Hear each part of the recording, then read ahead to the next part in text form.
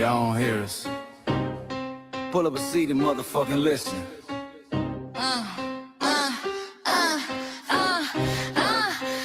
Pull up a seat and motherfucking listen.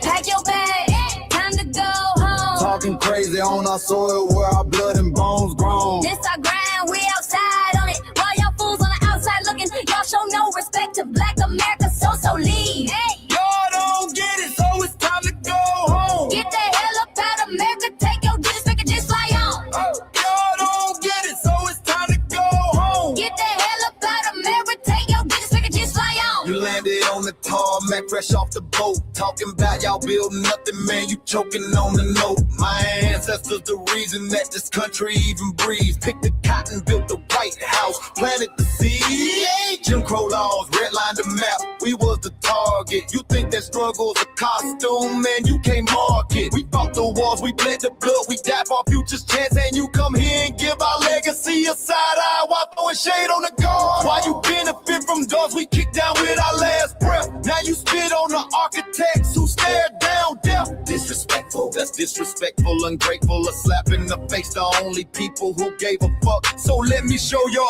ungrateful ass to the right place. Pack your bags, time to go home. Talking crazy on our soil where our blood and bones grown. This our ground and we outside on it. While y'all fools on the outside looking, y'all show no respect to Black America, so leave. Y'all don't get it, so it's time to go home. Get the hell up out of America, take your disrespect and just fly on. Y'all don't get it, so it's time to go home. Get the hell up out of America, take your disrespect and just fly on. Passport, the visa, the privilege to be here. Cause my grandma did march for y'all, so disappear from our land. You cosplaying our pain. Think it's a trend you can borrow, but you ain't inherit the ghosts of our sorrow. We the foundation, the bedrock, the soil, and the root. You not no branch on our tree, and unproductive people always cosplaying me. Talking about we ain't do nothing, you lost your mind. We built this from nothing, time after time. From the beginning to now, we been the backbone and muscle. Why you look down on the struggle and cause a whole tussle? That energy style was discussing, it's whack. So let's make it clear, there's no turning back. This land is paid for in full. In blood, sweat, and tears, and dreams deferred. You don't get to come into a house we built from the dirt and telling Black America y'all ain't worth nothing. That's a violation, facts.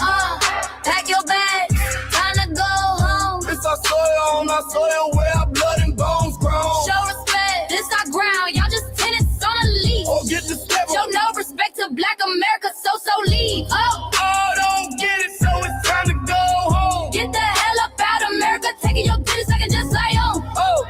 Don't get it, so it's time to go home. Get the hell up out of America, taking your business, I can just fly on. Yeah, fly little birdies. Fly on back to where you came from. This ain't for you.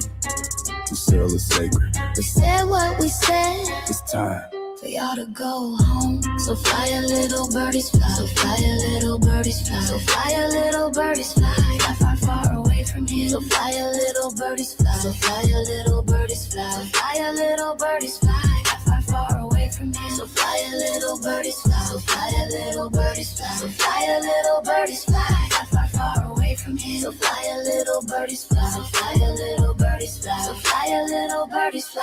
Fly far, far away from here. Bye bye, little birds.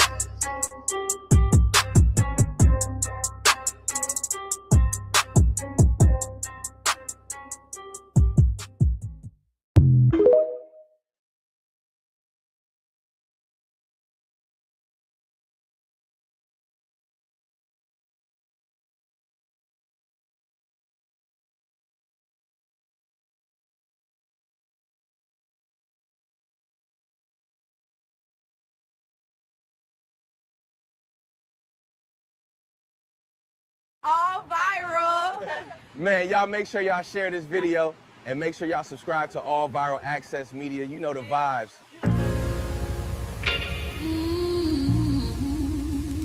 Yeah. They thought we forgot, but we never forget.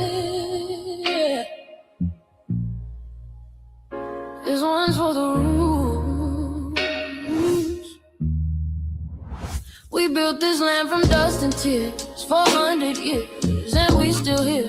They write new rules, but they don't see every freedom they got came off you and me. We planted seeds, they took the bloom. We lit the flame, they left the room. But we back now, no disguise. The spirit's woke, we realize all we want is what we earn. That sweat and blood, yeah, that table turn. You can't buy culture, can't fake that fight. This is our day, this is our right. We happy day. Say it loud, say it strong. We the heartbeat that's been here all along. Foundational Black Americans, stand tall. We ain't begging for nothing, we built that all.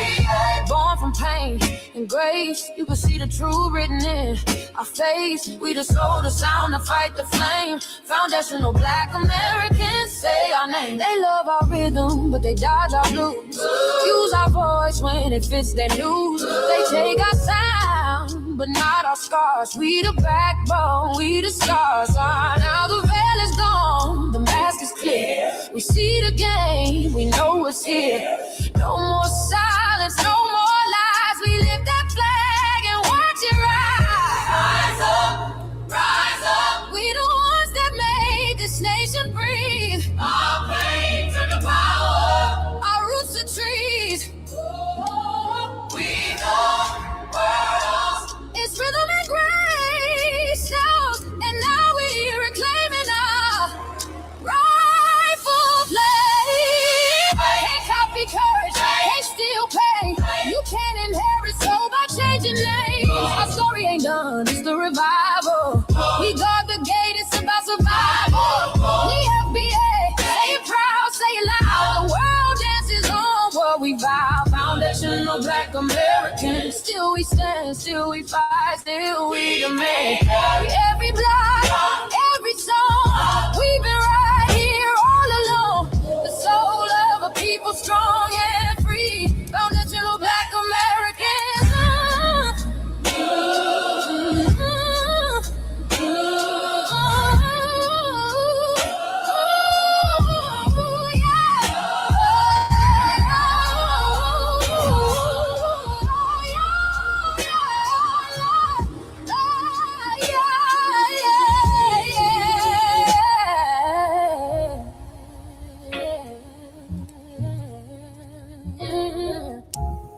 We the first, we the root, we the fire. Still rising, still here. Foundational Black American.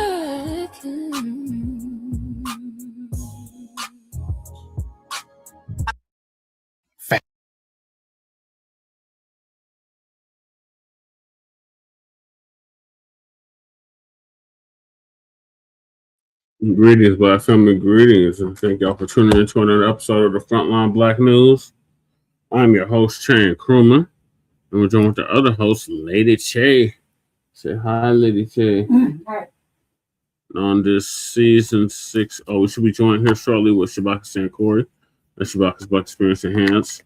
Which I'm the co-executive producer and co-host of. Join us tomorrow for a brand new episode of Shabaka's Black Experience Enhanced. That's right, Matt, cut the check. And I got these mugs afraid of FBAs.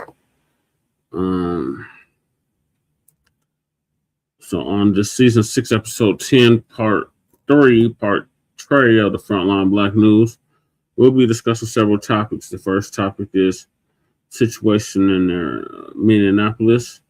Another ICE protester or anti-ICE protester was killed, also white. And now there's all kinds of outrage behind it. And they want us to go out and protest. Protest for what? So that's the first topic. And then why aren't Black people getting involved with this? This is the second topic. Why aren't Black people getting involved with this? Because that has nothing to do with your Black ass. That's why. We're not immigrants. We're the only non-immigrants in this country. We can't be deported. So this ain't got nothing to do with your Black ass. Especially if you are of the lineage of FBA. It's really ain't got nothing to do with you. Then we got Shocking Reality of Getting the Black Treatment by ICE. Jason Whitlock's debate was the great debasement. Jason Whitlock's MLK debate was the great debasement.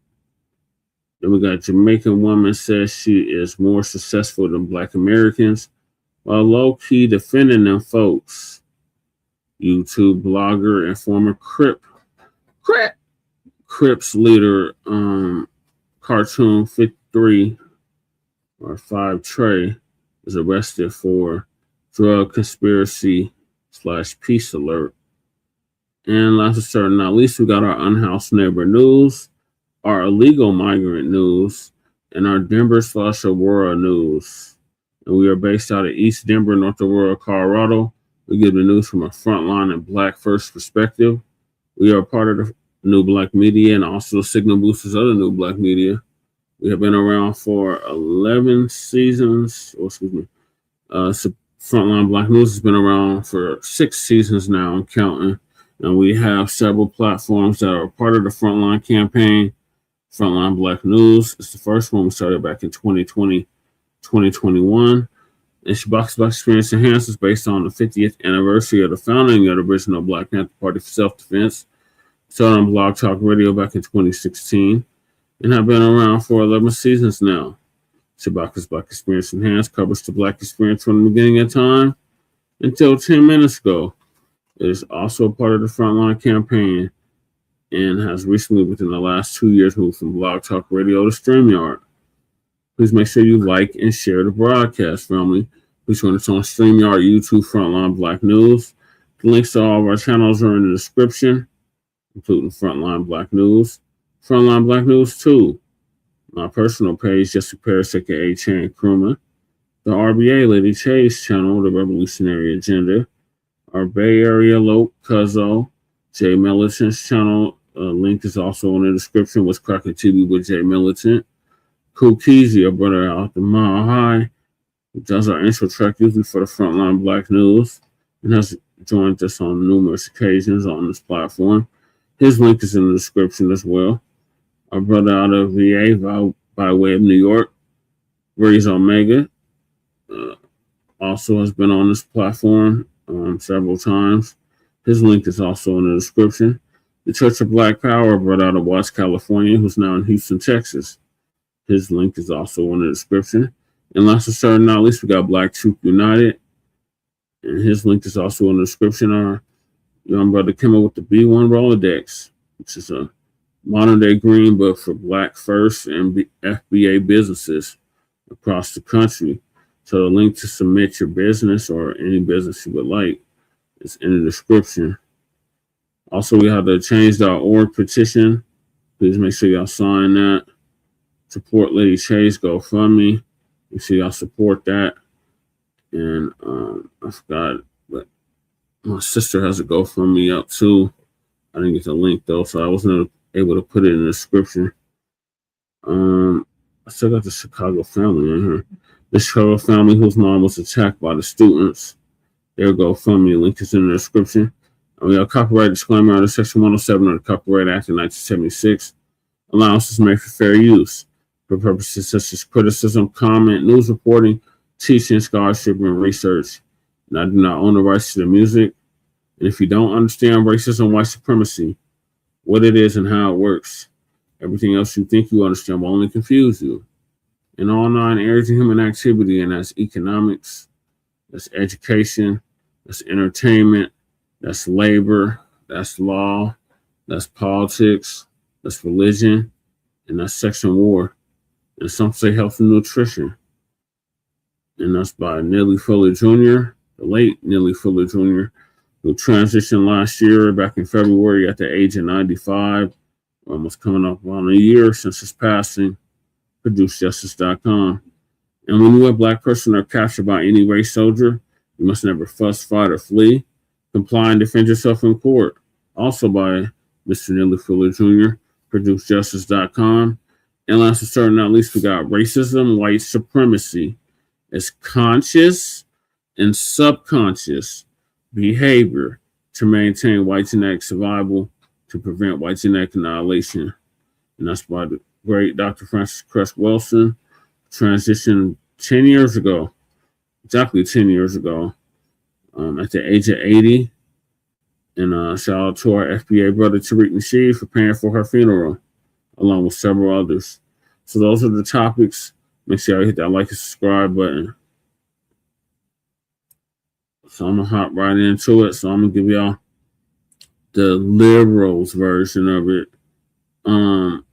He was executed. Minneapolis residents outraged. Defiant after ICE or immigration agents kill Alex Pretti or Pretti. Is it Pretti or Pretti? Pretty, I think. He wasn't very pretty. Nonetheless. So he was a nurse or EMT or something, I heard. No, because something's needed for me to respond. No fucking RN. He was an RN, okay. He was a registered nurse. Gotcha. They just try to get me to interact with him. Since I already know his game. And I played with him today. So Amy Goodman is going to give us an update on this madness. I played with his game today. Democracy Now!'s John Hamilton was in the streets of Minneapolis this weekend and filed this report. The power fist. 9 a.m. on Saturday morning, gunshots ring out across a stretch of the Whittier neighborhood of South Minneapolis known as Eat Street.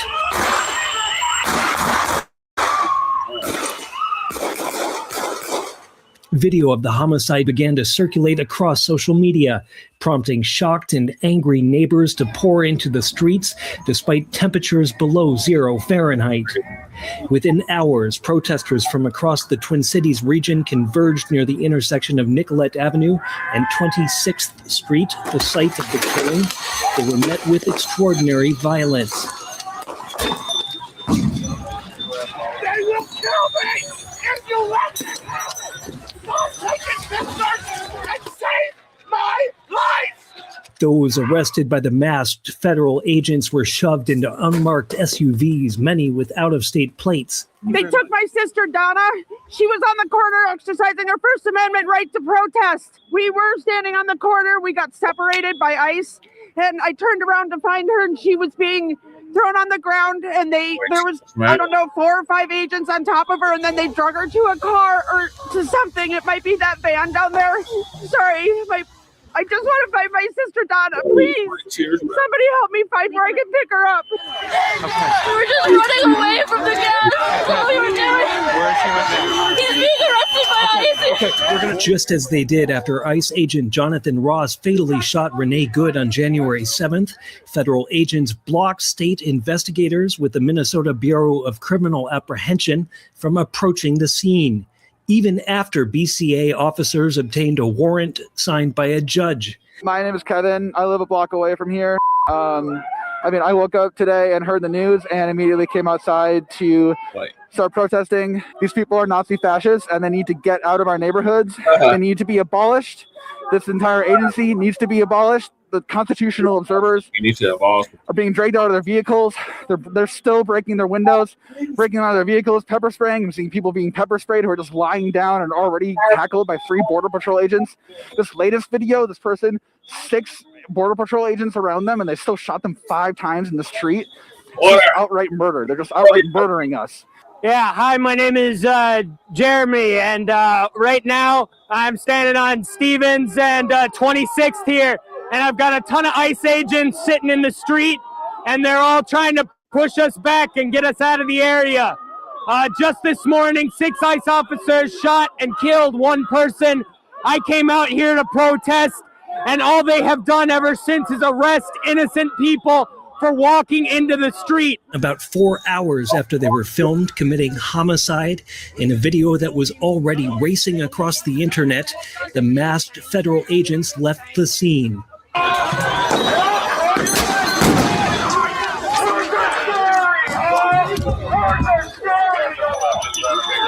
They drove away angry but peaceful protesters with volleys of tear gas, concussion grenades, and other so-called less lethal weapons. Time for you to go! I think it's time for you to go! ICE, Border Patrol, and other federal agents left in a convoy of SUVs, tailed by an armored vehicle,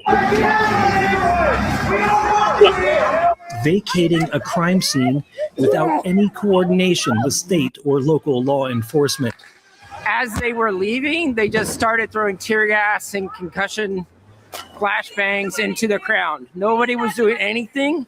I was literally shaking hands with people I was talking to as they were leaving. Just minutes after federal agents left the scene, uniformed state police officers fired volleys of tear gas as they left in a convoy that was flanked by a pair of armored vehicles. Reverend Genjo Sam Conway lives 3 blocks from the scene of the killing. He woke up to the sound of a helicopter overhead and rushed to the scene after learning the news. This is somebody else. This is the DNR now, and the State Patrol is what it looks like. We don't understand, 1, why they're here, and we don't understand, 2, why they're allowed to be masked as well. They are also refusing to identify themselves and not providing badge numbers or names. Get ICE out of here and be on our side. You're supposed to protect us, not them. They don't live here. Help us. Help us right now. This is an occupation. With the stench of tear gas still in the air, protesters gathered by the hundreds at the intersection of 26th and Nicollet Avenue, where they erected barricades cutting off vehicle traffic and erecting a memorial at the site of the killing. Say his name! Alex Pretti! He was murdered by ICE, by our government! We should be outraged! All of you should be mad! Nothing about All of you should Porter. be angry! We cannot stand The for damn word this! about Keith Say Porter. his name! Keith Porter. Pretti! Alex Pretti! Alex Pretti! Across the street from where Alex Pretti was gunned down by federal agents is Glam Doll Donuts, where eyewitnesses watched the killing through the restaurant's front window. Inside, some of the staff who witnessed the violence are feeding donuts and coffee to protesters who've come in from the cold. My name's Melissa. I'm a volunteer for being a medic. And I'm here because I saw in my neighborhood that a nurse was murdered on Nicollet, and there was a lot of people here getting pepper sprayed. And so I wanted to come down and provide services to help our community. We've seen everything from people that are unconscious, that have fainted, tear gassed, bruised, bloody noses, can't breathe, like asthmatic events. Just simple things I haven't seen besides the worst thing that could happen to a human being murdered. And I wasn't here at that time, but there were several people that are here now that were present. This is my neighborhood. I have to be out here. Right before, when I was coming here, I called my son to let him know where I was going and that I was volunteering as a medic, because I don't know, it could have been me. We are all Renee Good. It could have been us. The gentleman, I don't know his name, that was murdered today, that could have been my son or you. It's random. He was an observer. I'm an observer. I have this medic badge, but what does that mean? That doesn't mean anything. They don't care. Jailani Hussein is a Somali-American civil rights activist and executive director of the Minnesota chapter of CARE, the Council on American Islamic Relations. We are here again at another scene of a murder of really a neighbor who decided to be an observer today.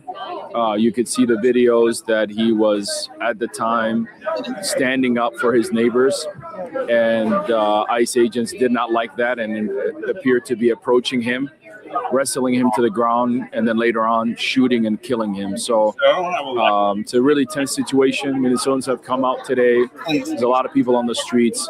We really just cannot make sense of what's happening. We are under assault. We are under attack. We're sieged by the federal government. We have 3,000 masked men in our community. Our law enforcement are overwhelmed, and we're feeling a sense of overcome by everything that's happening. Yet yesterday, in one of the coldest days of the year, nearly negative 10 degrees, 50,000 people came out in protesting. And it's just a reminder of who we are. And then just a day after we had that many people come out who were inspired to stand up for Renee Good, for their neighbors, and then to have one of our neighbors once again murdered. It's just incredible. and it's testing our state and our leadership in our community. I know we're resilient, and we will win at the end. Alex Pretti and Renee Good were both 37 years old and both residents of Minneapolis's South Side. My name is Omar Fateh, state senator representing Southside Minneapolis, District 62. Also the site in which both Alex and Renee Good have been murdered. Right now we're inside Glam Doll Donuts off of Nicolette, right by the site in which Alex was murdered at the hands of ICE. This morning, Alex was outside with all of our neighbors, serving as a neighborhood protector, recording ICE when ICE comes into the community. We've had neighborhood response groups come together, prepare, organize each other, and we've gotten a lot of misinformation and lies spread by the federal government and right wing, saying that he was a threat to our ICE agents. He was a threat to the neighbors, and that's completely false. What we saw on camera was Alex was peacefully observing. He had a camera on his hand. He was tackled, he was pummeled, and he was executed. And we've seen that on camera. Well, we've seen our president talk out of both sides of his mouth. At one time, he's saying that he wants to target quote unquote criminals, folks that are here illegally. And then he's saying that no, we got to get all the Somalis out. We got to send them back to their country. They're all criminals. And so what we're seeing right now, and that's very evident here in Minneapolis, is that not only our immigrant communities are being targeted, but literally United States citizens have been murdered. On Sunday morning, state investigators with the Bureau of Criminal Apprehension were seen canvassing the site where Alex Pretti was killed. They noted the locations of security cameras and asked people to step aside while they inspected the site of the shooting. Thank you, everyone. We really appreciate it. Heidi Randon is a registered nurse who joined other healthcare workers at a vigil honoring Alex Jeffrey Pretti. Alex was an ICU nurse at the VA. That's one of the toughest jobs in the world, and I'm so grateful to Alex for the care that he provided to his patients. And I'm holding his family in my heart right now, and I'm holding his coworkers in my heart. These people are not helpers. They are not enforcing the law. They are causing chaos, and they are hurting people. And they need to go. For Democracy Now!, I'm John Hamilton in Minneapolis, Minnesota. Special thanks to John Hamilton. Thanks for watching Democracy Now! On YouTube. Subscribe to the channel and turn... Yeah, whatever, Amy Goodman. All right. So, that's what's happening in Minneapolis. So this is why we don't give a damn. Professor Black Truth's going to give us an update on why we don't give a damn. Why black people still haven't gotten involved in the ICE killings. Family and fellow soldiers, I'm the professor, and this is the moment of truth. Oh, what the exactly what was happening? They killed my kill that guy? Are you kidding me, dude? Not again. Are you kidding me? Yes, it has happened again. Our message is really clear and straightforward. We need ICE out of Minnesota. Minneapolis. Flashback. That phrase, defund the police, cost Jamie Harrison tremendously. Stop sloganeering kills. Sloganeering kills people. It's supposed to be sloganized. Sloganeering destroys movements. We are still carrying the weight of defund the police around. Come on. Now, by the way, almost no member of Congress said that. It was a Republican talking point that you guys let them run with at you. But my point being is, I do think that people on your wing of the party have hidden behind that rather than look at other issues that cost you seats, cost you votes. Like defund the police was not the reason you lost the election last year. No one was even running on it. Joe Biden increased funding to the police. I was giving you an example. End of flashback.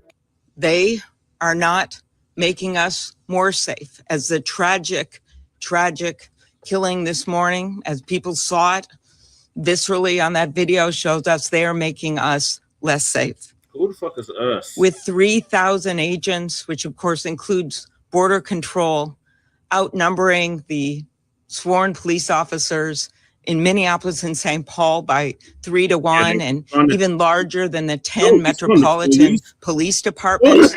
This is completely out of whack, completely out of balance. And now 3 people have been shot, 2 resulting in death.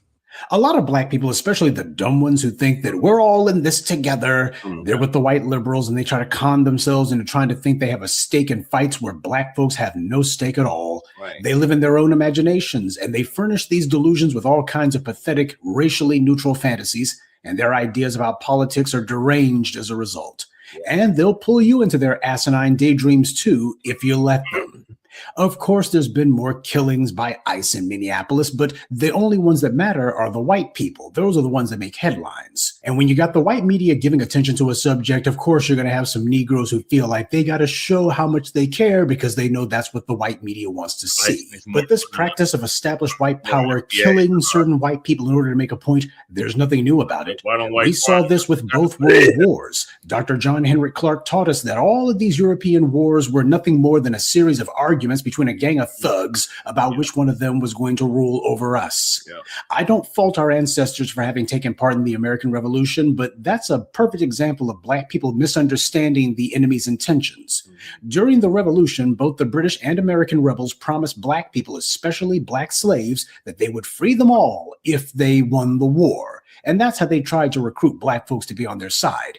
General Washington initially was opposed to the idea, but as the war dragged on and it was obvious the white soldiers couldn't cut it on their own, he had to accept the reality, and the rebels made that promise just like the Brits did. Many of the slaves joined the Continental Army, while others joined the British Army. Well, what happened when the American rebels won that war?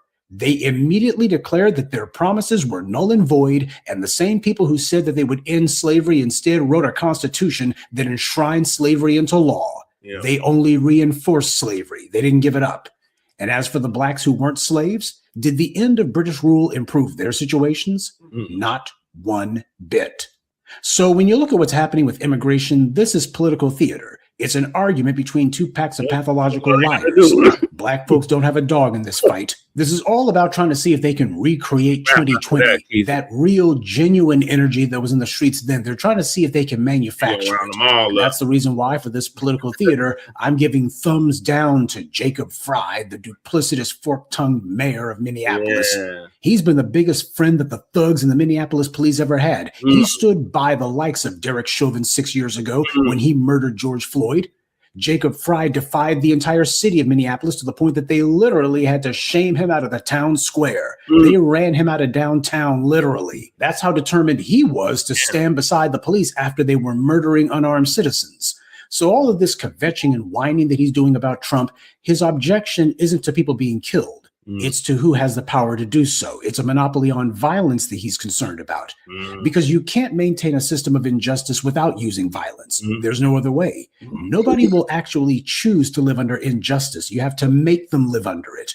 And that of a necessity requires violence, which is why the US government demands a monopoly on the use of organized violence. That's how it compels obedience. Why do you have so much economic inequality?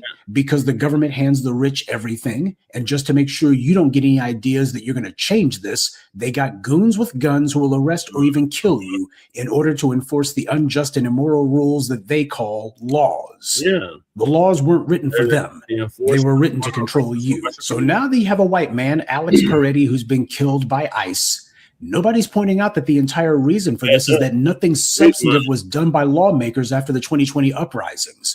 In order for people to be sitting here going, where are all of the prosecutions at? Good question. Black people are asking the same question too.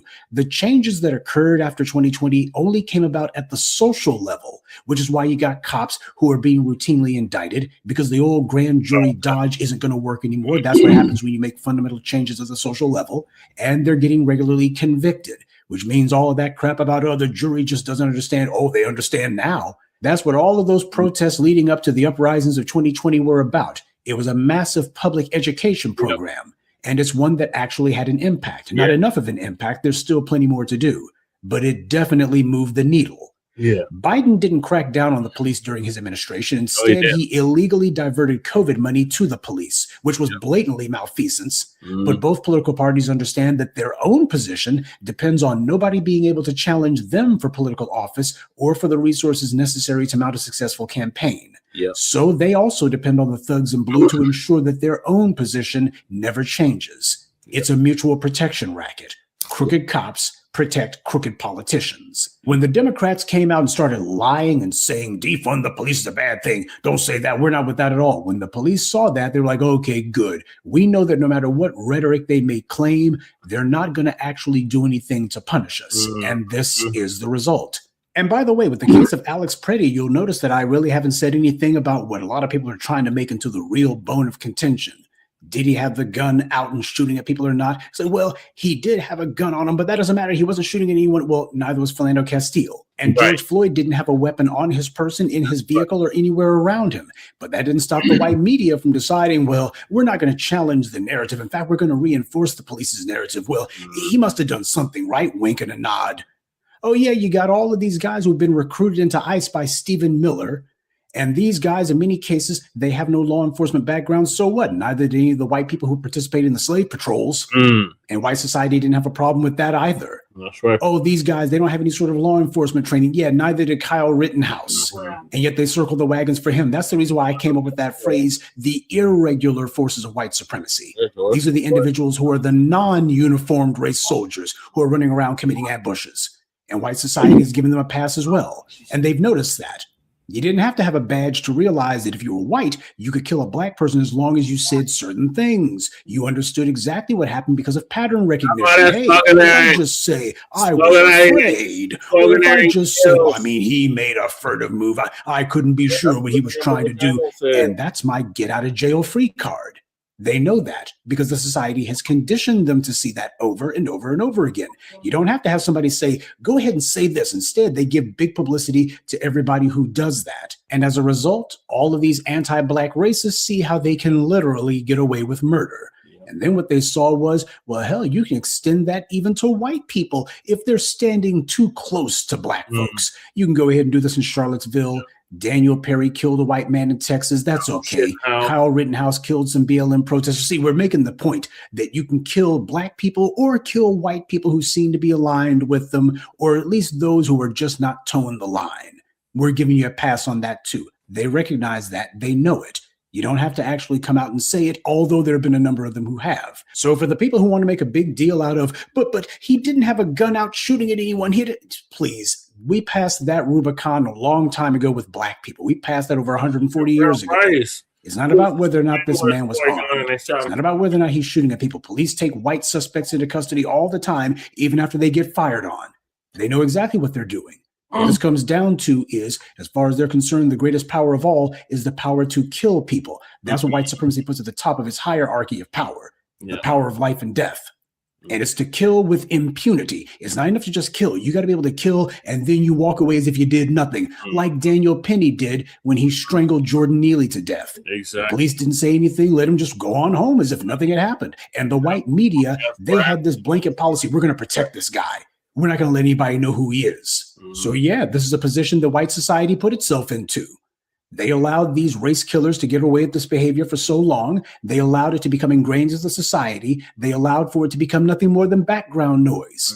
And now that background noise has become deafening for them. Now, you had Senator Amy Klobuchar, who said that there's more ICE in Minneapolis than there are police. She said that as if the Minneapolis PD has a problem with the citizens being killed, as if they don't like it, as if the Minneapolis police are just this group of humble, honest folks who are so kind-hearted and their hearts break to see citizens being killed by law enforcement. What a crock. We all know that the racists in the Minneapolis police, they're watching ICE killing people and they're green with envy. They wish that was them. They don't feel like ICE is infringing on their turf. That's not what they think. The Minneapolis police see what's happening to these protesters, and they feel like, man, wish we'd been gunning them people down during the protests and the uprisings. Wish we'd been gunning them down. Wish that could have been us. The Minneapolis police union's cheering for ICE. They're not bothered by this at all. So Amy Klobuchar can get the hell out of here trying to pretend there's more ICE in Minneapolis than police. Yeah, you got a lot of Minneapolis police out there who are with them. What these guys don't like is that being white isn't stopping them from getting killed. That's their problem. As white people, they're used to the thugs in blue, the racists with badges being on code no matter what. And what that means is white people don't use violence to stop other white people from exercising freedom of speech, freedom of expression, freedom to protest. That's what they understand because it's always been that way. And this also damages what little stock or leverage that these white liberals thought that they had because it undermines their pathetic racial coalition talk. See, that whole racial coalition finesse is based on the idea that white liberals can come up to us and say, why, we're going to use our whiteness on your behalf. See, this is our value to the movement. We don't have to actually do anything other than just be white. Because they know that they got racial privilege. They know that the authorities are all white. White power controls things. So they're going to go ahead and tell us that they'll do things on our behalf, but nothing ever comes of it. They know that the police are not going to attack them with fire hoses, that the police are not going to sick attack dogs on them, and certainly aren't going to be gunning them down in cold blood because white supremacy means to be on code. So they're the perfect human shields, or so they say, because their whiteness makes it where they're not going to be touched. So you need to be in a coalition with them because whiteness, that's something that they can use to your advantage, right? That's why it's advantageous to have white allies with you, right? Except we recognize that the only ones who ever got anything out of these quote unquote alliances was them. So we turned our backs on that whole con game, and now we see white skin isn't protecting them. It didn't protect the white men Kyle Rittenhouse killed. It didn't protect that white man who Daniel Perry killed in Texas. And having white skin didn't protect Renee Good or Alex Pretti either. When white society taught these violent racists that it would not punish them, that it wouldn't touch them, it also emboldened them to attack and kill white people who didn't immediately bow down. Now, for the timid and the gullible who told me 10 years ago that Trump becoming president would be the end of us and that they had to vote for Biden because Trump getting reelected was too dangerous, tell me something. Have we been herded onto the cattle cars yet? Are they rounding up Black Americans or are they rounding up Black immigrants? This is not to say that we have any friends here. We don't. That's the entire point. This is what I was trying to get across to people for several years, the ones who were too scared, too ignorant, too stupid to see the reality. We don't have anybody who's on our side. And whatever thing you're scared of, they've been doing it to us the whole time. It's amazing you got people who have become completely and thoroughly desensitized to the brutality that they've had inflicted on them, to the point now that they're sitting here telling themselves that their condition isn't brutality at all, that it's somehow normal. These are people whose minds and spirits have been broken. But for the rest of us who haven't lost our minds or our guts or our intelligence, we understand exactly what the score is. And now we got these white allies. They're the ones gnashing their teeth because they're being killed with impunity. And we're not hearing any lies being told about, don't say that ICE needs to leave. That's going to offend and alienate all of those middle American voters, white people in the suburbs. I mean, you got to understand, they just trust people with badges. You can't say ICE needs to get out. That's going to alienate them. Nobody's talking like that now. All the phony outrage and the lies from Jim Clyburn and Jim Himes and all the other gems about defund the police cost us elections. Now we're seeing the same Democrats who said defund the police was political suicide, screaming they want ICE not just defunded, but abolished. All because ICE agents killed 2 white people. And make no mistake, ICE's goons have killed other people, brown people too, and some black ones, by the way. But nobody cares about them. They're not important. None of these white Democrats is protesting those deaths. They don't care, and that's the entire point. This is about showing everybody that the whole world has to stop spinning on its axis if a white person is harmed. This is about upholding and reinforcing that white people are supposed to be untouchable. They're not supposed to be treated like this. And none of these immigrant groups even sees that because they all think that they're white adjacent, they've contributed to this. But all of these politicians are completely ignoring those dead bodies. And the immigrants don't see it because they don't want to. They're clinging to the delusion that they can get back to what they thought was the old normal without realizing it was just an illusion. Neither Jacob Fry nor Amy Klobuchar nor any of these other hypocrites and bigots are bothered by ICE. They're not objecting to ICE. They're not even objecting to ICE killing people. They certainly didn't have a problem with ICE killing black people or these brown ones. They're objecting to ICE killing white people. Now, we have a lot of black people who are practicing some schadenfreude about now, but you wouldn't be able to see the white left stewing in their own juices if Kamala had gotten elected. Understand that, family. Black people have just been mindlessly going along with what all these other people tell us to do because we've been working to stabilize their position. They lie and say, oh, this is going to help you out. No, it doesn't. It only helps to stabilize their position. And it's not until black people decide that we're going to act and think for ourselves that we start seeing different things. Made it here. Understand something. Things have to come to a head in order for. We're going over the Minnesota situation, Shoccing. Professor is giving us an update on why black people are not getting involved in any of these protests. Right. Them other groups don't know what to do. They're losing their minds. Okay, well, that's a good thing, okay? Now, maybe if they gave us our proper respect and shit, man, and emphasized cut the goddamn check for the fucking reparations, man, they might get some halfway cooperation. Oh, I kind of alluded to that at city council earlier. Yeah, you see what I'm saying? So, I mean, what the fuck, man? What the fuck we look like, man? Hold on, let me put this Bluetooth on. Okay. So I can be hands-free. While you're doing that, I'm going to let the clip continue. Yeah. Any sort of change to take place. There's no other way. For too long, we allowed everybody else to dictate to us how we should react, to tell us that we got to do this because that's the right way, and to tell us what's in our interest, when in reality, they were just duping us into doing what was in theirs. Now, of course, withdrawing from a political process that hasn't produced anything for you is not in and of itself the end game. And it's not the only thing we're doing either. But it is a crucial first step, and this shows why. They can hoop and holler all they want, but the reason the white right is trying to gerrymander voting maps is because they understand there's no blue wave on the horizon. I showed you that. Even the New York Times had to admit it. Democrats are ahead in the polls, but slightly. The reason 2020 was a wipeout for the Republicans was because the black vote was mobilized.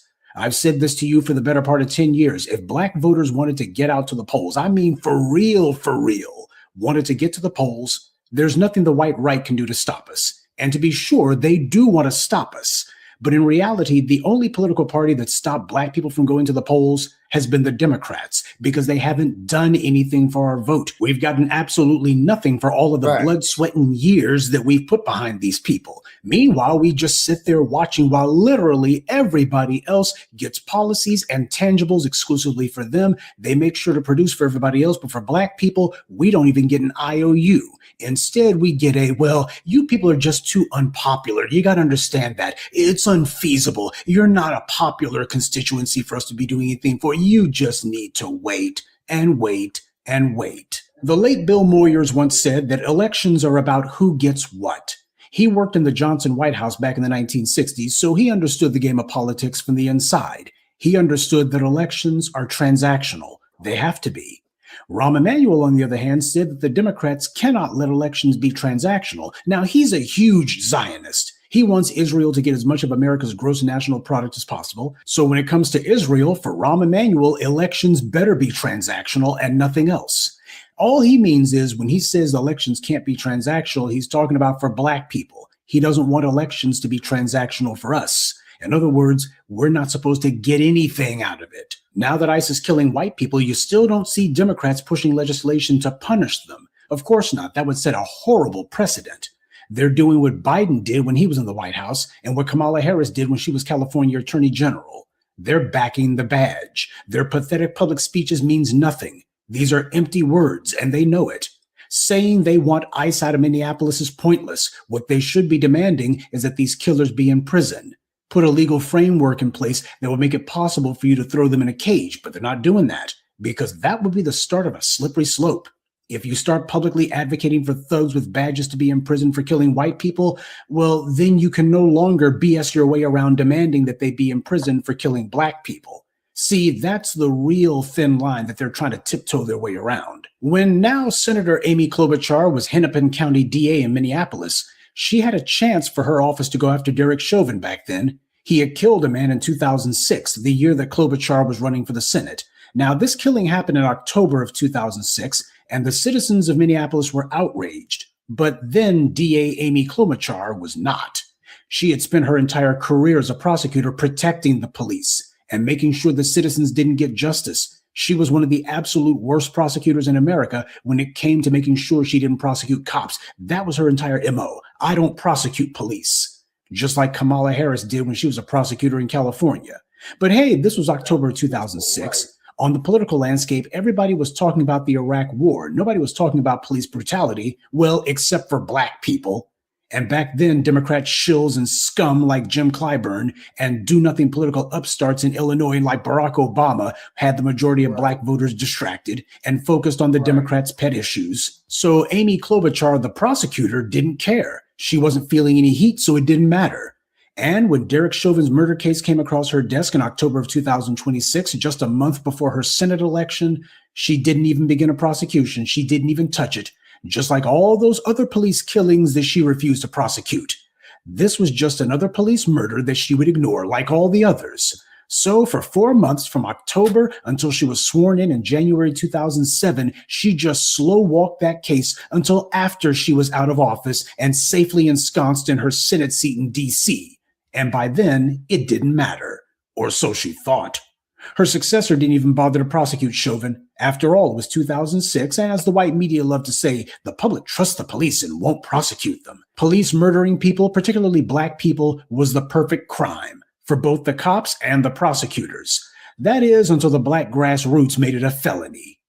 Senator Klobuchar doesn't care about these ICE killings any more than she cared about the black Minneapolis citizens who the police routinely murder. And if these were illegals who had been killed, hell, if this was anything other than a white person who was getting killed, she would have limited her response to a statement posted online. That's what she did about the George Floyd murder case. When it blew up in her face, she decided, I better not say anything publicly. I'll just post some little know-nothing statement online and hope that gives me some cover. And of course, the white media tried to. At last report, Democrats are now threatening to pull their support for the government funding bill over the killing of these two white people. Now, that's just more of the same old political football. This is about them trying to do some last-minute maneuver to get Trump and the Republicans to make some economic concessions to them on the budget. That's what this is. They're using these two dead white people as political footballs in the game of power politics. And before any of these Democrat shills call themselves saying, well, you can't say anything like that. The Democrats are in the minority. They're not in control of the Congress. Keep in mind, when George Floyd was murdered in 2020, Democrats were also in the minority then. And did they take that as any opportunity to threaten any sort of funding bills? Or did they decide to go along with the get along?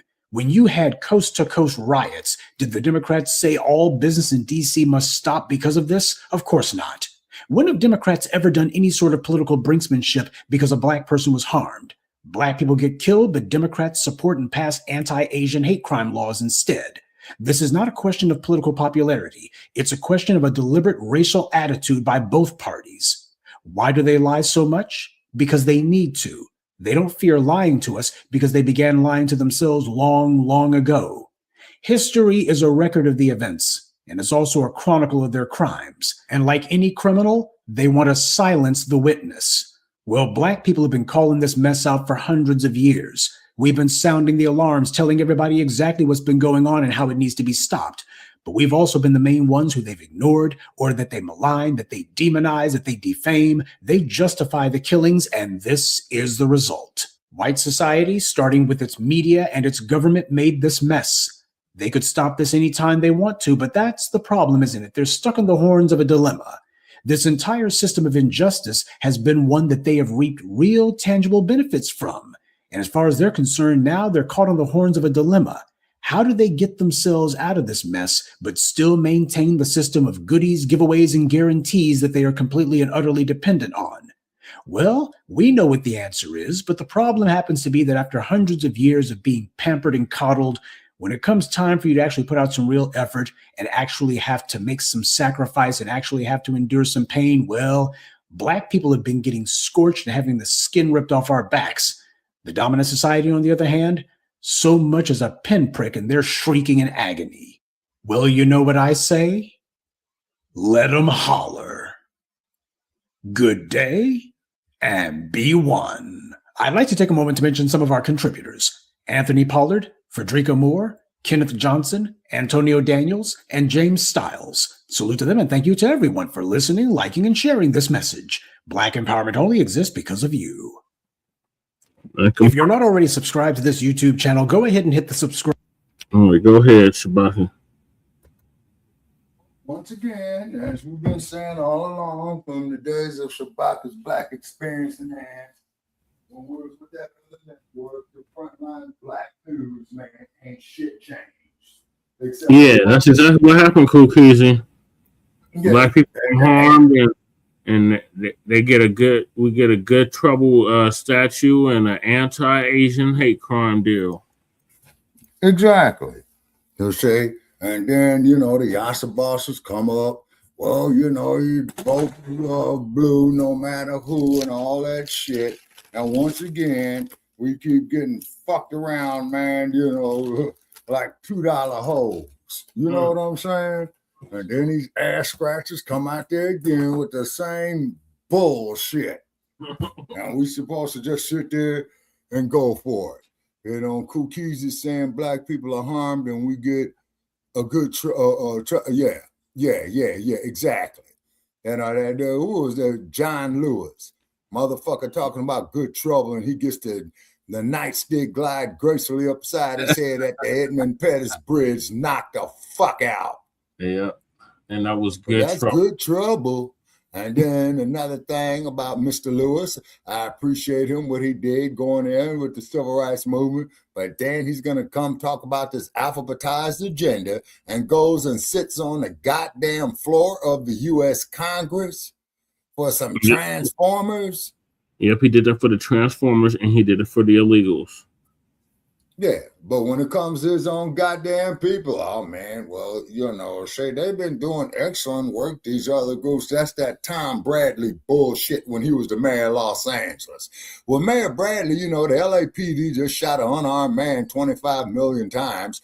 Well, out in West LA, the community out there has been doing real good with their issues and all that. Like, man, fuck you, man. We tired of hearing that bullshit. Yeah. Come on now.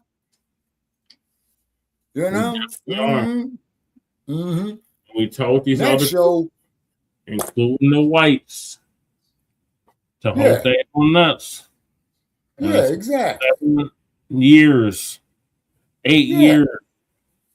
Yeah. Just now getting the memo. Yeah.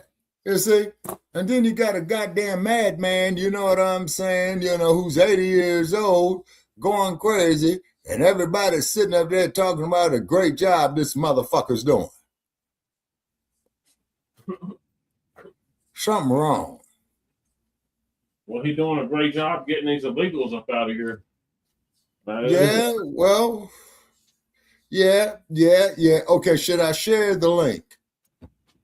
Share the link to the show, yeah. All right, okay. Who knows? We might get some more haters in here. I'm sharing this here on Shabaka's Not Black. the StreamYard link, but the actual link. Let me send it to you. Oh, okay.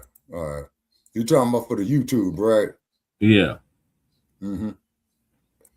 Okay. Yeah, right there. Okay. There we go. Okay, so once again, we thank our haters. You know what I'm saying? We really do. But something's wrong with y'all is because you all are not stepping up to our invitations. You get a hug. You get a hug. Everybody get a hug. Yeah, and shit, we won't bite you. You know what I'm saying? Just come up here, state how you honestly feel, as long as you're respectful and come up with your diatribes and hatred. And if you get too damn ridiculous, we'll just kick you off the fucking air. You see? Stacey Abrams has reparation hugs for everyone. Reparations hugs for everyone. Ms. Abrams, my.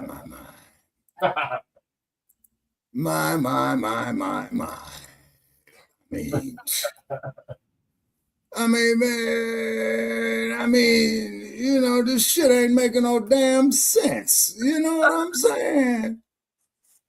It ain't making no sense. And then, bro, I'm just speechless, bro. I want to hear from Lady Che, but she's in the bathroom.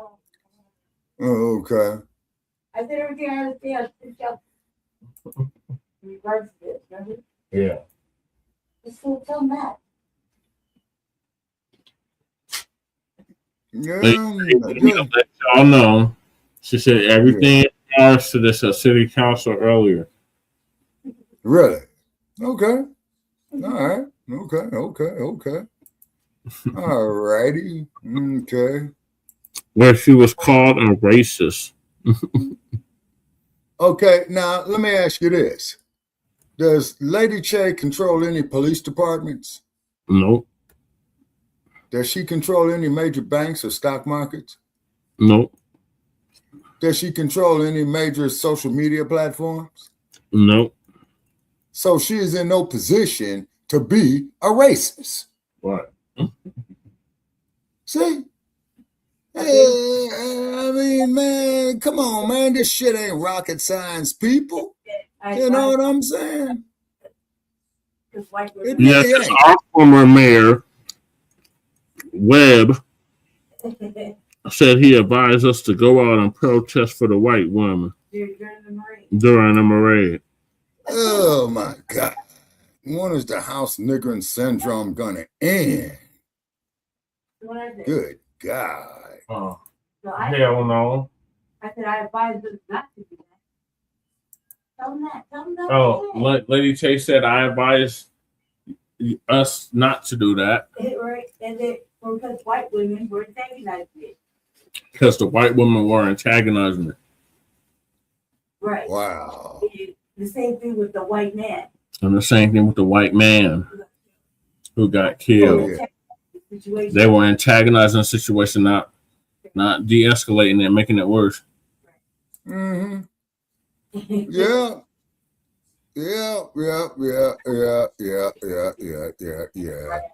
And the cold part about it is, man, is that Lady Che said that the state was harboring fugitives.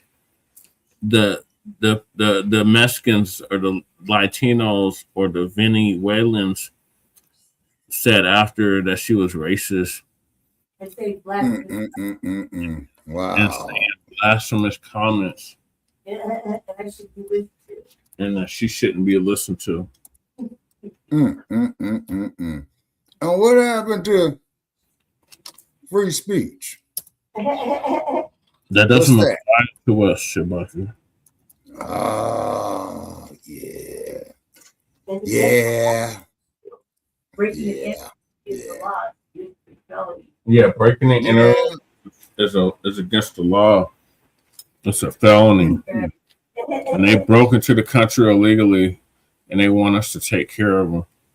Right. Mm-hmm. And they're shitless. And them and their shitless, they want us to take care of them. Because they came because they were seeking a better life for their children. Now, ask yourself this, people. What parent does not want a better life for their child?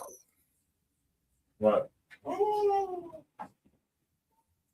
What person does not? You know? The B1 kitties are active, y'all. B1 kitties? Oh, okay. Yeah, the B1 kittens. Okay, so they get their spawn mud butt. She got that mud butt. The one that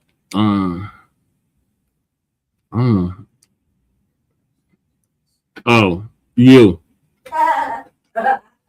Said Lady Che better lay off that Taco Bell. Oh yeah. Okay. And Michael said the old guards of civil rights need to demand white people to protest against ICE because Becky's and Karen's have a lot of privilege to promote the public good.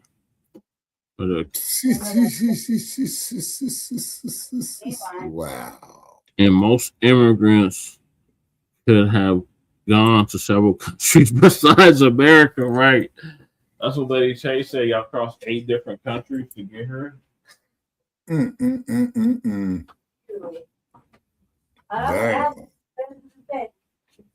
They called and told us. Yeah, they find themselves snitching us out. Snitching on us. Yeah. Man, this damn YouTube, man, is turning nothing into a great big advertising hub, man, for everybody else except our shit. Mm-hmm. Damn. All right, so is that your final thoughts, Shabaka, on the ICE situation in Minneapolis? Yeah, you know, it's fucked up. You know what I'm saying? And then on top of it, you know, these other individuals still want us there, you know, to go out there, as you say, cake for them. But guess what? Right button now, along with the... Yeah, you all have to go out there and hold your own nuts. You know what I'm saying?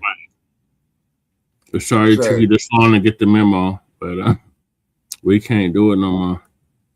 Yeah, we can't.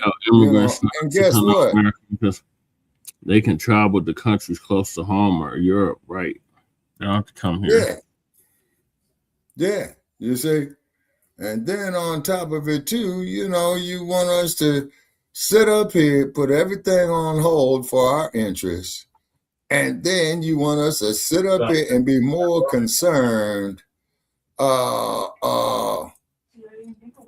you. You know what I'm saying? This is insane. I don't know. We got a good viewership right now. All right. Let's show y'all what we said earlier. Council. Yeah. And hey. Next up, we have Rosanna.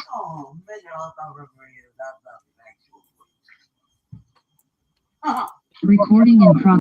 Ferias, cosas malas de nosotros, porque nosotros no somos personas que nos metemos con nadie, somos personas que queremos luchar, queremos trabajar para tener un hogar digno a nuestros hijos y no estar pidiéndole a nadie, porque somos...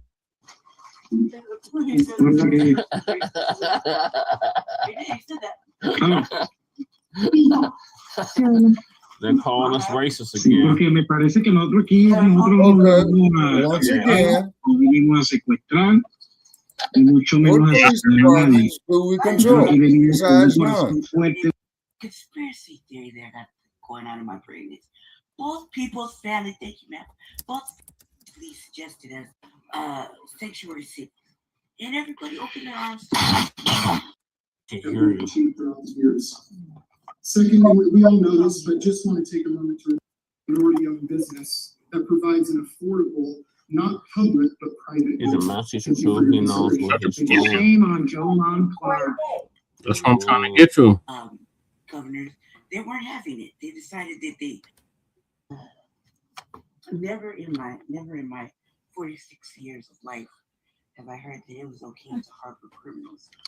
Where it has been afforded to Denverites and business alike. And we provide free rentals to any nonprofit.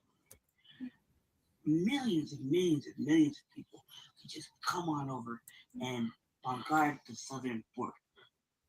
Now, for our Republican governors, they weren't having it. They decided that they been asking for help.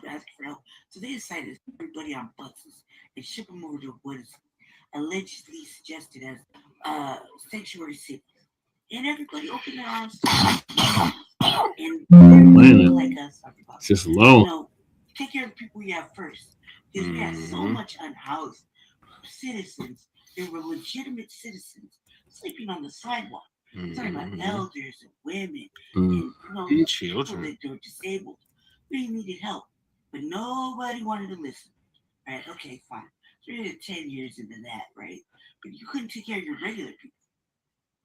So all this stuff is happening, and nowhere has this been okay. Because, like, you just pause right there, hold that little section. If you are a criminal and you escaped from prison or just anywhere, and you were known that they were going to look for you, and I harbored you in my basement, I would go to jail. Yeah. So that's pretty much what this is. We are like harboring people that people are looking for, right? And they have the audacity to get upset about it. Well, here's my thing. I saw on the parade that Mayor Webb said that we should be protesting about the white lady that was, shot in Minnesota. My suggestion is no, we don't do that. Why? Because she was antagonizing the situation. Now, as you've known, the other white man that was shot in Minnesota, he also was videotaping, and it wasn't just him that did it. It was the white women that were antagonizing the ICE agents before him. She got pushed on the ground. He went to help her. That's what happened. And then the rest happened. I don't want to get into it. This is very tragic. But the conspiracy theory there got going on in my brain is both people's family, thank you, ma'am, both families have ties to Colorado. What is that really about? Everything is paid, everything is tied to a woman, or yes, I'm gonna say it like this, a white woman agonizing the situation. Thank you, ma'am. I know it wasn't, but thank you. My timer didn't go off.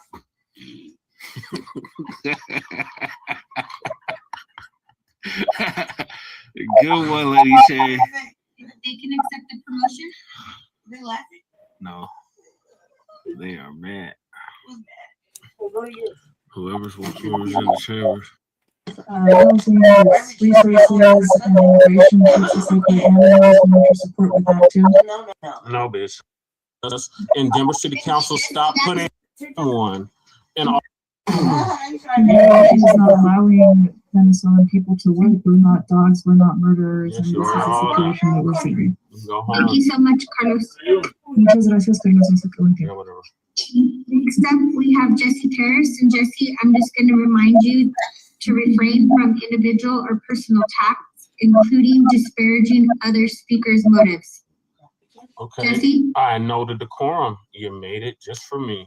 Yes, my name is Jesse LaShawn Parrish, and I'm representing for Black Star Action Movement for Self-Defense, Positive Action Committee for Social Change, as well as the Unity Party of Colorado, the Northeast Denver Residents Council, Front Line Blacc News, Shabaka's Black Experience Enhanced, the Revolutionary Agenda, and I reside at the Roach Bedbug Infested Legacy Loss in Tetterman Watson's district of District 9. Defiant District 9, a historically Black district of District 9. Now, sir, you know that they're so un-American. What you're saying, you arrogant black for people that have broken to the country illegally to come to our Denver City Council making demands. Equally insulting as I find it insulting that you kicked me out the chambers just for speaking my mind against attacks that were brought against my person. Not only that, you called yourself honoring MLK. The only way you're going to honor MLK is by actually acknowledging his last speech, which was, we're coming to Washington to get our check. So y'all had money for the COVID, you had money for the illegals, you had money for any and everything, but you can't pay what is rightfully owed to the people that built this country. The foundational Black Americans, the Center of American Child Slavery Freedmen, of which I am one. And all of these groups, when they had been allowed to come into this country, if it wasn't for the blood, sweat, and toil of our ancestors that built this country from scratch. So cut the check if you want to honor Dr. King. No more of these symbolic gestures. Oh, we're going to honor King in this way, in this way. The only way you're going to honor Dr. King is by cutting direct lineage-based cash payment checks to the Center for American Child Slavery Treatment, the people that built this country. You're welcome, immigrants. This is not a country of immigrants. This is a country that was founded by thieves, murderers, and robbers who stole my ancestors against their will and made us work for 200 plus years to build the greatest nation in the world. So you're welcome. You can go home. You don't have to be in the cold. Did you not get the memo you were coming to a cold weather city? Apparently not. Johnson didn't tell you that when he was telling you to come from El Paso up I-25 to Denver, Colorado 2-3 years ago. So you don't have to be cold. You don't have to be living in your cars. You don't have to be begging the city council for anything. You can self-deport like 2 million others have chosen to do. There's money being offered for you to go home. Go home. Stop burdenizing us. And Denver City Council, stop putting illegal immigrants above citizens. Next up, we have Rosanna. You know, Jesse, you could sue that bitch. You know that, right? Yep. Oh yeah. Yeah. We get kicked off the board. We said, you know. No. Hold on. They violated your First Amendment right? They've been doing that, so you know about that.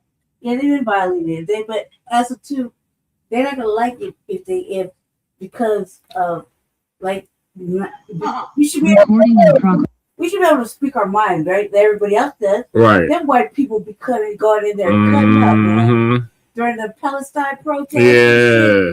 They be in there cutting up, talking shit, protesting, being all loud, disrespectful. Yeah, what happened to that? Oh yeah, what happened to that? Right? White people are onto a different movement, right? A different thing, like they always are. They're standing with whatever just so they can, be relevant. I recommend we don't do that. Real shit. That's what Wellington Webb was like. Yep, I should sue her for libel and discrimination. Yeah, exactly. You have plenty of proof of libel. That's a exactly, Mike. Exactly. Sue her ass for libel and discrimination, brother Che. Yeah, that's a multi-million-dollar lawsuit. I mean, it could go all day. And what you would do, you would not sue the city. You would sue her stinking ass personally. Right. Mayor Webb needs to demand white people to protest because I should stop asking. America Freeman to fight for everyone else. Right. Who does not care about Black America? Did that Keely? No, that's Michael. No, he did. He did it on camera. You guys, he said we stand with over there, and I was like, no, we don't. Fuck, we don't. No, we're not. We should not. Don't listen to that. Else you're gonna get hurt. Yeah, that was today. They're gonna get hurt, like not because. Yeah, that was today. But we shouldn't do none of that. We're not going to do none of that. I got 5 reasons of why we are not going to do none of that. They gave a proclamation to that old white woman. Hey, cool, Casey. What was her name? Tracy Huggins. But what? What? She's retiring. She's been with the city for 33 years. I don't give a fuck. It was terrible at the Aurora. Chicago City Council silenced Danny at the meeting. Damn, they silenced Danny C again. She needs to sue to the council for discrimination and libel. Yep, they've been doing that to Chicago Flips Red too. It's all over the country. They're doing this shit. It's only the Black. All right, so now I'm going to switch gears to some goddamn bootlicks. The right-wing version.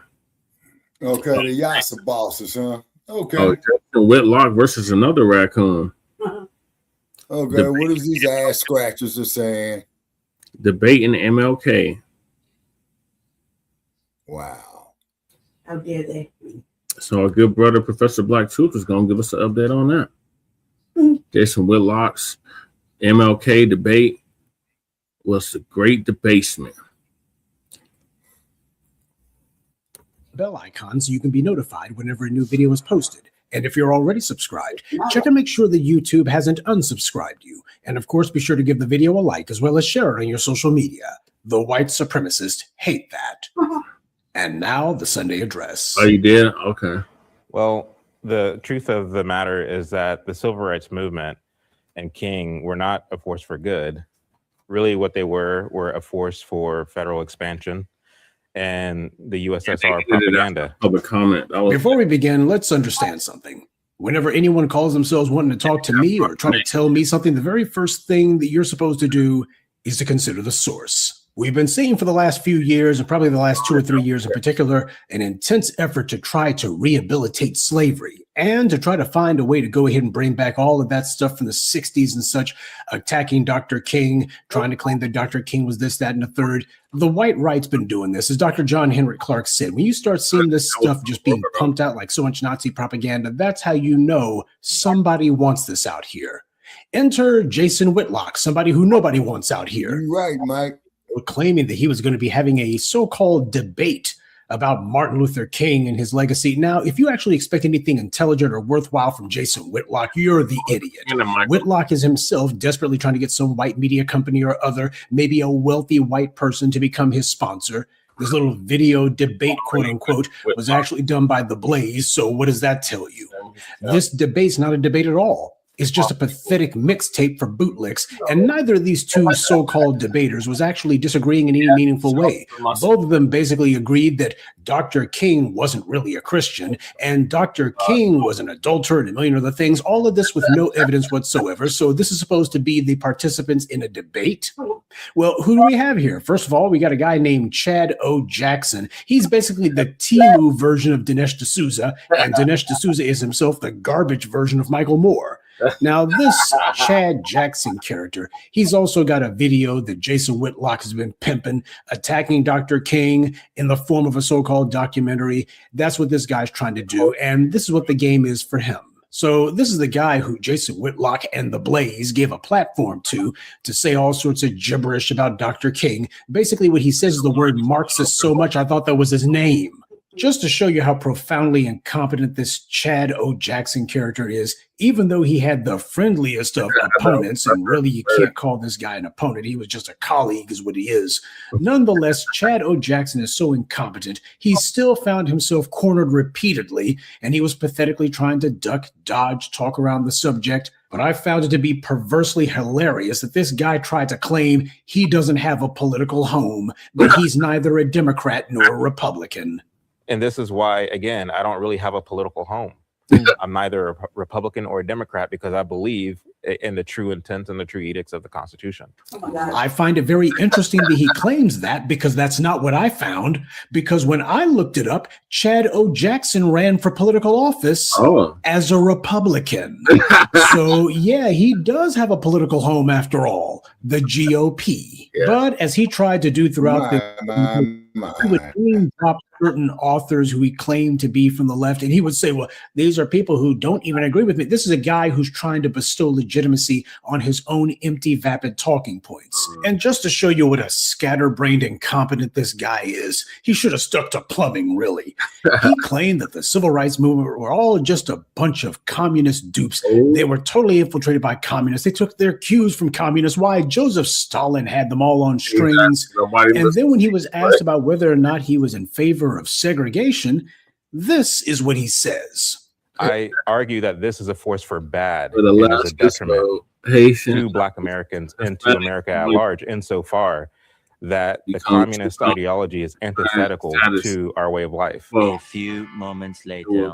I do, however, believe in desegregation. In other words, I don't believe that there should be laws on the books where the state is forcing segregation. And so to that extent, I do believe that those laws should be done away with. You're right. Cool, and those laws were being done away with. I mean, whether you're talking about, from the turn of the 20th century into the middle part of the 20th century, you did see some of these laws being repealed, and giving credit where credit is due. The NAACP were taking some of these cases to court, and they were having victories in the courts.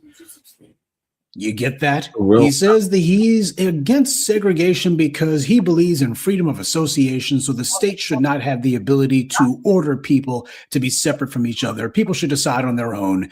And then when it came time to talk about the laws that were on the books to do that, laws put on the books by good white Christians, not Marxists, what he does is he credits the Marxist front group, the NAACP, with having taken those laws down.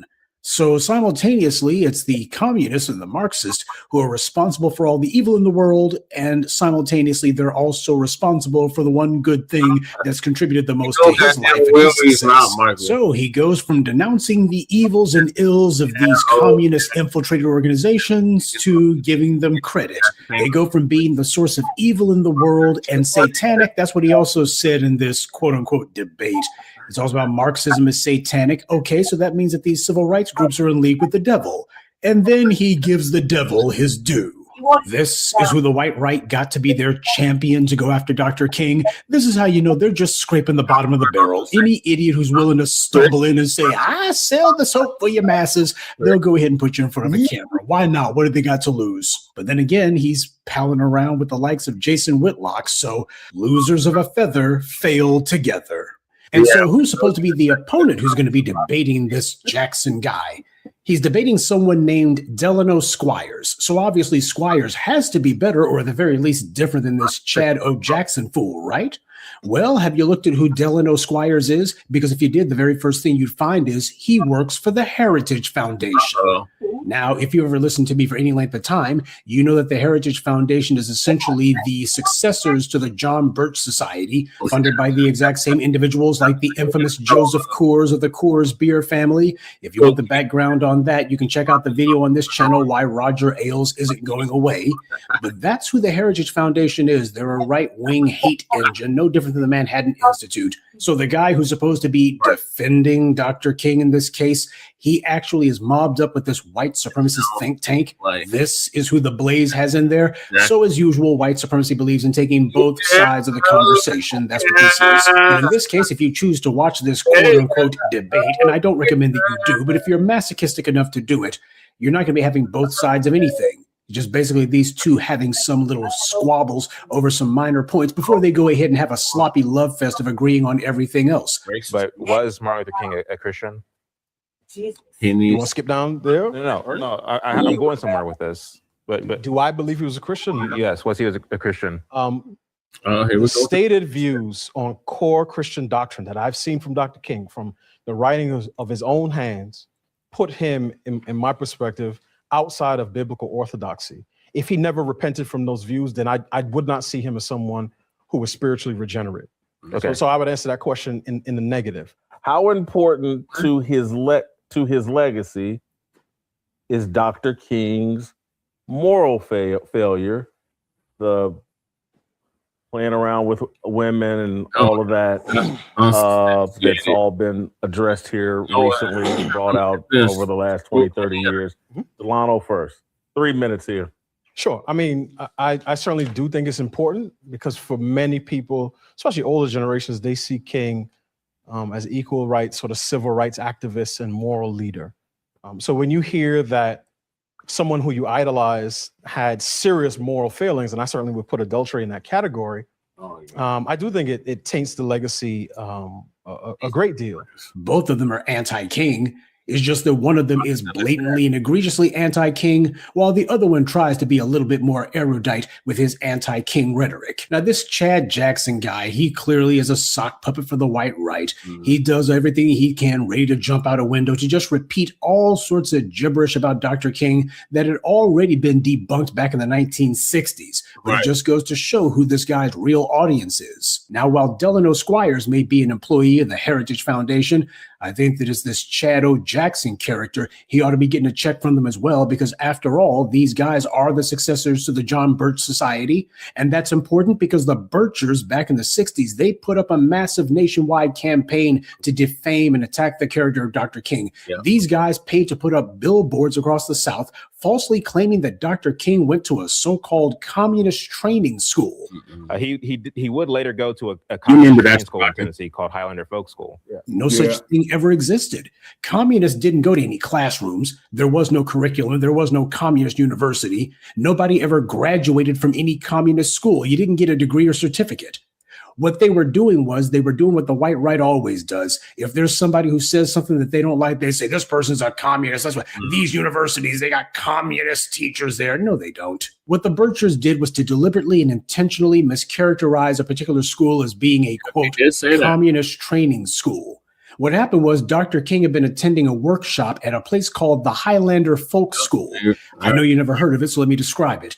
It was a place founded in 1932 by a white man, Miles Horton. And he founded it in Tennessee, which was the birthplace of the Ku Klux Klan. And it was also where Dr. King would be assassinated in 1968. He was assassinated not by communists, but by peaceful white Christian conservatives. The Highlander Folk School was started to provide educational opportunities for poor white people in Appalachia. It would be decades later when the Highlander School began to integrate its classroom. And as a result, they Now, made them was the inroads with main the motherfucking SCLC, the welfare Southern Christian recipients Youth right there. Highlander School considered They don't itself to be mention more that. open-minded than the rest of the South, which wasn't a high bar to get over. As a result, they had Baptist preachers like Dr. King and had Catholic priests visit their schools, something communists didn't do in the Soviet Union, which was a secular state. But people like the Birchers always conveniently leave out that detail, as do the Chad O. Jacksons. So that's what the Highlander School was. I guess they would call themselves open-minded white Southerners. And at a time when every other school in the South, and a large number of them in the North, were fighting integration, the Highlander schools was actually supporting it, and they had already been doing it, and they supported civil rights openly. And that's why in 1961, the Tennessee legislature revoked the Highlander schools' educational license as retaliation for their supporting civil rights. This is the same Tennessee legislature that even today selectively enforces laws against its political opponents. The times don't change because these people don't. So no, the Highlander School was not then, nor was it ever a, quote, communist training school. Anything associated with challenging the white status quo or civil rights was always called communist then, and they still try to go ahead and recycle that now. Right. Characters like this Jackson guy, he's just regurgitating the John Birch Society's long dead talking points from the 1960s in the hopes that you won't know any better. After all, these are events from 70 years ago. But keep in mind, something about the accusation King and the rest of the civil rights movement were communists. The actual FBI documents are available online, family. Did you know that? Apparently, Chad O. Jackson didn't. You can actually read the so-called evidence the FBI claimed to have. And when you look at the documents, you see that what they say is they have a secret source who was telling them things about racial going-ons in New York and such. And that, well, they can't tell anyone who the source is, not even the FBI itself, because, well, this is an informant. As we all know, of course, the informants was exactly how law enforcement was trying to spread disinformation among these groups. It wasn't about public safety. It was about white control. Family, how many times have these so-called law enforcement agencies had some confidential informant who they used to put cases on people? Come to find out later on, the informant was usually lying, or we find out that the so-called informant never existed in the first place, that the police were the ones just making stuff up. Well, the FBI, especially under J. Edgar Hoover, did the same things during the civil rights movement. White FBI agents would say stuff, they would send letters, make harassing phone calls, spread rumors, or as the FBI called it, COINTELPRO. Or don't you find it just a little bit strange that if Chad O. Jackson and his buddy Squires and all their predecessors are correct, and for the last 70 years there's been a ton of evidence that King was a communist or an adulterer, why has no one ever presented even one scintilla of evidence to support it, even once in 70 years? If King was indeed a communist, why was he never hauled before Congress for that?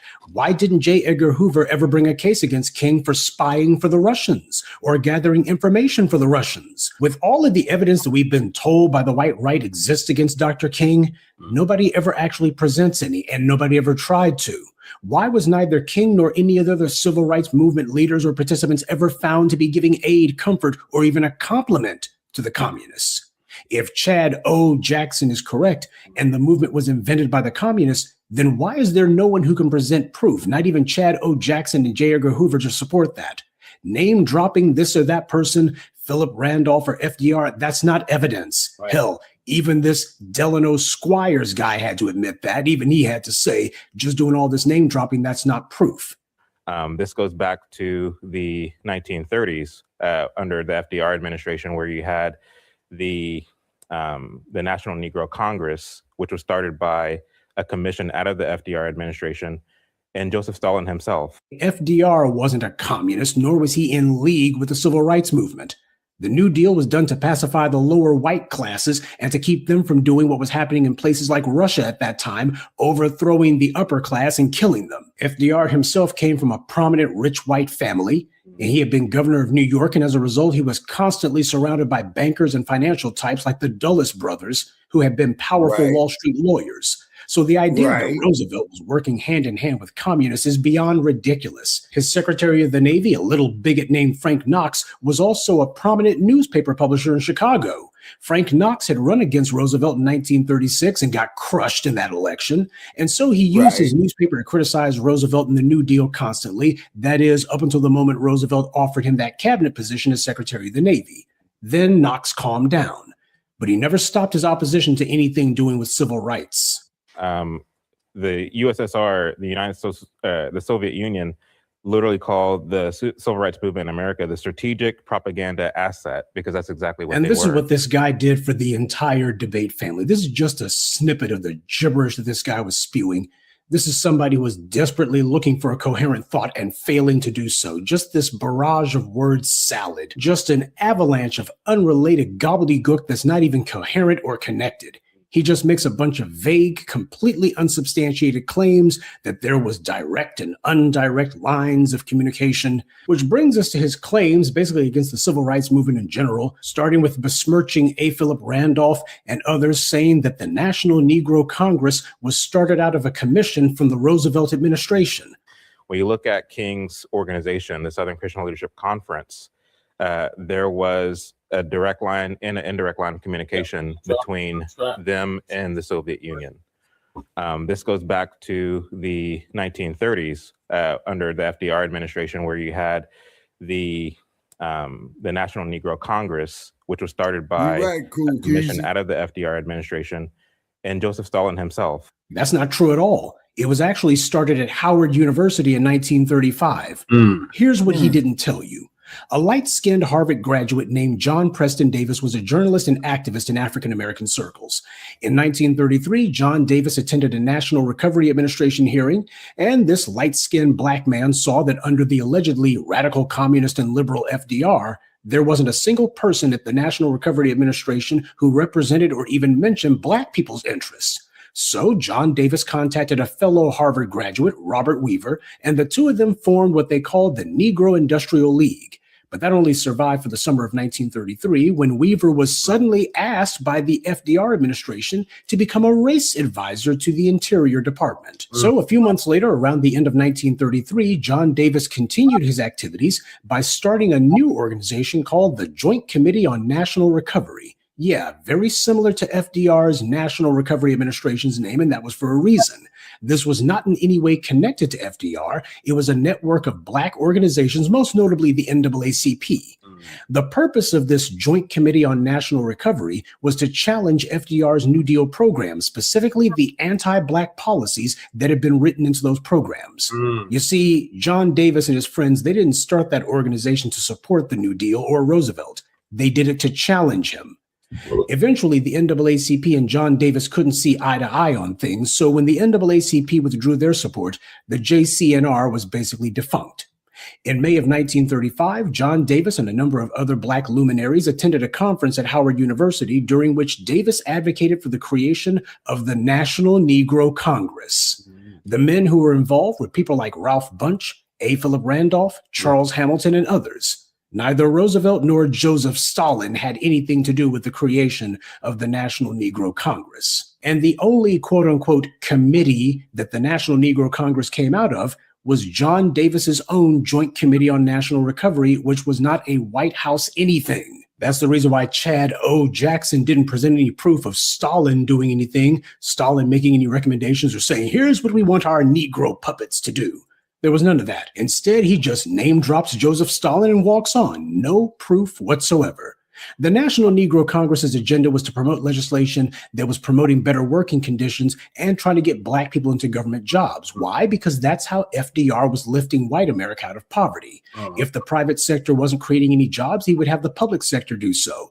Except they were writing these programs specifically in order to regulate black people out of these job fields. That became the MO of these organizations like the National Negro Congress, to make the radical communist FDR simply act like a human being. There were those even back then who claimed that the group was promoting communism at their meetings, but a congressional investigation after the conference found no evidence whatsoever that the attendees advocated a turn to communism. So the FDR and Stalin connection is debunked. But what about A. Philip Randolph handing the communist reins over to King? Family, there was no camaraderie between FDR and the civil rights activists. In fact, the first known recording made by the White House taping system was a meeting held between FDR and A. Philip Randolph, Walter White, who was head of the NAACP, and T. Arnold Hill from the Urban League on September 27, 1940. They told FDR that he had to stop the discrimination in government agencies, specifically the military.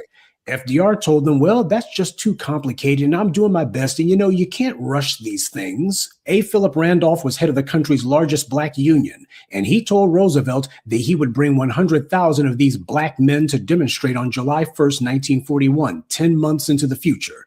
FDR engaged in an intense effort to stop this from happening. In fact, he had his wife, Eleanor, who he used as his go-between, to see if she could talk them out of it. I want my listeners to take note of that.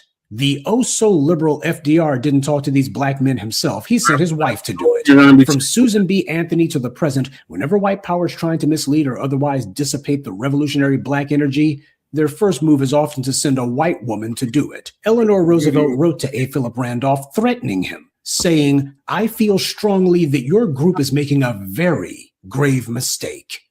This is how the oh-so-liberal communist FDR's wife was talking to these communist black civil rights activists. This is how you talk to your enemy's family, or should I say slaves, not to communist fellow travelers.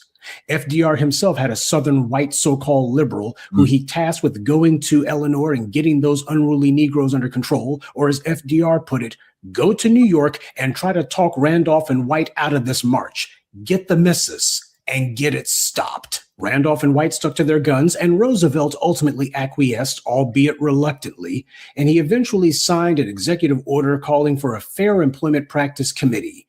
But Randolph and White were not satisfied with that. They said that it was too small in size and budget to take on the military-industrial complex. So Roosevelt ultimately had to bolster it later on. But my point is, where's the communist conspiracy here? You have the civil rights activists at war with FDR and his wife. FDR was opposing them. He wasn't on their side. And this was just one of many battles the civil rights movement had with FDR. But Jackson conveniently doesn't mention any of this. See, I give you names, dates, places, events. I don't just give you unsubstantiated innuendo and name dropping. And as for Randolph handing control of this communist organization to King, have you ever noticed how nobody ever presents evidence that King was a communist? They just say that he was. Yeah. That's what they said about all the civil rights movement. That's what they said about the labor unions. They said these are all just communist organizations. Then why was Dr. King never brought before the House Un-American Activities Committee? That committee was in operation from the 1930s right up until 1975, basically the end of the Vietnam War.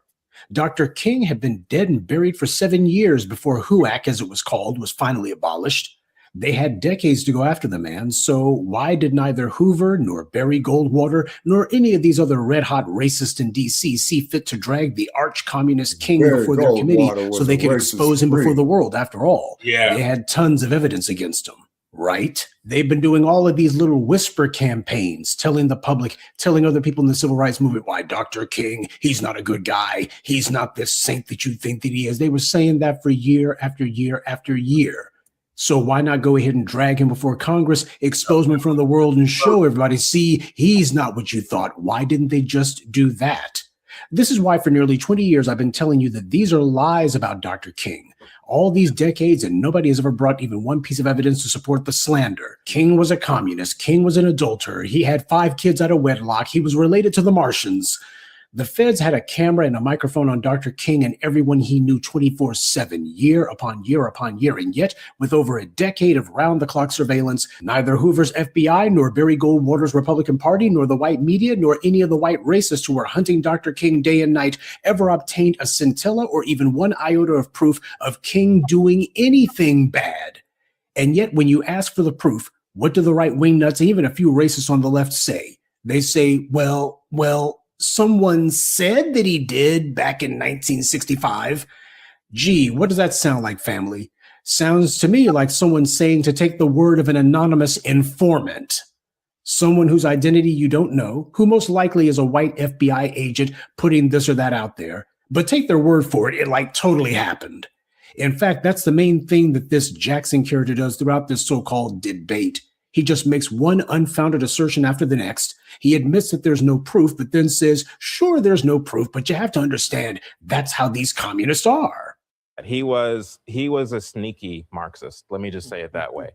People have to understand, if you are looking for Martin Luther King to say in writing or out of his own mouth, I am a communist, you'll be hard pressed to find that.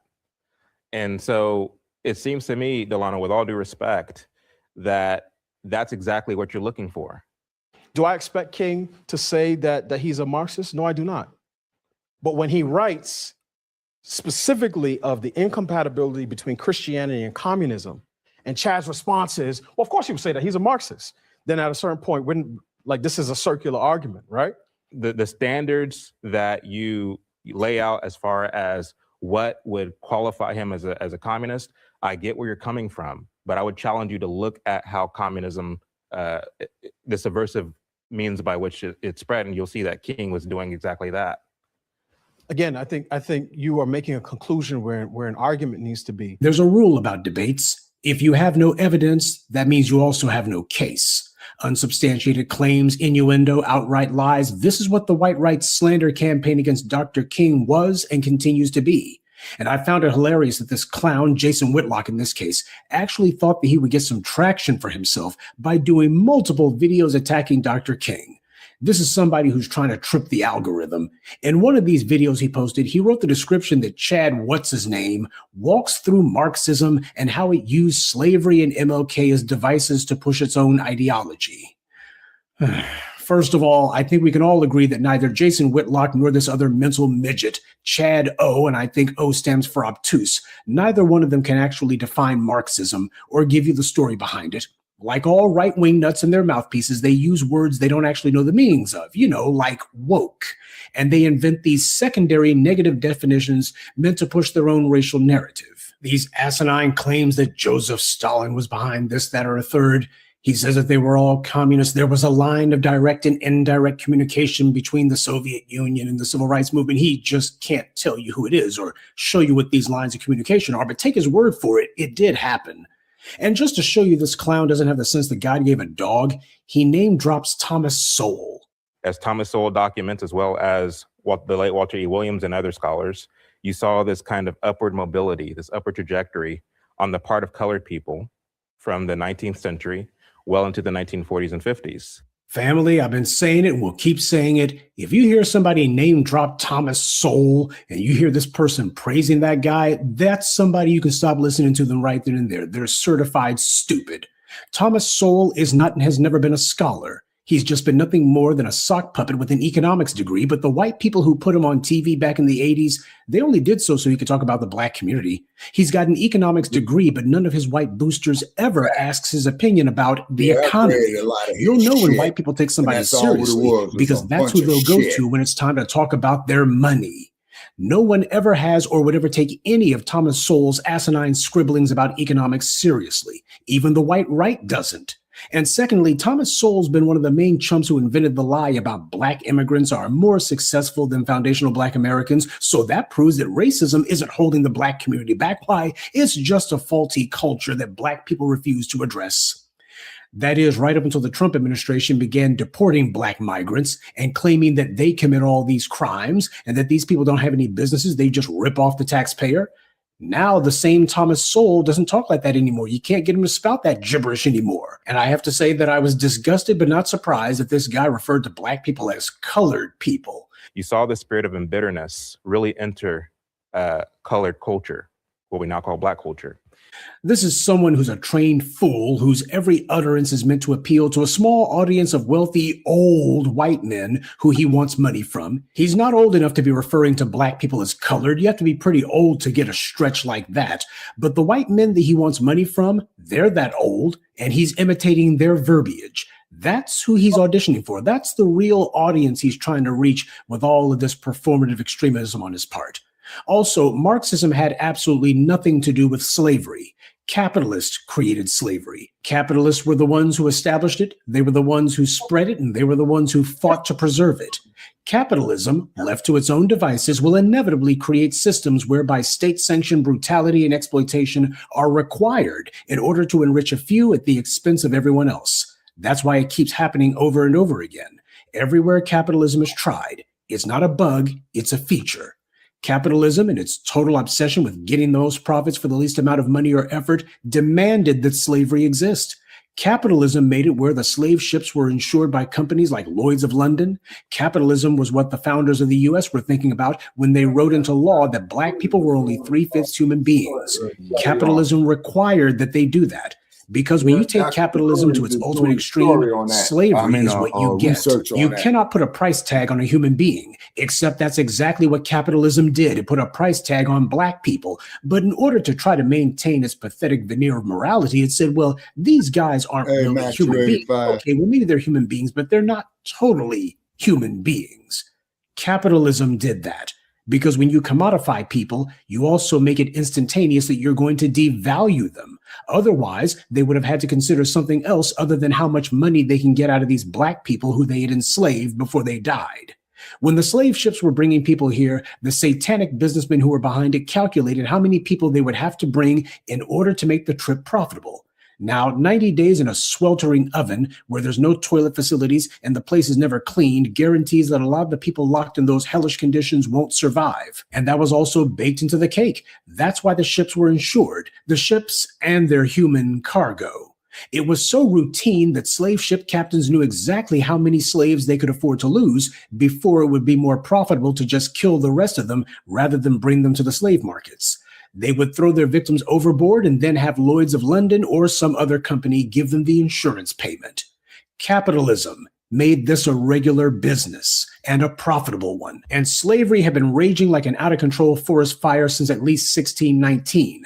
That predates Marxism by over 200 years. If you want to understand white supremacy, then you need to understand this. Whatever criticisms this Chad O. Jackson wanted to level against the Marxist, you could do more of it against the capitalists. Because you see, the problem isn't capitalism or Marxism.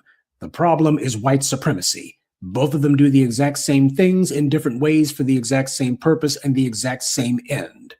As Frederick Bastiat wrote, when plunder becomes a way of life for a group of men, in time they create for themselves a legal system that authorizes it and a moral code that glorifies it.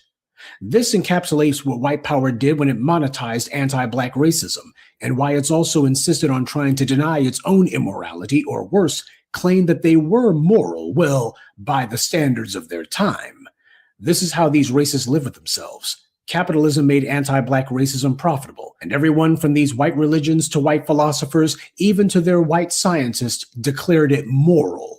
No need to ignore one's own conscience when you've already created a social environment that says what you do is moral to begin with. If this Chad O. Jackson character wants to repeatedly say that Marxism is satanic because it doesn't acknowledge the existence of Jesus or God, then what do you say about a capitalist system that does acknowledge Jesus and God and then uses them to justify the worst crime in human history? What do you say about them? Well, if you're Chad O. Jackson, what you say is, you got to break some eggs to make the omelet. And that was a long time ago. And you know, there were, in spite of itself, a few good things about slavery. There were some beneficial things that came out of it. There were some things that actually were beneficial to black people. He was running the old Ron DeSantis playbook on that one. But by far his most asinine utterance that he said over and over again was about people going to the government and this government intrusion. What I object to is government intrusion, is people going to the government and asking them to intrude. If up to me, we would even go back before the Constitution to the Confederation of States, quite frankly. But I don't believe in this kind of, I don't like this thing happening in society. Let us run to the government and have them do something about it. I don't like that, because to the extent that you do that, it becomes this ever expanding thing. This is exactly what white society has done since time immemorial. What do you think the Homestead Act was? They don't have to earn it. There's no need for them to pull themselves up by their bootstraps. We'll give them the boots and the bootstraps. And then, of course, after World War I, you had all of these returning white GIs who were given free government education. Then after World War II, they had a massively expanded program for that. If you were a returning white GI from the war, you got your education paid for, your first business was bootstrapped by the government, and they gave you low to no interest loans for a house. So you got to have your education, your business, and your home paid for on the taxpayer's dime. It wasn't the result of hard work. It was given to them by the government. Government intervention on an unprecedented scale for white people. Black people got none of that. And this is why white capitalists went to the government and demanded laws that said that it should be a requirement for them to do anything they want to make a profit. In the name of making money, anything they do should be legal. After all, it's a fiduciary responsibility, they called it. Now, when white capitalists talk about what they say a fiduciary responsibility is, They lead by mentioning empty phrases like perform all due diligence, protect assets, document decisions carefully. Nowhere does it say to not do something, because the entire point of fiduciary responsibility is to make money, usually by spending, or as they call it, investing someone else's money. This is the purest, or should I say dirtiest, example of how white power organized itself to force laws that legalize the very doctrines of greed, theft, plunder, exploitation, and destruction that we see these corporations carrying out. I'm not here to push capitalism or Marxism, because as long as white power is in control, these are just names for a white economy. The result of both of these systems will be the same. The only thing that might change is who the ultimate beneficiaries are. The problem is people like this Chad O. Jackson character is trying to pretend like there's a difference when there's not. Even if you agree with these two morons about Marxism or whatever, you see their arguments are based on talking points and not the facts. We have white racists, mostly on the white right, but occasionally you got some on the left, who rewrite history by saying slave owners took good care of the people they enslaved. They had to do it because these were investments, and they wanted to get the most out of their investment. Slavery wasn't as bad as you people try to make it out to be. It couldn't be. This is the well that this Chad O. Jackson character draws from. These are lies, and the people saying it know they're lying, but they also know that they lost the culture and the social narrative on this decades ago because they couldn't actually defend slavery. So now they're pushing a hyper-aggressive agenda to try to redefine what it was. All of this with no proof whatsoever. But that's the main line that this guy was pushing, and you can tell that he got it from his white handlers. Be sure to talk about government intrusion, this federal intrusion, stay with this federal intrusion. He repeatedly said that black people were leaning on the federal government and that the problem was federal intervention, federal intrusion. This guy doesn't know history, or rather, he's paid to ignore it. There's a reason why Reconstruction was the only period of anything resembling true progress for foundational Black Americans. It was because the federal government had undertaken an unprecedented federal intervention, putting military troops in the South to enforce its laws and to prevent the white racists from trying to reassert themselves. This was when things like the Ku Klux Klan Act of 1871 was signed, whereby President Grant declared the KKK to be what they are, a terrorist organization. This was when the black universities and black freedmen's banks, when you had the introduction of large numbers of black people into elected office and prosperous black townships began to occur. This was when all of those things were happening as the direct result of federal intervention. Now, you can make the stupid argument that, well, it shouldn't have taken that. And yeah, if we didn't live under white supremacy, it wouldn't have been necessary. But we don't live in that world. We live in the world where white supremacy is in charge and that we are fighting to tear it down. White people have been the uninterrupted beneficiaries of federal intervention for hundreds of years. And yet the first and only brief period where the government at least made some gestures in black people's favor, all of a sudden the world is ending? No, this was actually the world turned right side up. And it was a success, and it was bringing America forward right up until the Compromise of 1877, in which Democrats and Republicans entered into a secret agreement to settle the 1876 election and make Rutherford Hayes president in exchange for withdrawing all federal troops from the South, which ended Reconstruction. Next thing you know, there began the lynchings, there began the cross burnings, there began all of the destructions of the black townships, segregation, Jim Crow. The Supreme Court made it clear that they were on the side of white supremacy and did so boldly. Constitution be damned. That's what happened when the federal government stopped its quote-unquote intervention.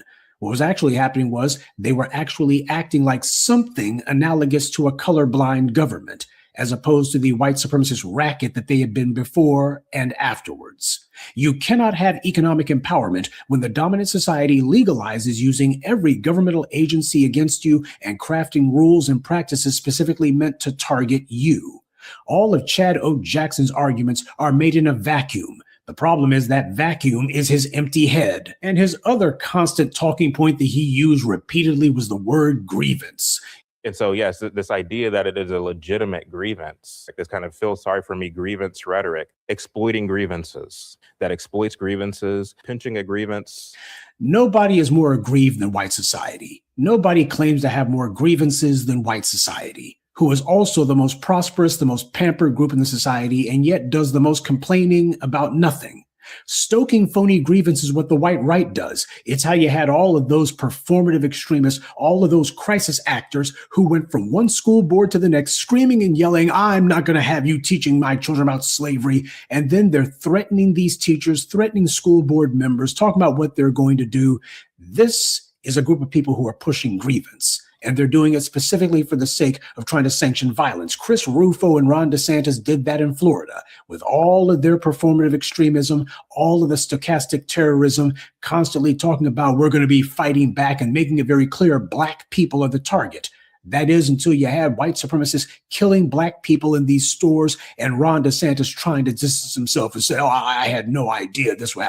I don't know anything about it. I want you to know I object to it, which is a pack of lies. Now, those are actual examples of people stoking phony grievance for the sake of pushing some radicalist agenda. But Chad Jackson didn't have anything to say about that because the people that he wants to make sure he gets a check from are the ones doing it. It's so ridiculous that they're banning books because facts apparently hurt white people's feelings, and we have to protect their feelings from history. So now history books are white oppression? Again, family, the audience that morons like this Chado character are trying to reach is a white one, specifically white donors. This is a fool auditioning for a job to sell the soap, or should I say sling the slime, for some wealthy white benefactor. These shills hope some white person with deep pockets and more money than sense will hear them saying all these lies and think, gee, I need to buy me this Negro over here and pay him money to say all this foul stuff for me. In the mind of the bootlick, that's how easy it ought to be, but it never occurred to them that these same white donors that they're trying to suck up to can't stand any black people and don't want any black people around, including them. Jason Whitlock is living proof of that. Even if he had talent or brains or work ethic or soap and water, he would still be right where he is right now. That little TV gig he had was never going to last for him any more than it would for Roly-Poly Martin, Joy Reid, or Don Lemon. White power keeps the bootlick around until it's tired of looking at them. Then you're gone. And it doesn't matter what the alleged reason was. If it wasn't this, it would have been something else. But that's the main driver behind people like this. Anti-black racism pays. It don't pay big, but it pays something. And if you're somebody with no real talent or skill set, well, this is what you'll do. The people who are willing to pay for anti-black propaganda, they hate black people, though, including the likes of Chad O. Jackson and others who are so desperate to get a few crumbs from these people. Who's going to tell them? No, seriously, who's going to tell these morons that their little old shameless Sambo routine dried up a long time ago? Right. They're coming to a party that was over years back. This little hustle don't work anymore. That finesse didn't pay much for the few who got a couple of pennies out of it, and these days it doesn't pay at all. It used to be offensive, now it's just sad. Charlie Kirk, by the way, was also running around saying the same crap as Chad O. Jackson, but the thing is, he was white. And that being the case, those millionaires and billionaires, they were willing to go ahead and put $100 million in his pocket. They were willing to do that for a white one. The only thing that Chad O. Jackson can do is to be their crash dummy. He might get paid $2 or $3 to go on Fox News and say something stupid, though I don't know if he's ever been on Fox. More likely he'll be on the internet. Maybe he gets something for that, a couple of pennies here and there to spout some inanity. But as far as getting the kind of money that the big grifters like the Charlie Kirks and the Ben Shapiros get, nah, there's not going to be any white fracking billionaires who are looking to give some money to the Chad O. Jacksons. He'll be put out there just long enough to spout some stupidity, and once he gives cover to these other races, he's served their purpose. And this Jackson character, he himself admits that he's nothing but a rambler. Anyway, I've been rambling. Well, he was definitely right about that. He does do a ton of rambling. This guy is an expert at talking a lot while saying absolutely nothing. And this is what this guy did for 2+ hours.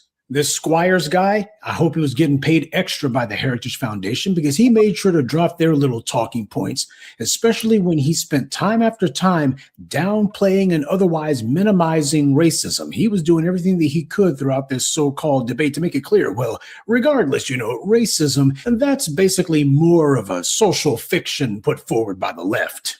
I do think it's interesting, though, because I feel at times you use Marxism the way the left uses racism, which is to say, around every corner and underneath every sheet. Look, people have known since day one that there is not a cottage industry, but a global industry marketing an anti-black racism. White power has done the most to popularize it and monetize it. This is where the bootlicks get all this enthusiasm about trying to attack black people from, and they're ready to jump out a window to say the most brain-dead crap. Mark Robinson, the failed gubernatorial candidate, said that black people should pay reparations to the U.S. Now, this kind of verbal vomit may delight white racists and conservatives, which is the same thing these days, but it won't bring you any success. The main motivator these fools like Whitlocc have is that they want to get paid big off of being an anti-black grifter. They want the kind of mega millionaires and billionaires who bankroll Ben Shapiro and Andrew Breitbart, later Steve Bannon, and Charlie Kirk and Barry Weiss, these white racists who found it so easy to get hundreds of millions of dollars just thrown at them for nothing, and they've been living it up. That's why these bootlicks do this. That's what they want, but it doesn't happen, and it's not going to. Candace Owens, dumb as she is, was the only one who was smart enough to realize that licking Ben Shapiro's hairy behind was never going to pay off. So give the heifer her due, she dumped them, and she had to build a right-wing grift machine of her own. At least she was realistic about that. And she's the only one who smartened up and pulled it off. Stephen Smith has been trying to do the same thing, but hell, his old colleague Keith Olbermann took shots at him, and Smith's on the defensive already, from a man who isn't even on TV anymore. Be it Jesse Lee Peterson, Stacey Dash, Larry Elder, Jason Whitlock, none of these bootlicks ever gets any higher than the occasional guest appearance on Newsmax, or if they're really entertaining, with the cooning Fox News. But that's it. White power has no permanent plans for any of them, and is not looking for a way to upgrade them either. The only thing more pathetic than their asinine attempts to attract white racist money is the fact that they're failing at it. But this is what Jason Whitlock's doing. In association with The Blaze, he's putting on stupid little public spectacles like this. You got these two magpies here who you're told are going to be having a debate, but after about 30 minutes or so, they just drop the pretense that they were debating, and instead they go to agreeing on everything. These were just two tools having an empty conversation. And this is the reason why you don't hear me talking about people like this. They're not worth our time. And even if you had somebody like myself there to debate this guy, it wouldn't make much of a difference with him because he wouldn't actually admit that he was wrong. Hell, he didn't even do it with this tool Squires. He wasn't going to admit that he was wrong with this guy, even though he was stuck and cornered, though not as much as he should have been. Obviously, this guy has never locked horns with the Blacc Media, but given his pathetic performance with his colleague here in this phony pretend debate, this dude would get stomped out in no time flat if he made the mistake of trying that around the Blacc Media. So it's a good thing that these clowns do what they do. They're sticking to their staged little phony appearances like this, putting out their asinine little videos, which aren't even getting any traction. I guess they figured that they would sit here and say MLK was a communist and we're going to debunk him, and that's going to get all of these white racists who were licking Charlie Kirk's behind to come sniffing over here, but it didn't. When it comes to the anti-black bile, they prefer that it be slung by a white person. That's what the Jason Whitlocks and the Chad O. Jacksons and the Delano Squires will never understand. Then again, what else did you expect? As the old saying goes, it's impossible to get a man to understand something when his salary depends on him not understanding it. Good evening, and be one. I'd like to take a moment to mention some of our contributors: Mouse, Cornell Sly, Nathaniel Wilson, Lamont Ingram, and James Hampton. Salute to them, and thank you to everyone for listening, liking, and sharing this message. Black empowerment only exists because of you. You know, a lot of times when we address... That's right, Professor. That's right. Thank you for breaking down that ridiculous debate. And showing that it wasn't a debate, it was a debasement. What are your thoughts, Shabaka? What he said, man. You know, you got these damn ass scratching Uncle Tom bootlicks, man, out here serving their own self-interest, but they're gonna sit up there and prop their asses up, man, like they're speaking for the whole black community, which is bullshit. Mm-hmm. Yeah. Say. Yeah. And then the cold part about it is, right, is that when we go out here and try to do something for ourselves, then you got all these OTBs coming up there talking about why the fuck we ain't talking about their causes. To quote you, you other groups got to go hold your own nuts. That's right. We can't do it no more. We cannot afford to do it no more due to the information age, number one, due to this economical strangulation on us. You see what I mean? And then anytime that we try to build something positive, they always are throwing us some damn curveballs. You see? I mean, rather politically, educationally, man, commercially, you see? They're always throwing us some curveballs, you know? Feel me, Brother Che? Yeah, I hear you, Sebastian. Yeah, you see? And so therefore, you know, even if we're talking about educating our own youth, I don't know what the school system got to get involved so they can come up there and put their lines of bullshit in there. You know what I'm saying? You know, let me see. When did Rodney King get his ass whooped, man? What was that? 1991, right? So that's 34 years ago, Brother Che. Yep. No. 35. Almost 35 years ago. All right, so that's a generation and a half right there. Yeah. See, you know, when you figure that each generation is like 25 years old. See, and then a lot of our people don't know about Rodney King, and then as time goes by, less and less will know. But they sure sit up there and believe in these damn transformers and that bullshit, you know? Well, us that grew up in the 90s, I could remember that like it was yesterday. Yeah. Oh, yeah. Yeah. Yeah. You know, I think I was a little bit younger than you when the case went down. You know what I'm saying? Yeah. Lady Che, what are your thoughts? Hey, babe. Something. Yeah. I don't really care about them. Tradition Whitlocc. Okay. Chris Jackson. Don't give a fuck. Yeah, 35 years ago. Mm-hmm. Yep, that was 35 years ago. So you said that I elevating nothing. Right. Shabaka, can you see the comments or he's muted?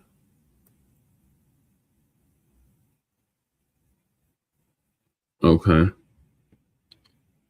Shabaka. Yeah, I'm up here multitasking. Okay, LA riots happened in 92 due to both Latasha Harlins and Rodney King. Okay, Michael, that's a fact. I was there. I witnessed it. Yeah. That is a fact. You see what I mean? And then, of course, too, they come up here with these forms, and then the next goddamn thing, you know, you got Derek Chauvin killing George Floyd. You see what I mean? And we're supposed to feel more sympathy for Derek Chauvin, you know, having to do all that time in jail as opposed to George Floyd being murdered. Boy, you motherfuckers can kiss my ass. Right. I agree, Sparkman. What are your thoughts on the Jason Whitlocc and Chris Jackson debate? Yeah, okay, I think it was some staged bullshit, man. You know what I'm saying? Is because once again, when they stage these debates, they talking about every goddamn thing else, man, except vital shit. Yeah.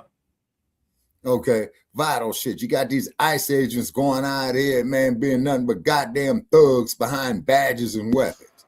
You know, like how they killed that man. You know what I'm saying? Shabaka. If it was us, it would have been like, you should have just complied. I don't have no pity. This is more. Yeah, well, you got it. Yeah. Well, you got a point on that there, Brother Che. You know what I'm saying? Now, let's look at Ezell Ford, who complied, who was handcuffed, and who was shot in the back. Now, the fucked up part about that is that man was deaf. Yeah. Like what they did to Sandra Bland, Corinne Gaines. Yeah. Sonia Massey. Yeah. I mean, man, the name, the Breonna Taylor, I mean, the list, Brother Che, keeps going on and on and on that we losing count. Yep. Yep. See? Good. And then you get these black-ass politicians, man, who the so-called chief executives of these municipalities, you know, when this shit happens, Just like Uncle Tom Bradley of Los Angeles, he starts talking about other groups. Mm-hmm. I mean, it's just black people. I'm Jamaican. Oh, yeah. Yeah, like that classic line from Old Girl. Oh, I'm not going to do that just for black people. Nah. Yeah, I'm not going to do nothing specifically for black people. No. Yeah. And crazy motherfucker don't even know how to cook no goddamn greens. Well, washing greens in a bathtub. Lady, is you out your goddamn mind? Yes, she has so many greens that she has to clean them in the bathtub.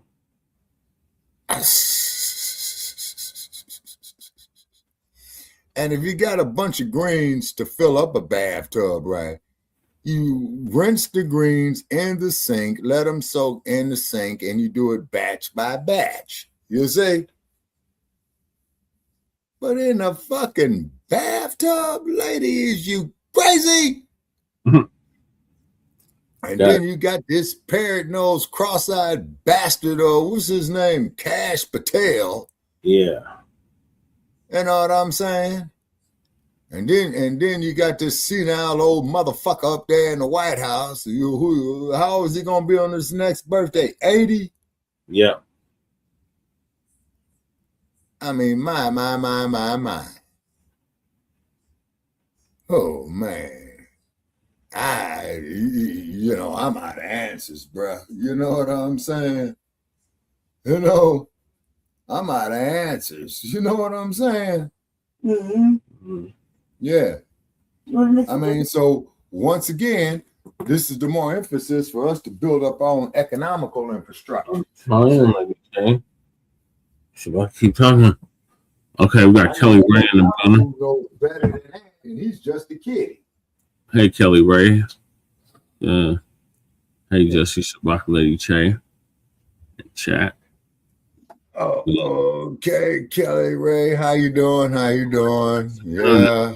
Minnesota, yeah. Yeah, you know what I'm saying? And then they come up with this asinine bullshit, telling us that shit don't stink. Yep. That's what they do. And I hate to put it in such vulgar terms, man, but that's the only fucking way, man, I can get the damn message across. Right. All right, so moving along, Shabaka and Lady Che. We got Uncle Phil. Jamaican woman says she is more successful than Black Americans. I low-key defending them folks. Oh my God. It's these issues. You have people, some who are, a lot of times when we address these issues, you have people, some who are, from the diaspora, to immigrate here and say, why are y'all addressing these issues? And the reason why we're going to address this issue is because a lot of times it's not even what somebody's saying. You got to really listen to what they're saying, look at who they're comparing themselves to, and then you can address it properly. And actually, when you listen to what people are saying and address it properly, it really makes them not look good, and it's very performative. But I want you to hear what this woman has to say.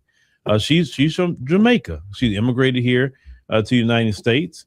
But I want you to hear what she says about Black Americans. And Black American people, can y'all please stop talking about what the white man is doing to hold y'all down?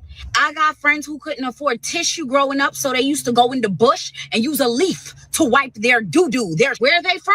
Country, Jamaica. And all of them just bought their girl Benzes this year. Wait, I don't know if all of them was wiping their doo-doo with leaf, but all of them came from nothing, and all of them got their girls Benzes this year. And it's not about the Benz or the bags. The point is, life in other countries is harder than it is in America. Immigrants come here and have it harder than you as an American, and they still make it happen. They buy more land than you, and they don't even go here. They're not from here. And you still talk about what got taken from you during slavery? I know Grabberleaf owns a jet. A man that is not from your country owns a jet in your country, and you talking about what the white man did to you still if you don't. And girls, I hate when you say I had to become a stripper. I had to sell pum pum because life was hard. I'm a Jamaican woman. I I chose to stand up in the hot sun and sell water to get capital to start my business because I can go back home and see what real hard life is. So I'm grateful for every opportunity I have in this country.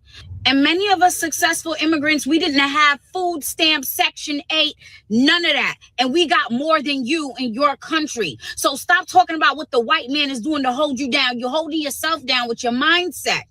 You're unstoppable, king and queen. Lady, if you don't go suck a dog's Right, well, dick and that get was the the Jamaican fuck up Nicki outta here, Minaj. fuck But let's you, go ahead on and bitch. get to what she was actually saying. Let's really pay attention to what this woman is saying. Right. The first thing she started off saying was about white people.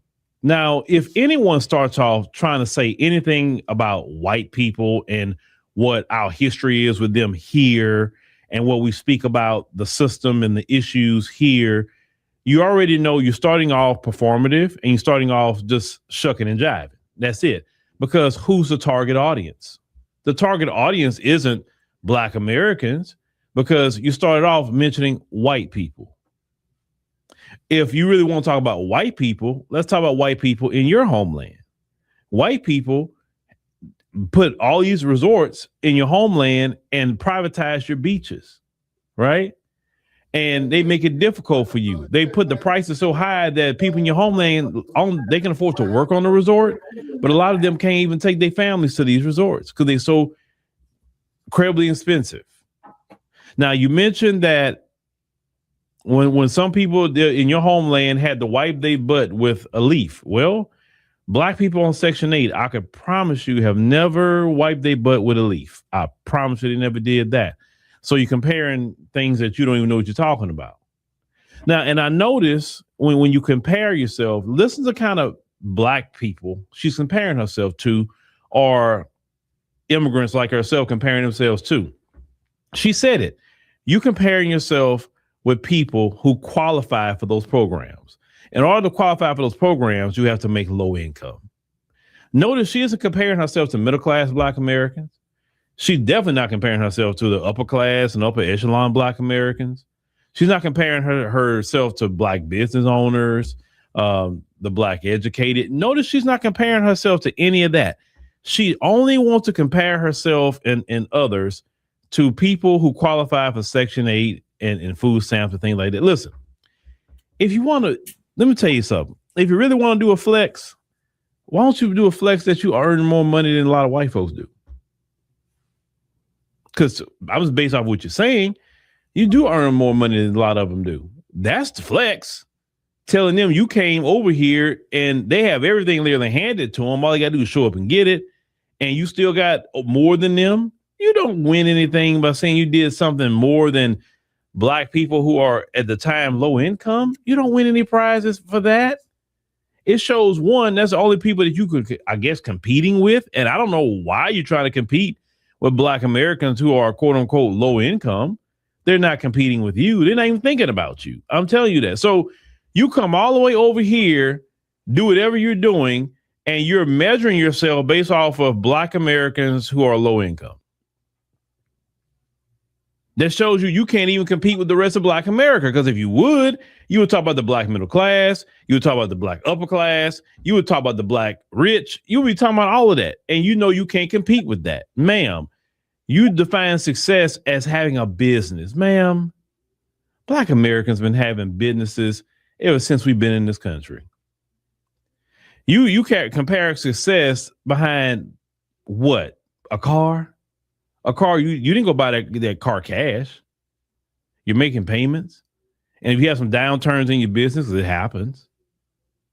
You miss 2-3 payments, guess what happened? That same car that you're thinking you better than other people with, the bank will come pick it up.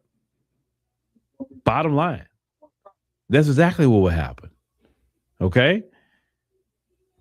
You're sitting here being arrogant, and you just don't know how life will treat you. It's like, see, I've noticed a pattern with some of y'all that make these videos, because this is what you admit. Some people in your homeland had to wipe their behind with a leaf. So you come over here, it's like, oh my God, you didn't hit the lottery. And instead of just being happy that you are doing, I guess, good for yourself, you want to look down on somebody. And that's what makes it an ugly thing. Then at the end, you want to come across, oh, well, you can do it. Like, no. Okay. Here's the thing. Black Americans, you mentioned somebody have a jet. There's Black Americans who have jets. Tyler Perry has a jet. He's a Black American. That's a lot of Black Americans got jets. What are you talking about? And once again, you're not comparing yourself to Tyler Perry. You're comparing yourself to people who are on low income. That lets you know you don't even strive higher if you're going to compete. You don't do it.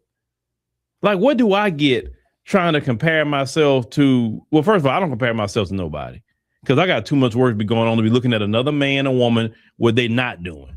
Because while I'm paying attention to them, I could be doing my own work over here, right? So that's something I just don't do. And No, a lot you're of right about that, do Kelly, first and Ray. foremost.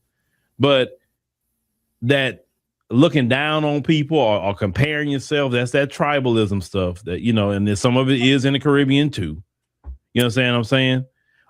Instead of looking at us, why don't you share some of that wealth with your fellow Jamaicans?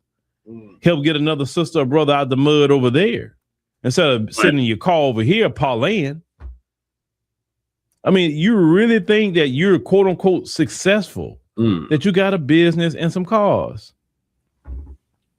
You never put together an institution. Y'all don't put together institutions. What I mean by institutions, colleges, universities, y'all don't put that together. Y'all don't even have a strong groups that have a 50-year history, 60-year history of doing things. Y'all don't do any of that. No. You don't.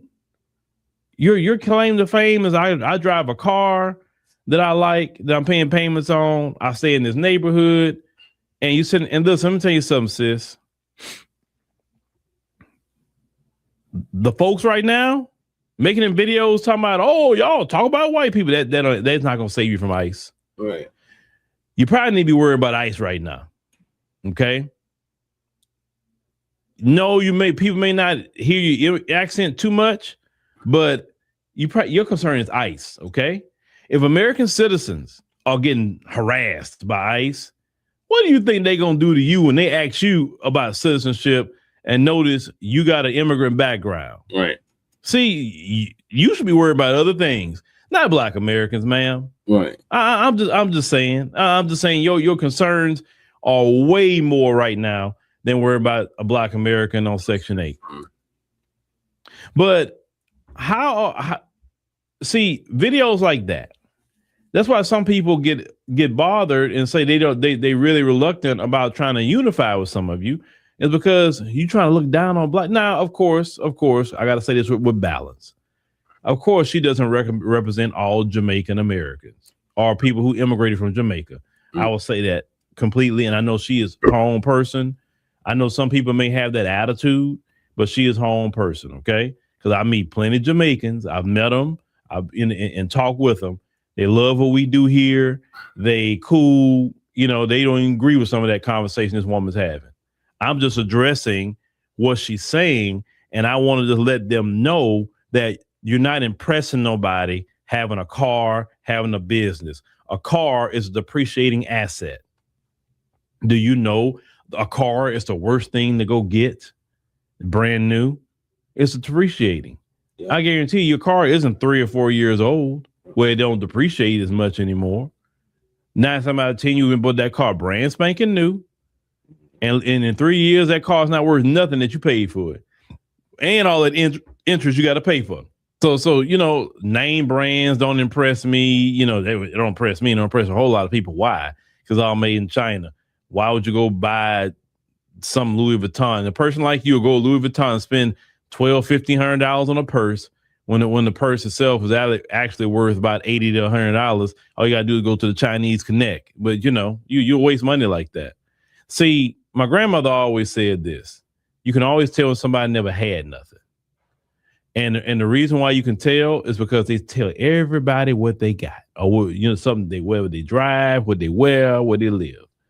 He said people that really got something, they don't tell you what they drive, where they live. They low key. They don't want you to know nothing. They're not trying to draw attention to themselves because they don't want people trying to ask for money every 5 minutes. You know what I'm saying? But that woman right there, and what I kind of pity her a little bit though, because she really thinks she said something. Like she didn't eat, but I'm addressing it because this kind of mindset is what causes issues, and we need to on these platforms that we have and the voice that we have. We want to address these platforms because listen, I've said this, and I mean this. I work with Black people globally. Okay, Black people that don't like me got a wrong attitude. I want nothing to do with them. I don't care if they're from America or from abroad. And there's the Black people that want to unify with me and be on the right thing. Whether they're here in America or abroad, I'm with them. I want to unify with them. But a car, a business, okay, you say you've done more than people in this country. You cannot do more than Black people have done in this country as a collective. You haven't invented anything. You don't come here and invent anything. You don't get patents for nothing. It's like it's so much we have done to even innovate this country. You can't compare yourself to us. It's just a silly thing. But like I said, the deal of your success is a car you're paying for, a business that plenty of Black Americans have. That's so many Black Americans got a business, like, but when you don't have nothing, those sort of things impress you, and you think it impress others. So I'm glad you're doing well. I'm glad you're doing well. I genuinely mean that. I'm glad you're doing well. But don't try to compare yourself to other people, because we really start comparing Black America to just even you and what Black America have comparison to what a lot of times so-called immigrants are doing. It's not going to compare. You don't have the history. You don't even have the people to outdo us. That's the thing. And why are you worrying about us? You should be worrying about them folks. Ooh, feel good TV. Peace alert, peace alert. Peace alert, peace alert. I want you. It's up the head. All right, what are your thoughts, Lady Cherry? What? Oh God, the last topic I just paid. Oh, I don't even know what he's talking about. So, like, what was he talking?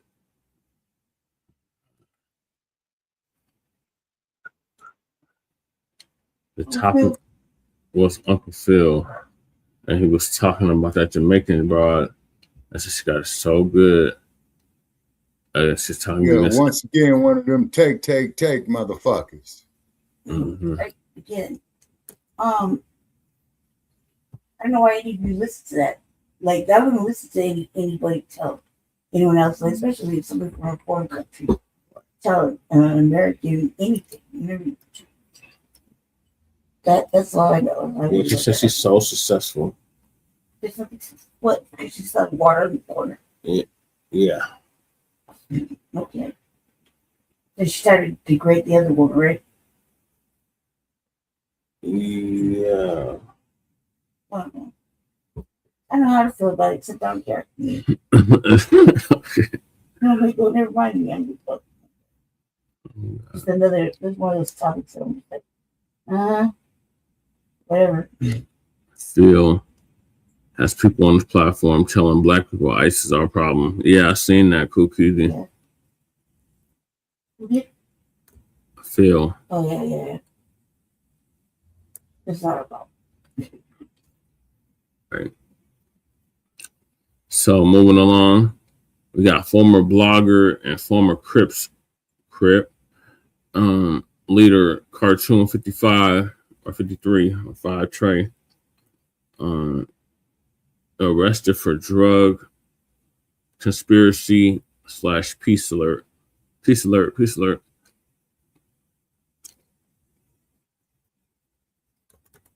Ooh, feel good TV. Peace alert, peace alert. Peace alert, peace alert. I want unity in the community, man. Well, it seems our brother Tony, formerly known as Cartoon 53 from Avalon Crips, has been arrested for a drug conspiracy. Wow. It's your big partner, Tony. Man, I just got stopped by the police. You see him back there? They back there, you see them? They just pulled me over. You know what? Back in the day when I was in the crime, boy, I used to always be scared of something like this. Now, they just be pulling me over for practice. Cause my insurance paid up, license good, no tickets, everything. I'm gonna keep y'all posted. We gonna see how it go. Here come the police. The police coming back now. I'm gonna keep y'all here. He coming back now. Let's see what he said for me. Okay. You got a felony warrant with St. Clair County. I do? Well, that's something different. Okay. I got you, man. No. He's saying he's been arrested. He's like, I have no idea. Now he's out. He's on it out. I'm getting out the county jail right now, y'all. They just booked me in. Let y'all see it. So he got booked for a drug conspiracy. And then letting him out the next day. Now you out later that night. Or the same day. Our brother Tony, who changed his life. I believe, brother, you changed your life. I don't believe you just, we're going to get into that. I believe you actually got closer to the Most High. But, brother Tony, I do believe you know way more about what these people are talking about than what you can put on the internet.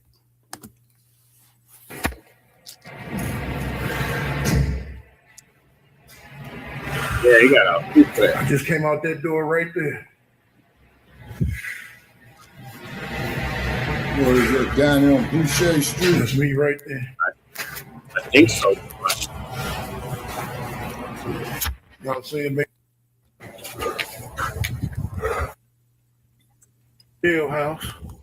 Man, these people done really put a monkey wrench in what I got going on. I don't know what they talking about. Your whole demeanor don't seem like a guy who has no idea what the fuck these people talking about. Nigga, drug conspiracy.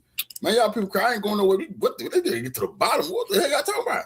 That's LA County on that, man. That had that motherfucker on a no bond hold. Okay, lawsuit coming. That's what I would have been saying. I'm going to sue the shit. 30, 40, 50 million. I don't know how much I'm going to get at y'all. That's what I would have been saying. But your demeanor is. Because in the South. I don't know, I really don't know what they're talking about.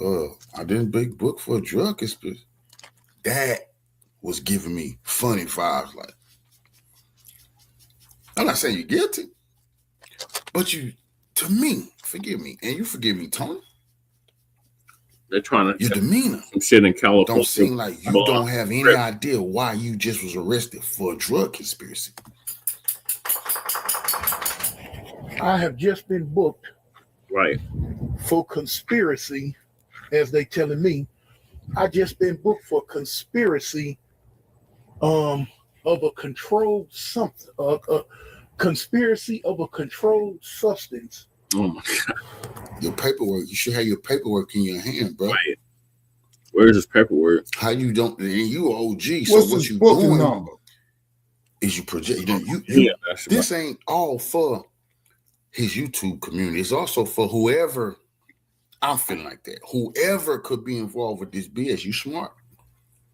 Because just getting on that phone wouldn't have been good to call anybody and say, what the hell going on? Mm-hmm. Doing this is real smart. It's real smart, brother. Yeah. They said I conspired to do something with some dope. Y'all know I don't fool with no dope. The paperwork, you should have it on you, will tell you. When you went to that magistrate or judge, because you're not going to no jail and getting out of no jail without the magistrate. Right. Everyone deleted his number. Discovery, all that come later. But they're going to let you know exactly the surface level. They don't have to name who you conspired to do, but the surface level, you acting like you have no, I mean, they say it's something. Just look at the paperwork. It should be in your pocket, brother. You got your paperwork. You just walked out the county jail. Nobody's getting out that county jail without no fucking charging. You got your paperwork in your hand. His bus papers. That's when my spider said, what the hell? Damn, brother. Now I said, whoa, wait a minute here. What did my brother get himself caught up in? Oh, dope. I don't know what it is. But it's a felony. I just bailed out on a $30,000 bail. What? I gotta go to court next month. I don't know what this is about, man. Let me call my wife so she can come pick me up. My brother say, I don't know what this about, man. That what you supposed to say. Yeah, you're supposed to say you don't know what the hell that's about. Yeah, brand new. But You be scared of something. But then when I looked at this, the update for your arrest, which the world knows I don't have nothing to do with, but we really charged with, because at this point in time, can't give you a whole lot of update on what I'm really charged with, because at this point in time, as far as I know, the police in the car read off to me, said that conspiracy of an illegal substance, something like that. When you say the police in the car, brother, you seen a magistrate. They let you leave a county jail and you didn't see a judge. You can bond out all you want. You still have to see a judge. Right. You don't just get to go to jail and bond out and walk out the jail. That's how they do that shit now? Exactly. Don't you have to see a magistrate or judge and tell you some things, shoot paperwork, then you can go. Yep.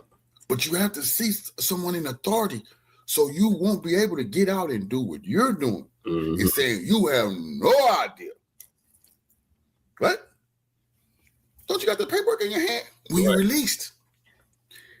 The basics of what's going on is on paper. It's on paperwork. Now I understand you saying we're gonna get a lawyer. That's to dig deeper. That's to dig deeper. But the surface level stuff is in your hand. In prison. So when you said this, he acting like he don't know the. That's what you're supposed to say. Right.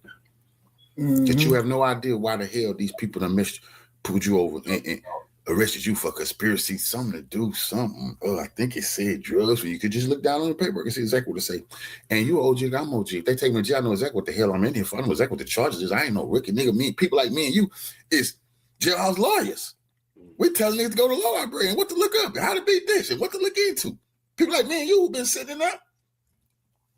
And no way in hell I'm gonna be arrested for anything that I have no idea about, and I don't get out there talking cash money. Right. They got me up the lawsuit coming. I would have been still outside the county jail. People know I've been doing my thing. What? Y'all people are, when they mess with me, oh, you want to see what an innocent man look like? I'm gonna dance on their grave. They got me fucked up. Right. You the whole world gonna know your vibe didn't say innocent to me, and I don't want to say you guilty, brother. But what I'm saying is, I seen this move with Hocus 4/5 in New York. He had did what you did, brother, moved away from the gang and was trying to do some positive stuff, trying to rebuild his life after all those years of banging. Yeah. Got some YouTube notoriety, some YouTube checks. They be the one smoke blunts with you. They see your picture. Now they want to grab their guns and come and get you. A lot of your partners probably didn't like that. You can sit at home and you ain't gotta really go do too much, and you can bring in some bills, some bread to pay some bills around now.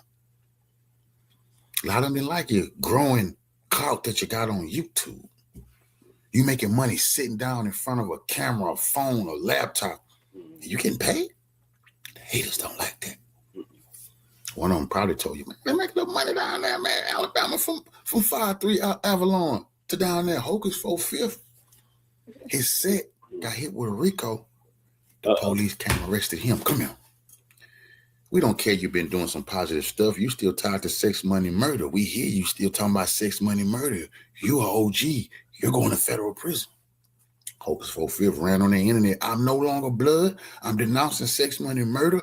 I'm a positive individual. I love the Lord. Wait a minute. That's similar to what happened with you, big dog. I'm not saying I believe your journey with the Lord is real, but I do believe you might have backslid a little bit. We all do, brother. You might have been tempted with somebody from that set. I don't know if some Avalon to Alabama drug thing's been going on, but somebody from that set probably got pinks, gave you up. They probably didn't like it too much. You ain't on the set with them. They in the set. They going at it. You down in Alabama making YouTube money. When they got popped, you do too. Now they tell them you the conspiracy guy down there in the side. You know. Next thing you know, you on YouTube, See, they arrested you, but the investigation probably already been going on. All we know is a few months ago, you came on YouTube sounding like Hocus 4/5. I've denounced Avalon. I'm no longer Crip. I'm Tony. They saying you Tony Montana. I'm Tony. I go to church. I'm a God-fearing Christian man. And everybody was like, well, no more. You change your nation. You change your YouTube channel name. We're going to do other stuff. We're going to talk about other stuff. But you start getting back to the stuff they pay. You tried to talk about the Lord a little bit. To people. People don't want to hear that type of stuff, brother. We don't get no views when we talk about positive stuff. We got to get to the Jerry Springer to get on here and the numbers go. Everybody know that shit, man. You got to be content with, hey, I'm just going to do it how I do it. If you're just looking at the numbers, then you won't play with these busters into that Jerry Springer type, the black dirty YouTube section, But anyway, that's all that. I believe they spooked you. I personally believe they spooked you, brother, a few months ago with this case. And they had you straighten up. They had you straighten up real stiff, like, oh, but you OG to the game. You come out there. I don't know what's going on, but you go live. I'm keeping my mouth shut. Yeah, I went to jail, but I'm keeping my mouth shut. I don't know nothing. I don't know what the hell they talking about. That's what you're supposed to say, OG. Right. But they arrested you and booked you. And since they not holding you, they could have said no bond just to make you snitch. They could say no bond, make you talk. Shit, they don't give a. I'm saying they don't care if you talk or not, bro. When they hit you with that low bond 30,000 drug conspiracy, my cousin just got done like that. But he was guilty. Doing some from Houston to DC type nonsense. He just was a courier, man. He just was the bag man running the bags. He didn't touch no packs. They didn't give a damn. Got him, snatched him. And he not built for that prison shit. I love him to death. He ain't nigga was a good man his whole life, nigga. He a gangster in the game, and he a killer, done killed the motherfucker, because he just, banger, he just a man who don't play with him like that. My whole bloodline like that. You don't play with them people. Don't play with them niggas like that. I got cousins on all different sides. All of them got a body. I'm talking about legally, ain't none of that. We think they done it. No, we have to go to court, and that man got to beat that body. That type of stuff. Anyway. But my big cousin, got caught up in some of this conspiracy type BS. Shit. But he can come on YouTube and say he don't know what the hell they talking about, because he knew what they're talking about. The conspiracy is not a joke. You don't have to get caught with no drugs when they hit you with conspiracy. Actually, Big Meech. One thing about Meech is like they never get caught selling nothing. Somebody said they the one. Somebody said they work for them. Somebody said something, and the boys went to federal prison. Seemed like somebody said something about you, brother. You don't have to say they don't have to catch you with nothing when they hit you with conspiracy. No. They just have to prove you are tied to somebody else that got around the dope. Machiavelli. I believe they got you. I believe it's gonna be one of them 5 Trey Avalon Crips from California. And I believe this conspiracy gonna go from California to Alabama. I believe you need to 53rd and Avalon, huh? About this. You're already coming in there. That's on the east side. Videos about this. Yep. You think very seriously about this situation, because if you don't take this serious, and people could wash you up, and you know that. I know you probably had some real talks with your old lady. She don't know what to do. And then I seen you when you went to jail. You told them, people, you say, man, I had 3,000. You had 3,000 on you. It's on you. You said, I keep at least 3. Why you got that amount of money on to hear that type of talk? You ain't doing that no more. The government. You shouldn't have said that. Because a hardworking man who out of that type of life, right? Not just walking around with no $3,000 in their pocket, bro. I don't care what job you got. I got partners that's plant bosses and farmers. They make big bread. I got partners make big. They don't walk around with $3,000 in their pocket, bro. So it's like too. That's not how normal, regular, tax-paying citizens go about their daily routine with no $3,000 in their pocket, fam. Do you want to know who walk around with $3,000 in their pocket at any time? Like you came on here and said in your last video? Huh? Street niggas who got that street paper. Ain't no you cashing your check. What check? You walk around 3,000 and you could have a good. I'm gonna say this once again. You can have a good job, nigga. Putting that up, nigga. Tatting a little bit off to put it, give baby something for the bills. You just keep a little something on me for regular old little local joker stuff. I got to do 3 bands in my pocket. I got to be getting it. And when you said that, I said, shit. Yeah, OG, you making some terrible mistakes. Because that's one that they're going to stick to. They're going to look at the finances, what's going on. You can say, man, my wife and you walking around with $3 grand. It's hard economic times right now. Families are struggling. People struggling. It's hard the price of bread and food is up. You bragging about, I keep 3 bands on me. Yes, brother. And they saying you could spy to drug traffic, fam. Be very careful. Pray for this brother, y'all. Because I believe that they're going to try to wash him up. Oh, yeah. But I believe that the gang did this to him. You can't get bigger than the program, nigga. You got to look bigger than 5'3" Avalon. That's a fact. I didn't know where I didn't know what it was. I knew you was. I remember you were talking about that yesterday. You know, it reminded me of when I was first doing my blog. I would say some names of some people. One partner hit me. He said, why you keep saying them people now? I'm like, what these names some big names. Aiden Ross. My ear. Looking for him. Nigga, nobody know them niggas, boy. They know you. Ain't nobody you naming people that nigga never heard of. Boy, you alley-ooping people to places in the world they never been. They know you around the world. They know Cutfield. They never heard of none of that. And I thought about that one day. It's like, damn, that nigga right. Because I'm still like, me, you don't know who you are. I always know I am. Me, you don't know who you are. They're not on your level.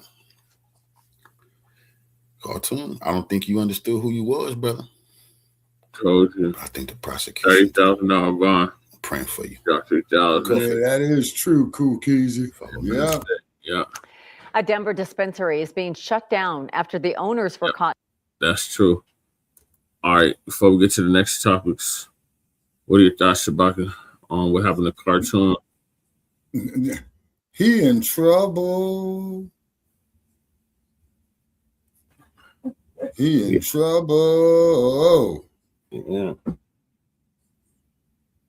Yeah, he is in trouble. Yeah, because you got a whole lot of cats that's feeling uncomfortable, man, what they just saw right there. Mm-hmm. You know what I mean? Yep. Say, as you know, man, when you deal off in that type of lifestyle, man, it's chess, not checkers. Yep. Mm-hmm. Yeah, and that's a rough side of LA over there off of Avalon, as they call it. Between Central and San Pedro. Yeah. Yeah. Ghetto Bird stays up there on high. I can't name one. I can't name one person that beat conspiracy.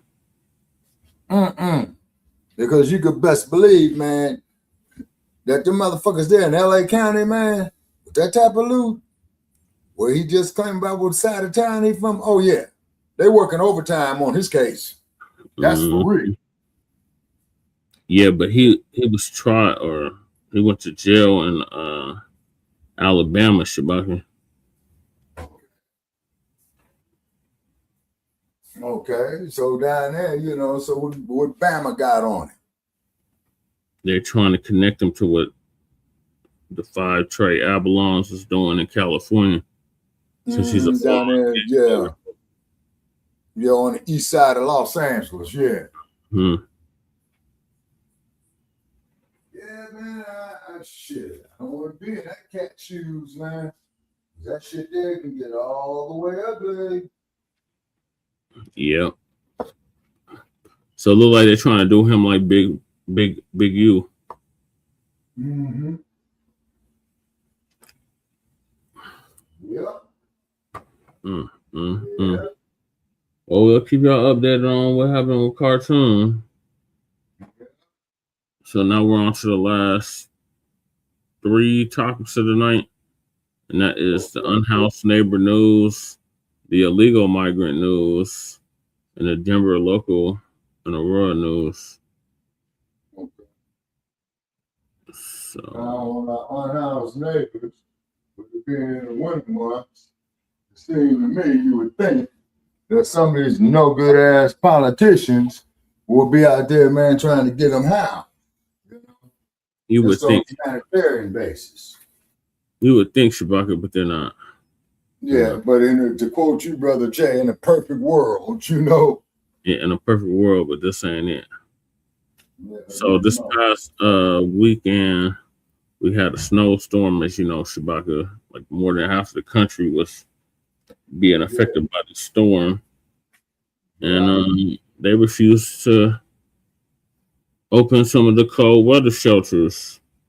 So a lot of people froze to death this past week. Human rights violation. Mm-hmm. You know what I'm saying? You know, you got people out there dying, you know, women with children, babies. No, to me, that. See, Brother Jay, the motherfuckers is that kind of power position. I wouldn't be surprised. But we don't know if anybody's. We would do the We Will Remember every year. I'm sure they'll be getting that. Yeah. That's some cold shit. I ain't trying to be funny either. Right. You know? Yeah, nobody died. Usually when it gets too cold, somebody ends up dying. Yep. Yeah. If he don't tell his books. Yeah. Anyway. Anyway, they just, they have it all to make your everything. Mm-hmm. So the first story is as temperatures plunge, one of Denver's largest emergency shelters remains closed. What? We could be hitting sub-zero temperatures this weekend. As temperatures drop, the race to get people indoors is on. That's what's best for our city. But Amy Beck, a homeless advocate with Together Denver, says there's a major obstacle. We're really concerned about the space at 4040 Quebec. One of the city's biggest emergency cold weather shelters is locked. The numbers of people that actually show up to the DoubleTree are much larger than in other areas of town. We are asking City Council. This bitch right here is one of them migrant advocates. As well. Oh, shit. Man, that man looking whole, man, look like she ain't been fucked in about 50 years. You gotta have the dust knocked off of it. In the mayor's office to open that space today. The former DoubleTree, now called the Aspen, is now caught between City Council and the mayor's office after City Council voted against. Yeah, I used to stay right down the street from there. Mm-hmm. We call it the Trouble Tree. Yeah. It's very troubled. There was a murder and some rapes. Damn. Tons of crazy shit going on over there. Boy, if I check in that motherfucker, I have to sleep with my goddamn gun. Fuck that. Oh, it's not a regular check-in spot, Shabaki. It's actually become. Against continuing its use as an emergency shelter. It used to be a hotel, but now it's a shelter. Damn. Studio apartment, so it's like the fusion. Yeah, it's like similar to the Fusion. And they stopped. Now let me ask you this: how many floors is it? It's only like 2 or 3. All right, and they got people sheltered on all. The fact of the matter is we already have 4 sites for individuals. They got people sheltered on. It's changed a little bit. I changed it around, so they should have people sheltered all over it. Well, right, like our place. It's got bathing facilities in there or shower facilities. Yes, it has all of that. Okay. It's like a stay-in. Yeah. Okay. Running. We have another site for families going. we are running out of space. John Ewing with the mayor's office says they want to open it because other options are limited. We could open a rec center, but that would mean closing it probably to everyone else. That's never a very good choice. Exactly. It also would likely serve fewer people than we could serve here. We're certainly going to be talking to hundreds, not upwards of thousands. In order to open it, the mayor's office needs approval from city council. We have all the pieces in place. We have the site. We have everything. We just need to get the building open. City Councilwoman Flora Alvidrez said in a statement she's open to options to keep people safe, but says she hasn't received a formal request from the administration to activate this site. We reached out to other city council members and haven't heard back yet. At this point, we really do need to put politics aside. This isn't even her district. Why isn't Chantel Lewis speaking up on this? I'm confused. Why you gotta wait for the request? Can't you make the request? Right. Right. Hey, brother Jay, just a suggestion, man. That'd be a good topic for you to bring them to the motherfuckers the next time you go see them. Yeah, if I get to speak again. No, man. You go up there, man. You motherfuckers shut me down. I'm going to sue you for violation of my First Amendment rights in federal goddamn court. Right. Because it's about saving lives. We just ran into City Council member Chantel Lewis, who's the representative for this district. She told us that City Council doesn't actually have any authority to open this cold weather shelter or not. Meanwhile, the mayor's office is hoping for an agreement between their office and City Council. They haven't provided us any updates since we spoke with them earlier today, so we'll see how this plays out. Reporting live in Denver, Ria Cha, 9 News. They didn't open the shelter, so like I said, people probably died. Damn. I said, damn. They have a whole ballroom in there that holds like 200 people. And you mean to tell me, man, that they can't put at least 150 cots in that motherfucker? No, they won't. They can. They don't want to do it. Okay, so once again, you got your human rights violation. Yeah. And then the mayor said it's on the city council, and the city council said it's on the mayor. Okay, so now what you're sitting up there with dealing with now is a bunch of double speak. Yeah.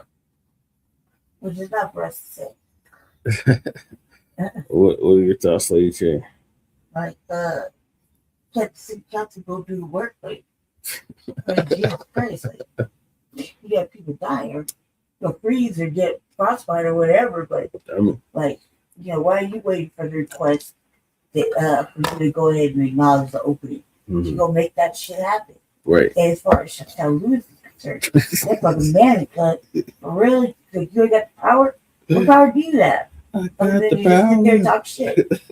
Act like you're doing something. If you ain't no fucking power, like, why don't you go get it? Right. You know what I mean? Like, really, why don't you go tell them that, fuck it, man, I'm just going to open it up. And go to the place where it is and tell them you want to open it up. Show the council. I tell you what they could do. The city council. You gonna love this one. I was like, why would the city listen to it? Why would the Coliseum listen to the city council order? Of course they're going to listen. Of course they're going to think that they have to do it. Of course they're going to open the door. But you didn't do that either. Why? Because you're afraid to get your boots dirty? What the fuck is wrong with you, man? Like, well, remember they changed ownership of the property. Jesse, what are you talking about? Remember they used to be with Salvation Army, now they're with that part. Urban Alchemy. Okay, just that part. They did that. Who owns the property? They never have a backup plan. They be doing wild ass shit. When I told them, look, man, you don't have to cancel it. You just need better The vetting. city owns it, Shabaki. No, you don't even need to cancel anything. Just fire the ones that are fucking it up and do better vetting. Yeah. And audit. That's simple as that. You know, those are kind of like the basic shit. But they don't want to listen, so they fired everybody. They canceled stuff. They ended the contract. Yeah. They canceled it. That's it. It's a wrap, right? Mhm. But they had nothing in place. Right. Nothing in place. Nothing. They couldn't even have the testicular fortitude to create something Right. and put it in place. Right. Same thing happened when I talked to them about Snap. Y'all didn't even set up a fucking backup Contingency fund. plan. Right. You know what I mean? But you get to go home and eat, right? Yeah. Yeah. You get to go home and be warm in your bed, right? Yeah. Nobody else can, though. Yeah. God forbid. God forbid. So how do our House neighbors stay warm. Okay, bruh. I would have went into that goddamn city council arrested. Yeah. Because I would have said that every last one of you goddamn politicians, you know, that own property, you got to open up some bedrooms in your mansions. Mm-hmm. For starters. So the next video is 10 strange survival hacks homeless people use to not freeze to death. Oh man, I start with cardboard. Yeah. At nighttime, even with the blankets and stuff like that down here, you still be freezing. This concrete gets so cold it cracked. Since I've been out here about 7 years, I've seen about 6 people down here pass away. In the center of Chicago, under a road, some of the city's homeless attempt to keep warm. Their possessions, including bundles of clothes and blankets, lie strewn across the sidewalks. This is where many of Chicago's homeless are preparing for a harsh winter. And far too often, the city, the government approaches homelessness as a nuisance and uses the law and criminalization of homelessness as a way to address it.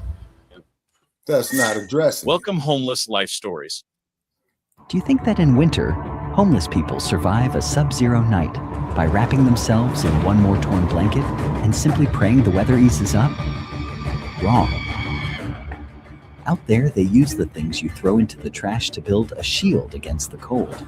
They take advantage of the city's hidden corners like secret rooms, and they turn objects that seem useless into tools for survival.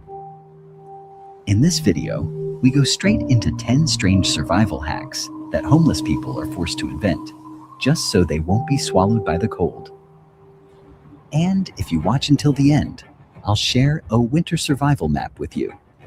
How to find schedules for free food distribution, where to get blankets and warm clothing, and the places you can step into for temporary shelter right in the area where you live. Okay, now keep in mind, This is brother Homeless Chet, Life Stories. Hit subscribe, turn on notifications, and watch to the very last second, because one day... What am I keeping in mind, Shabaka? Yeah, is that be leery that you might have some of the motherfuckers going out there trying to poison the people, man. Oh, yeah. Yeah, shoot them. Yeah, because they had a huge scandal in Los Angeles with that. That's Los Angeles. You know what I'm saying? Now, LA can dip down to about 38 degrees, okay? But the Bay can go into freezing temperatures. Oh, yeah. Yeah, because I've been in the Bay Area in freezing temperatures and not having no goddamn place to go. But I know one damn thing. I had me some motherfucker. Bay look like Lake Michigan? Yep. Say what now? Have you ever seen the Bay look like Lake Michigan? Yeah. Okay, specify. All frozen over. In some parts, but it's very, very minute because you got to keep in mind Lake Michigan is fresh water and Frisco Bay is salt water. Right. Yeah, so it'd have to get hella cold to freeze salt water. Mm-hmm. You see? And then what the fuck they need to do in a situation like this right here, where they got military barracks at, man, like particularly for these National Guard motherfuckers, them barracks is empty, man, they need to open them motherfuckers up. Yeah, they do. I agree. Okay, but they do open up the National Guard barracks is what you're telling me, right? Yeah. Not here. Oh, okay. Yeah. Oh. We're talking about California. We're talking about I'm talking about California. and the video is talking about Chicago. Yeah. Well, it's talking about a whole nation, but they showcase Chicago. Mm-hmm. Yeah, that's the Windy City for real, but keep in mind the This reason they call information Chicago the might Windy save City, it ain't the someone weather. you love. It's all the hot air them politicians talk. 10 Winters Fake Skin. A tiny That's jar the of shy Vaseline. right there. Out on the street, when icy wind slashes straight across your face, cracked skin isn't just a little uncomfortable, it's a real wound. It bleeds, it burns, and it can easily get infected. I know. Yeah. People with homes buy expensive moisturizers. People sleeping on sidewalks compress their entire winter skincare routine into a jar of Vaseline Man, you better no get bigger that than 2 goddamn fingers. cotton and get up off that damn ground minus because of 18 them Grad rats. geschlafen. Nur jetzt muss ich immer aufpassen, dass meine Zehe warm bleiben. Du musst laufen, damit du deine Füße warm bleibst. Aber du kommst an deine Grenzen, wo du zusammenbrichst, ja, wo du nicht mehr weiterlaufst. Meine Füße, ich konnte meine Zehen nicht mehr bewegen, ja. Es sind heute zweierlei Farben. Es ist ein Überlebenskampf.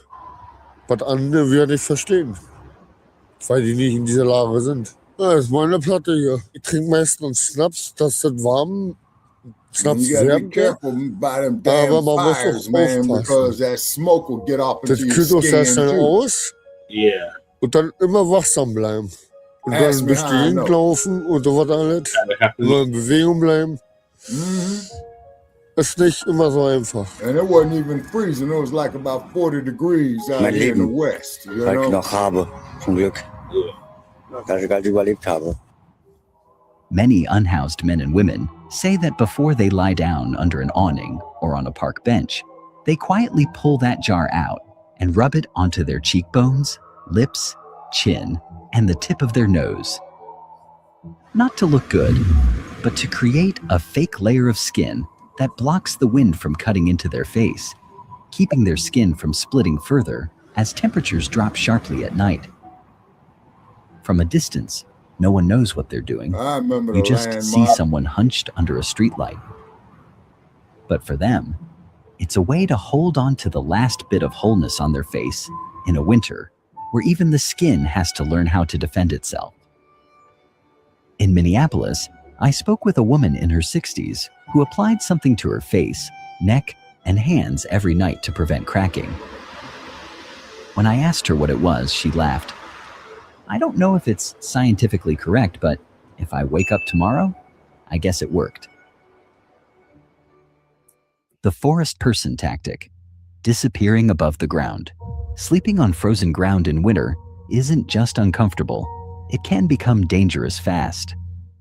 The earth pulls warmth out of the body quicker than the air, and a thin layer of snow can turn a tent into a trap. And there's another risk people rarely talk about. When you're down on the ground, you're easier to spot by someone looking for trouble, by harassment, or by sudden late-night cleans that leave you scrambling with nowhere to go. Some longtime street survivors describe a tactic that sounds like a wilderness movie, getting off the ground entirely. They talk about finding dense tree cover near parks or the edges of highways, places where you can't easily be seen from the sidewalk, places where a flashlight sweep doesn't immediately land on you. By day, they return to the streets to look for food, day work, or services. By night, they try to vanish into shadow and silence, because sometimes invisibility feels like the only kind of safety you're right left. about that, Cool Keezy. This isn't romantic camping.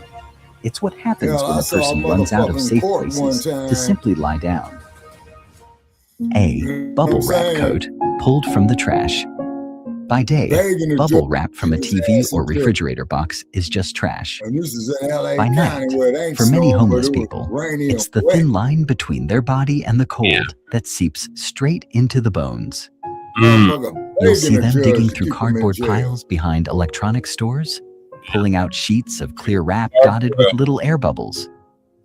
No one notices. No one fights over it. They spread it on the ground as insulation, then wrap another layer around their back and chest. Yep. Each small pop, when a bubble bursts, sounds almost funny, but every bubble that remains intact is an air pocket that holds heat, helping the body keep the ground from draining away every last bit of warmth. From far away, it looks like they're wrapped in cheap plastic, an unstable tent, the rustle of bubble wrap in the night. But up close, you understand. Not everyone has a thick blanket. Not everyone has a sleeping bag.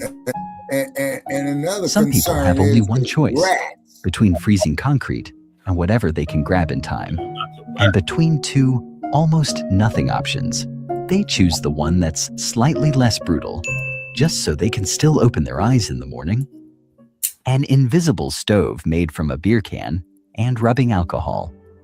In sub-zero nights, if you light a fire carelessly, police, security, or firefighters can show up immediately. So many homeless people are forced to learn how to burn without looking like they're burning, using tiny alcohol stoves made from soda cans or beer cans, and a small amount of medical alcohol bought from a pharmacy. You might see them sitting behind a brick wall, in a dark alley, or in the corner of a parking lot. In front of them is only a warped ring of metal and a small pot. A quiet blue flame, no smoke, no strong smell, casts a weak glow across a face split and weathered by the cold. They warm their hands over it. They boil a cup of hot water, a packet of noodles, or a cheap soup, just enough to keep the stomach from being empty and to raise the body temperature a little before the wind comes back and puts everything out again. To be honest, this method is both clever and dangerously risky. One bump, one stumble from exhaustion or intoxication, and the flame can catch a blanket or a trash bag. But when people are pushed to the edge, there is no perfectly safe choice left. They accept the gamble with fire just to trade it for a few hours of warmth that the rest of us take for granted. Borrowing a little warmth from the city. In the middle of winter, the whole city exhales heat and almost no one notices. Apartment complexes, laundromats, office buildings, all of them have exhaust vents that push warm air outside, spilling it into back alleys that housed people rarely step into. But people experiencing homelessness pay attention to every current of air. If you walk behind a laundromat at midnight, sometimes you'll see a figure sitting pressed close to the wall, back against the bricks, right where that warm stream blows out. They pull their coat tighter, improvise a shield with a tarp or a large trash bag to block the colder wind, and try to hold on to every bit of heat the dryers are wasting. No fire, no electric blanket. Just a few degrees warmer than the air outside, but for a body that has been shivering all day, that small difference can be enough to keep it from going numb. It might sound clever, but the truth is, it's the choice 0,000 of people who have run out of choices. They aren't hacking anything. They're simply sitting quietly beside the machines society built, hoping to borrow a little leftover heat, just to make it through one more night, turned into armor against icy wind. On the street, not everyone has money for a technical winter jacket, but sometimes they find something close to it in places no one pays attention to. A white, protective painting suit, thin fabric, like a cheap astronaut outfit. What painters wear to keep paint off their clothes becomes, for someone unhoused, a second layer of skin. This material barely lets wind cut through, and it holds body heat far better than wet, heavy cotton. Many people wear it as the innermost layer, then throw an old jacket on top.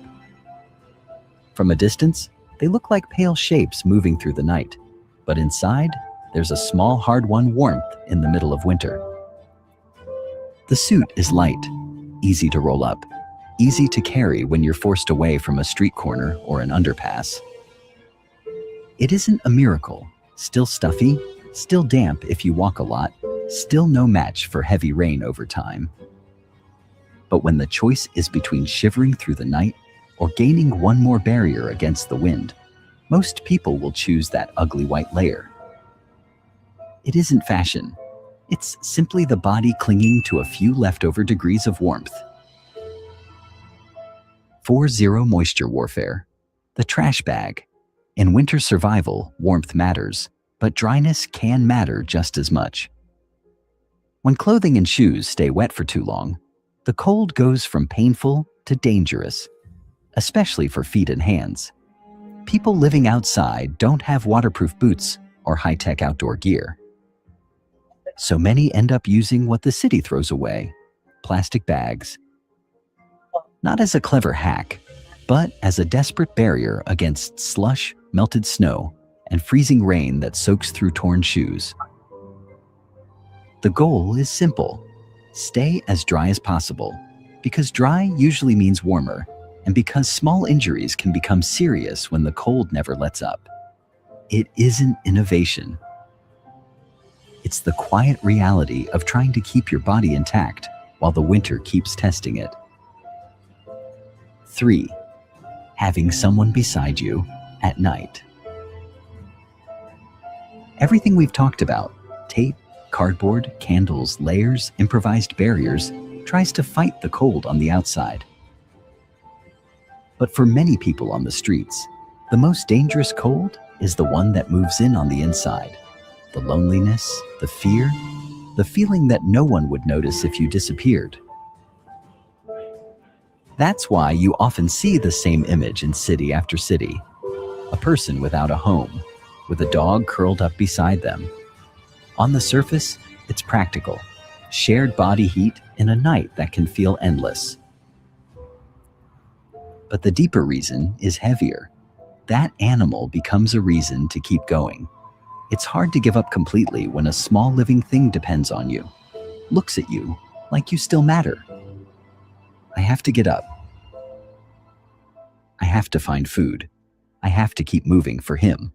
One unhoused man once told a camera, in a list of winter survival weapons, a dog may not be technology or gear, but it can be the one thing that warms both a body and a soul at the same time. 2. A foam grave that holds body heat. A styrofoam box bigger than your clothes. If you've ever unboxed a new TV, you've seen those thick white foam blocks that hold the screen in place. Most people toss them in the trash without thinking. But to someone sleeping outside, that foam is white gold. Some homeless people collect large sheets of foam from electronics dumping areas and build boxes just big enough for a curled up body to fit inside. From the outside, it looks like nothing, just a pile of old foam. Inside, their body heat reflects again and again off the foam surface, keeping the space far warmer than the air outside. A woman in Vancouver told a reporter,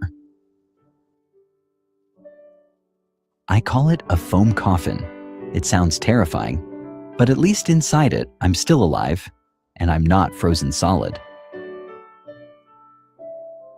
Aid organizations always warn, foam is flammable, can trap air, and can be unsafe if used the wrong way. But this story shows something deeper. In a city full of glass towers and million-dollar apartments, there are people forced to choose a foam grave over sleeping on ice. 1A social hack. Turning an ATM lobby into a temporary shelter. There's no high-tech skill here, only survival instinct and a magnetic strip card.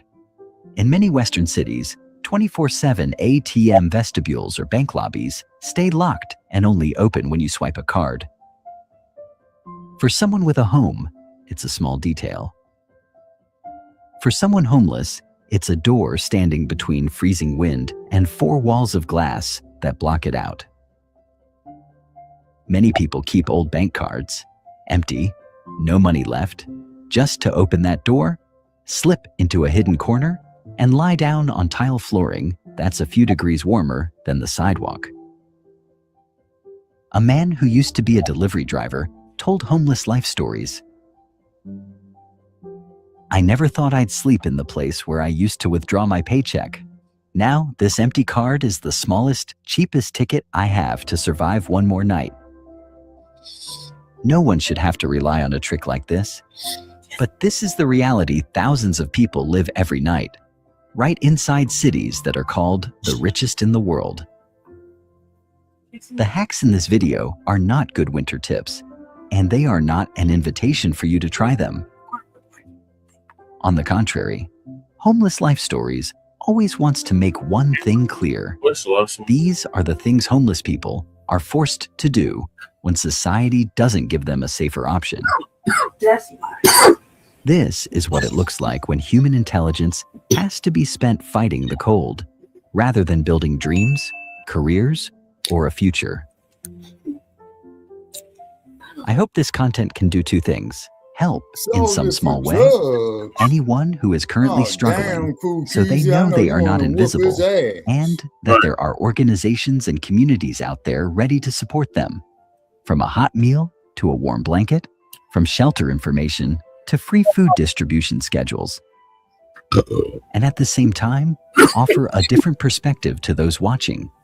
Behind every trash bag, every phone box, every figure curled up in an ATM lobby, there is a reservoir of creativity and resilience, and a reminder of the responsibility we carry toward one another this winter. If you're watching this video from a warm room, I don't want you to feel guilty. I only hope you can see the real picture more clearly. Maybe after you finish, you'll do one of these things. Share the video so more people understand the story. Look up where in your own city you can volunteer or donate. And the next time you pass someone curled up in the cold night, you'll see them as a human being with an entire survival system behind them, not just a shadow on the sidewalk. May this winter bring fewer cold nights for the people sleeping outside. And may each of us, in one way or another, become a little bit of warmth in their lives.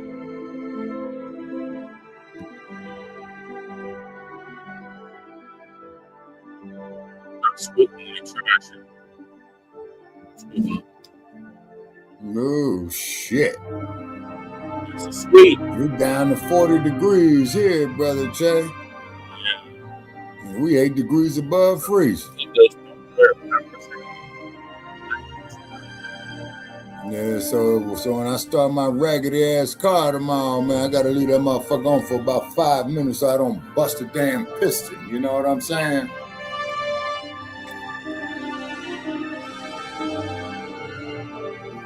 And if that happens, I swear I sell the parts off that motherfucker right here in this goddamn parking lot. Damn. So I got one more on Unhoused. That's winter 2026. Top 10 old cities for the homeless. Damn. This is it right here. I'm freezing half to death every night. You're gonna have to give me some money. I woke up one morning and I looked down and my toes were black. That was not a good day. Okay. That's frostbite. What I do at night is I wrap myself Would you up. say Cool Peasy out there in the truck trying to twist you on, huh? I just have no family left. Cool Peasy say he twisted him one, man, for his lunch break. I ain't mad at you, Cool Peasy. Nobody wants to be outside homeless, cold, alone, doing nothing with their lives. We want to be successful. We want to succeed. But it Now, just if takes the that one dumpster person, that one organization. has some goddamn sense, right? Which he ain't. You had 3 wishes. What would you You know what the motherfuckers ought to be doing? My family. They ought to pass a law like the motherfuckers like Stinky Bird and Bezos. Welcome, homeless. Gotta get these people up off the street. 2026, Motherfucker got 250 billion goddamn dollars. Over You know what I'm saying? 771,000 Americans enter the cold night without so much as a door to close against the elements. Amidst these statistics lies a silent wave that the press is only just beginning to name: the silver tsunami. Elderly individuals pushed onto the streets with old cars, tattered tents, and pension checks that cannot cover the rent. They were once factory workers, drivers, nurses, veterans, now forced to learn how to survive each freezing night. In this video, we're counting down the top 10 places with the harshest winters for the homeless. Yeah. Places where the line between survival and collapse is as Denver, thin as a Chicago, tense fabric. Cleveland, St. Paul. You might think number one is I hate Alaska, when I leave my or a lighter frozen in city the in car. north.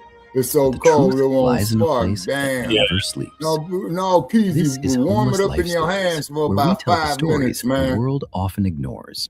And rub it back If you and believe forth, that man. That no ought to one get you deserves to warm die enough from for a the minute to cold give you a in a spark. car, a tent, or a subway car, please like, comment, and subscribe before we embark on this journey through the 10 winter hells of 2026. Top 10. Anchorage, Alaska. Yeah. The Oh, wall hell of no. ice encircling the camps. Anchorage, Alaska. Hell no, man. I would Hearing have the name, panhandled me many a ticket immediately up think out of a that city motherfucker so accustomed to the goddamn cold, fast. where it'd people be are born pathetic. in the snow and raised in the storm. But for the homeless, winter here is not a scenic landscape. It is a suspended sentence hanging over their head. When temperatures drop to around minus 15 degrees Fahrenheit, minus 26 degrees Celsius, and snow falls over a foot deep, snowplows begin operating through the night. On TV, it is the image of a city working at full capacity to keep the streets clear. But down at the sidewalk level, those very plows inadvertently create snow berms, walls of ice nearly waist high, blocking the entrances and exits of makeshift shelters. In the encampments, many must take turns staying awake all night, using their hands, shovels, or anything they can find to clear snow from their tent roofs. They don't have modern weather apps, just one simple rule. If the snow collapses the tent, you might not make it out a second time. Anchorage has shelters, churches that open their doors, and volunteers distributing blankets.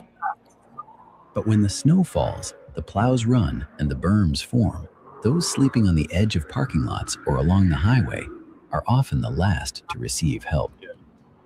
In a city that has learned to live with winter, the homeless must teach themselves to survive between two layers of ice, the ice on the ground and the ice of systemic indifference. And that is why Anchorage opens our list of the top 10 winter hells of 2026. I can imagine. Top 9, Minneapolis, Minnesota, the city of ice and the lost toes. If Anchorage is a wall of ice erected right in front of you, Minneapolis is the layer of ice that seeps into every fiber of your being. Right. Here, the cold doesn't need to scream. It gnaws away slowly, starting with the toes. In mid-January, temperatures can plunge to minus 30 degrees Celsius. The wind cuts across the Mississippi River, turning the entire city into a block of frosted glass. Those with homes lock their doors tight, turn up the heat, and wait for the storm to pass. The homeless, however, face a brutal choice. Line up and wait for a shelter that is already at capacity, or sleep on the streets and gamble with their own bodies. In the city's emergency rooms, doctors are all too familiar with a haunting term, frostbite. They tell stories of feet turning black and purple, fingers devoid of sensation, and amputation surgeries that take place quietly after every deep freeze. Limbs are forced to be removed on the operating table. Their owners return to the streets with empty socks, shoes that are now too big, and a limp in their step. And when a society accepts the loss of a few fingers or toes as the price to pay for the cold season, the question is no longer how harsh the weather is, but how cold our hearts have become. Hey, brother, check. Not far from downtown's bright lights. I'm gonna give you some cannon fodder, man, for the next time you go to Denver City Council. Avenue in Minneapolis. If you've driven by them, you may have What wondered that how did is, this happen in our man, own backyard. there need to be Why'd I a come here? tax Because I've been on homeless them since I was goddamn 16. millionaires I in feel that like city. I got a lot to That prove in the though, winter but months, sometimes I doubt that. when it's like the this, insecure, empty them feeling I get, motherfuckers gotta forfeit We all gotta 10% want to change. of their income to Because I'm not open up giving some up. Sometimes I hotels, want to.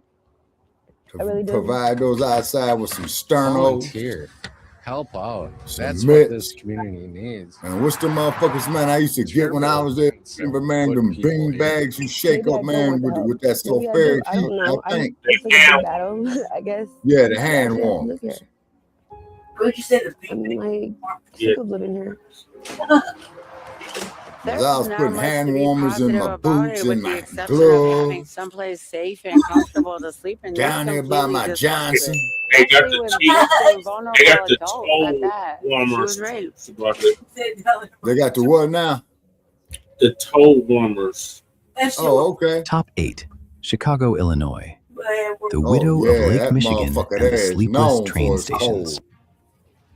In Chicago, winter isn't just cold, it has wind, and the wind knows how to claim lives in silence. Lake Michigan sparkles by day like a giant mirror, but when night falls, the wind off the water blows into the city like invisible blades, piercing through every layer of cheap clothing. And then keep in mind, The temperature the might Great only Lakes, be man, minus 10 degrees got Celsius icebergs or in 'em. minus 15 degrees Celsius, but the wind chill makes the body feel like it is minus 25 degrees Celsius or minus 30 degrees Celsius. For those with homes, that is a number on a forecast. For the homeless, it is a simple yet cruel question. Where do I shelter tonight so I don't freeze solid right on the sidewalk? The temporary answer is the train stations, the CTA stops that operate all night. On those cold plastic benches, you will see Chicago a man Transit clutching a Authority. plastic bag as if holding on to the last remnants of his life. A woman using a day pass to ride the train from one line to another just to escape the wind. A young man pulling his hoodie over his face, feigning sleep like a tired commuter, but in reality, a homeless person buying a few more hours of survival. And when the train station becomes a public bedroom for those with nowhere else to go, the question posed is not whether Chicago is beautiful. Top 7. Kensington, Philadelphia. Freezing cold amidst the trank nightmare. In Kensington, winter conspires with a third actor, a health crisis that is paralyzing an entire community. Along an avenue stretching less than 2 miles, you will witness a haunting scene. Figures stand hunched over, immobile for tens of minutes under the falling snow, as if time has stopped for them. Unknown compounds floating through the streets cause their bodies to slow down, numbing their senses and depleting their immune systems. When temperatures drop below zero, every minor scratch becomes a fatal hazard. The cold does not strike like a storm. It gnaws at bodies that are already utterly exhausted. While the city declares a code blue, opens additional warming centers, and announces a community revival campaign, beneath the train tracks, many remain huddled in a state between sleeping and waking. They do not need another new slogan. They need a dry place, a clean bed, and a system that views them as human beings before viewing them as an urban order issue. And that is why Kensington appears on this list. Not because it is the coldest, but because there are few places in America where the cold combines with such brutal neglect. Top 6. Toronto and Vancouver, the northern front lines. In Canada, the cold doesn't need to scream. It simply and silently tightens its grip on every breath. In the winter of 2026, Toronto and Vancouver have become the two clearest fronts of this battle. In Toronto, rows of tents crowd around shelters, in front of church doors, and along streets where the wind off Lake Ontario cuts to the bone. Inside, the beds are full. Outside, the homeless huddle in sleeping bags, leaning against brick walls, waiting to see if anyone will open another door tonight.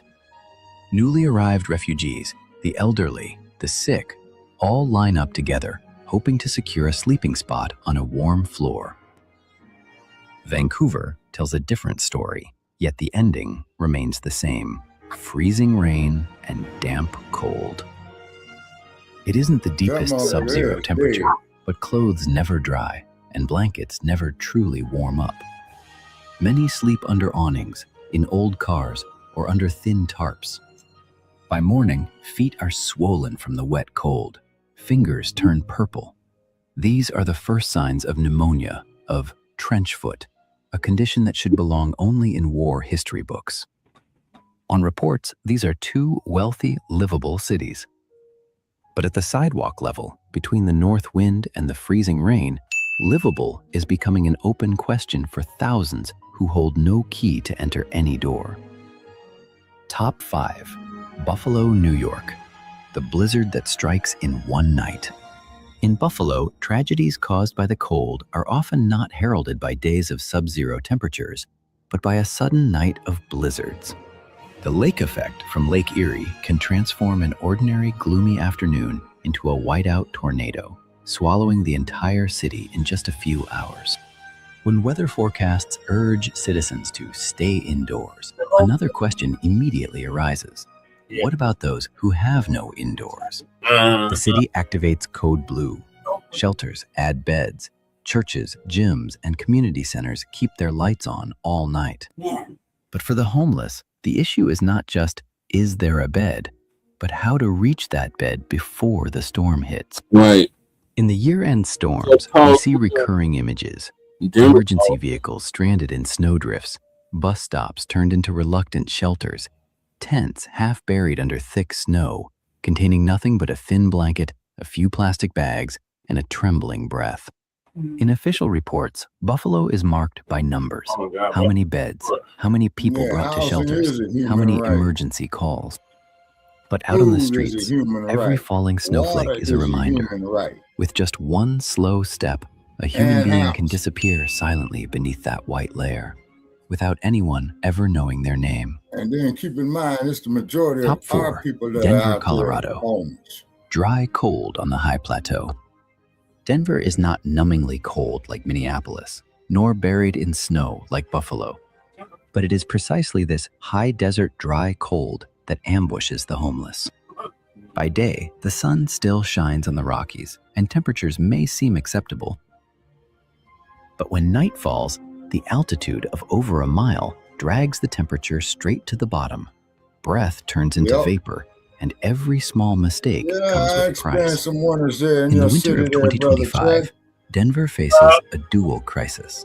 Heavy snow and bitter winds, compounded by a wave of new migrants and homeless individuals arriving from other states, believing Colorado is easier to survive. Start banging on motherfuckers' door. Shelters, converted hotels, and temporary housing all report and you know, full capacity. Ask me Every single bed becomes a survival ticket for the night that thank you. Well, where hundreds you must line up to fight and for. it fucks him up when I say In Los parks Angeles. along the Platte River and under highway overpasses, tent cities spring up, get cleared out, and then spring up again a few blocks away. Homeless individuals in Denver recount how they must learn to guess the wind speed to decide whether to sleep in a tent, in a car, or attempt to walk a few more miles to a church that might be open. On paper, Denver remains a developing city, but in the cold night, the only thing developing faster than new projects is the fear of not knowing if one will wake up the next morning.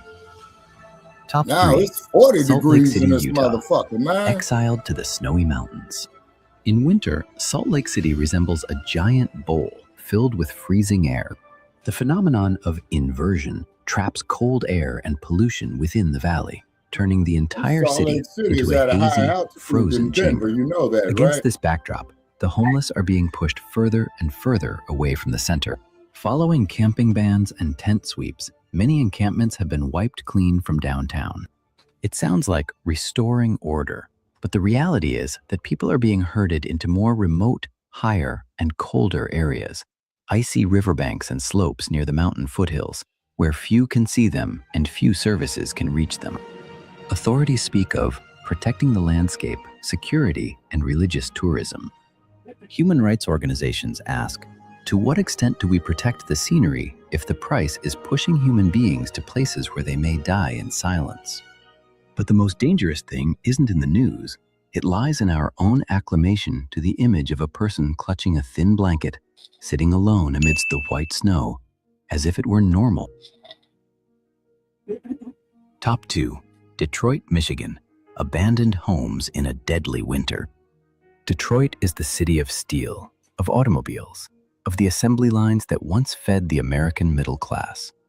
But in the winter of 2026, Detroit is also the capital of abandoned homes, places where the homeless seek to hide from the biting wind within hollowed-out frames. When temperatures plummet, vacant buildings become makeshift shelters. The homeless crawl through broken windows, board them up with plywood, and light fires in old stoves, metal drums, or even directly on rotting wooden floors. Every such fire is a gamble. If lucky, they get a few hours of warmth. If not, the risk of carbon monoxide poisoning, fire, or structural collapse can sweep everything away in an instant. In the papers, we read brief news snippets. Fire at abandoned home, suspected to be caused by homeless individuals seeking warmth. Then it all passes like a minor side note. But inside those nameless frames is a terrifying reality. People are forced to choose between freezing to death on the street or risking their lives with a fire in a decaying house. Top 1. New York City, New York. Freezing concrete and the city that never sleeps. New York is not the coldest place on the map, but on this list, it ranks number 1 for a different reason. The sheer scale and the way human beings are rendered invisible amidst the neon lights. In the winter of 2026, tens of thousands of homeless individuals are forced to turn the subway system into a reluctant hotel. By day, they are reminded to leave stations and vacate seats. By night, they step onto trains running through the dark, riding from one line to another, just to snatch a few hours of fitful sleep in artificial warmth and the roar of steel wheels. On the sidewalks of Times Square, we see million-dollar billboards, advertisements for tourism, fashion, and finance. One only needs to lower their gaze to see a body huddled in a thin blanket, back against a cold wall, eyes staring into the void. New York ranks first, not because of the lowest temperature, but because of the disparity in moral temperature.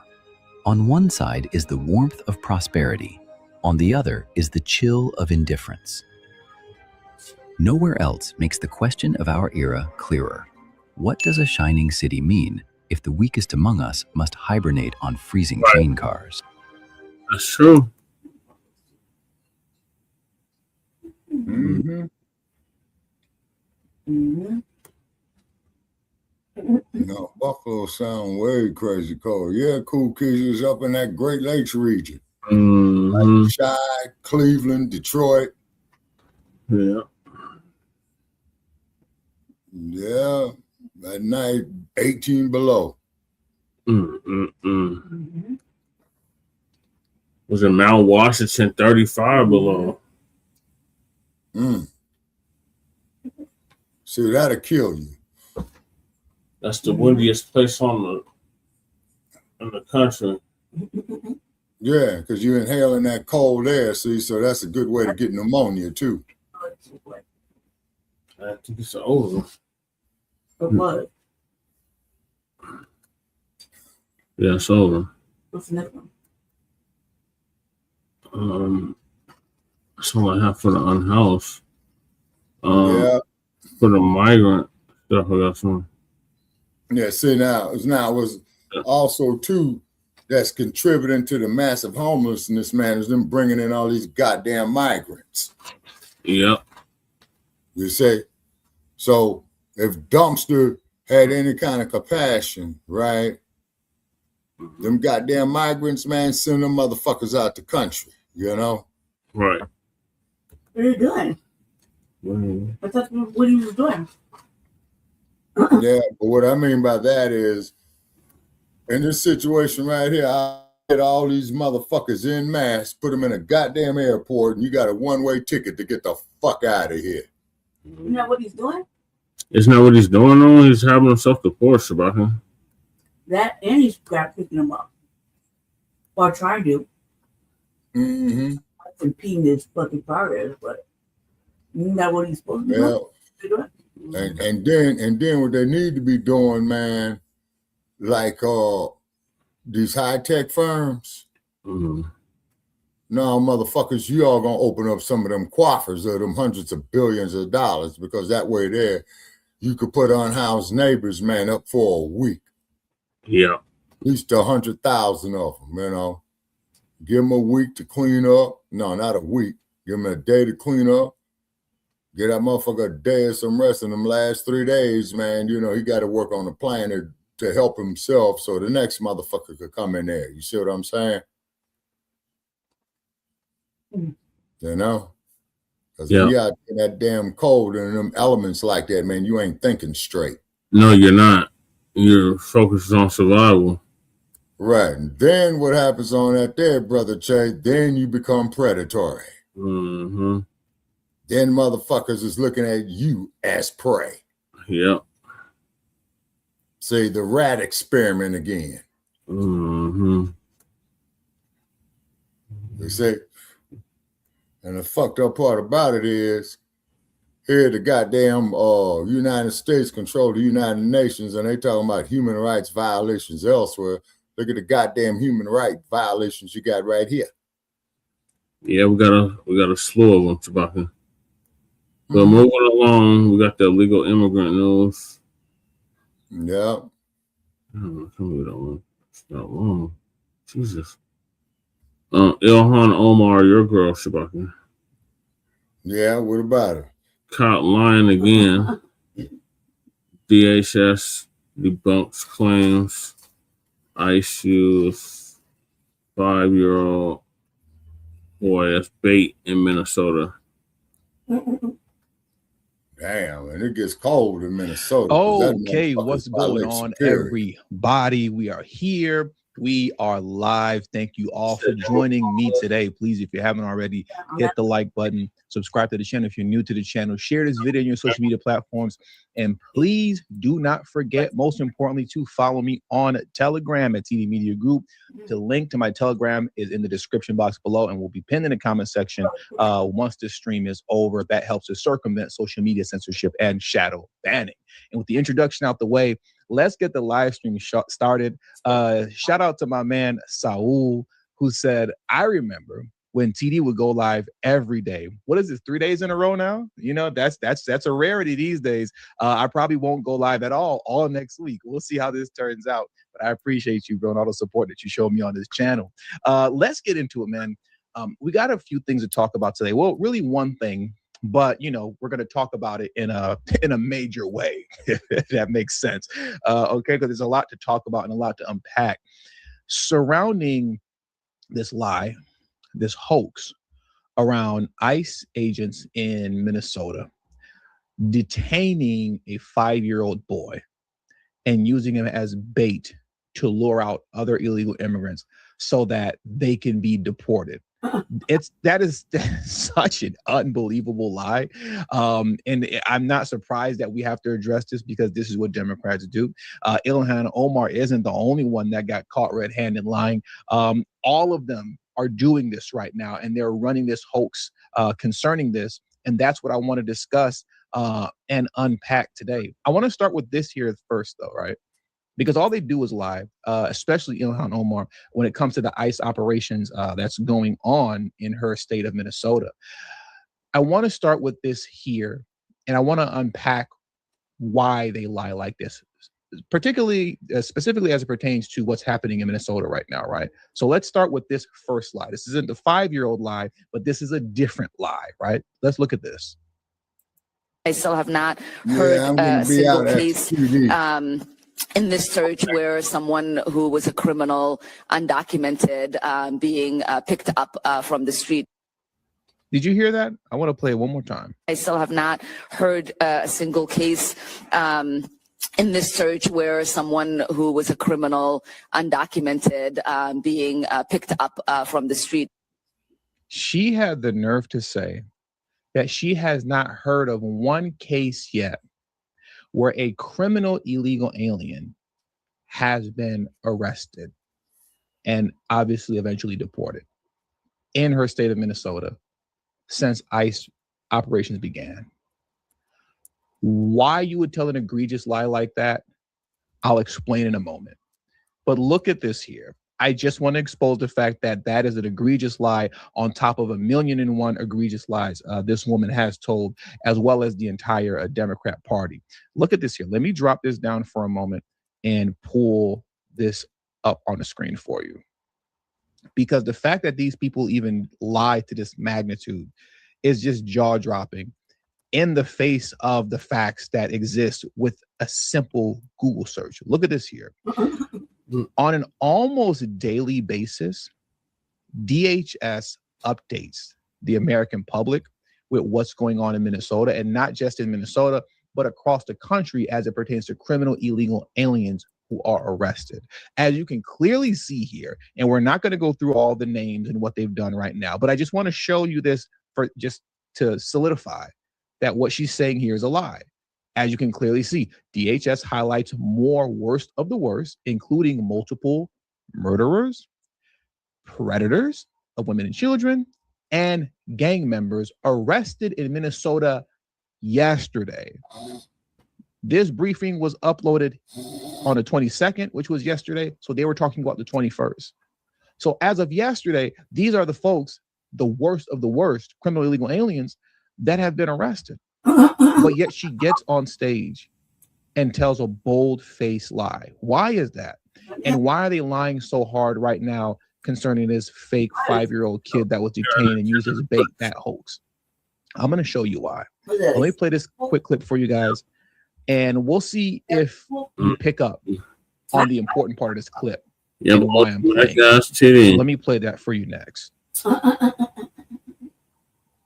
You get call here. I'm going to get to the breaking news we have just heard. The FBI has apparently just served subpoenas to several officials here in Minneapolis, including members of the office of Governor Tim Walz. We will bring you more information as we get it on those subpoenas. Meantime, the number of protesters out here at the federal building is diminishing every day, it seems. But the war of words between local officials and the Trump administration. Did you hear what he said? I'm going to play that last part one more time, not the whole thing. I'm going to play it one more time. Those subpoenas. Meantime, the number of protesters out here at the federal building is diminishing every day, it seems. But the war of words between local officials and the Trump administration. The protests in front of the federal building are diminishing every day. Fewer and fewer people are coming out to protest. And if fewer people are coming out to protest, that means the eyes then turn right back around on the first half of what he was discussing concerning the fraud happening in Minneapolis and in Minnesota as a whole, concerning the Somali daycares and welfare fraud that experts are now saying could possibly go up to, the estimates are up to close to, I believe, $18 to $19 billion in taxpayer money that's been stolen. Okay? They need the chaos in the streets that has been occurring since ICE has been there to have people looking away from the fraud and keeping their eyes on the madness of the crowds. This is why they lie like this, to continue to inflame and agitate. That sounds right. Now, here is the latest lie. And it's an egregious lie because what they're doing is that they're weaponizing a child. But then again, that's to be expected because this is something that they do quite a bit, okay, as it pertains to weaponizing children.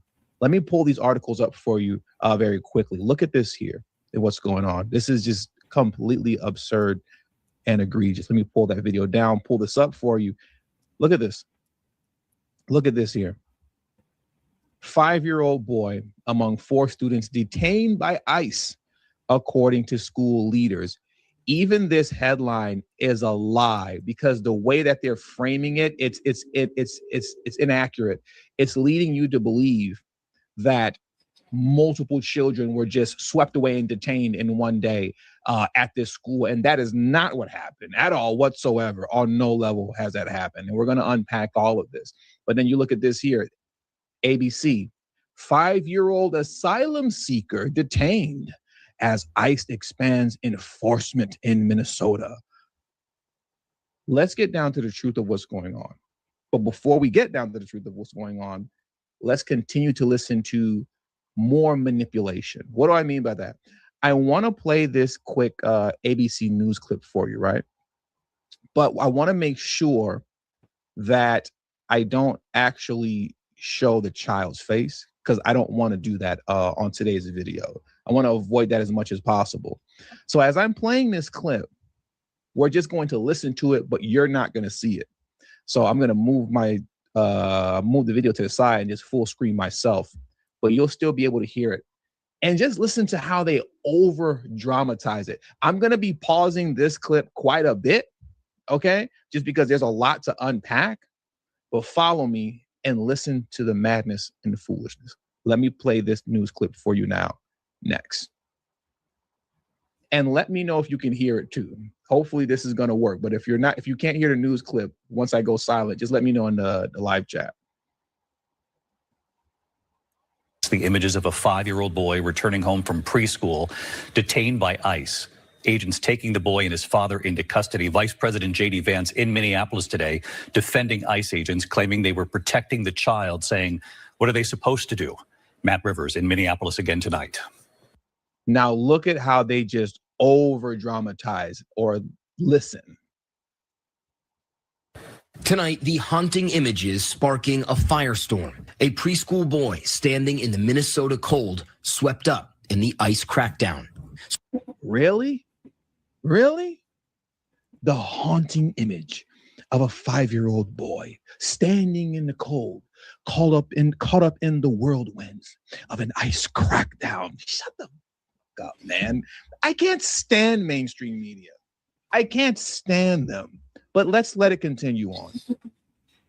School officials say 5-year-old Liam, wearing his blue hat and backpack, and his father, Adrian Alexander Conejo Arias, had just pulled into their suburban Minneapolis driveway Tuesday when agents took that father into custody. The school then saying an agent essentially used the 5-year-old as bait, directing him to see if anyone else was home before taking the boy away. Such a lie from the pit of hell. And I'm going to expose all that in just a moment. But oh my God, these people lie like crazy. They are so desperate for chaos in the streets. That's why they lie like this. This is insanity. The district saying Liam is among 4 students recently detained. The sense of safety in our community and around our schools is shaken, and our hearts are shattered. And honestly, at the end of the day, children should be in school with their classmates. But gosh, shut up. Listen, okay? Let's talk about detainment for a moment, because it's only in recent times, right, under the Trump administration, where being detained by law enforcement has apparently turned into some, tyrannical tactic. Right? It's turned to it's tyranny. If you're detained, it's complete tyranny. Any and everybody can be detained, okay? If there is a warrant for my arrest and I'm driving in a car with my son, or I'm walking down the street with my son, or if we're in the grocery store together and law enforcement sees me, they catch me and they arrest me, guess what's going to happen to my 12-year-old son? He's going to be detained, which is simply being held for a moment until things get sorted out. Detention is just simply being held for a moment, maybe a couple hours, until they're able to get everything together. So this idea that this boy was detained, oh my God, the humanity about him, he was detained. What were they supposed to do? Just leave the kid in the street? Because here's the full story. As I let the clip play some more, you're going to hear some more of the story, where they're at least going to attempt to give both sides to a degree. DHS telling a different story, saying ICE did not target a child, claiming Liam's father is an undocumented immigrant and fled on foot, abandoning his son in the driveway. Tonight, during a visit here in Minneapolis, Vice President J.D. Vance saying the agents were protecting the child. What are they supposed to do? Are they supposed to let a 5-year-old child freeze to death? But the district says multiple people on scene did offer to take the child, but were refused. Stupid. I hate the school said multiple people were on scene that were willing to take the child. Who are multiple people on scene?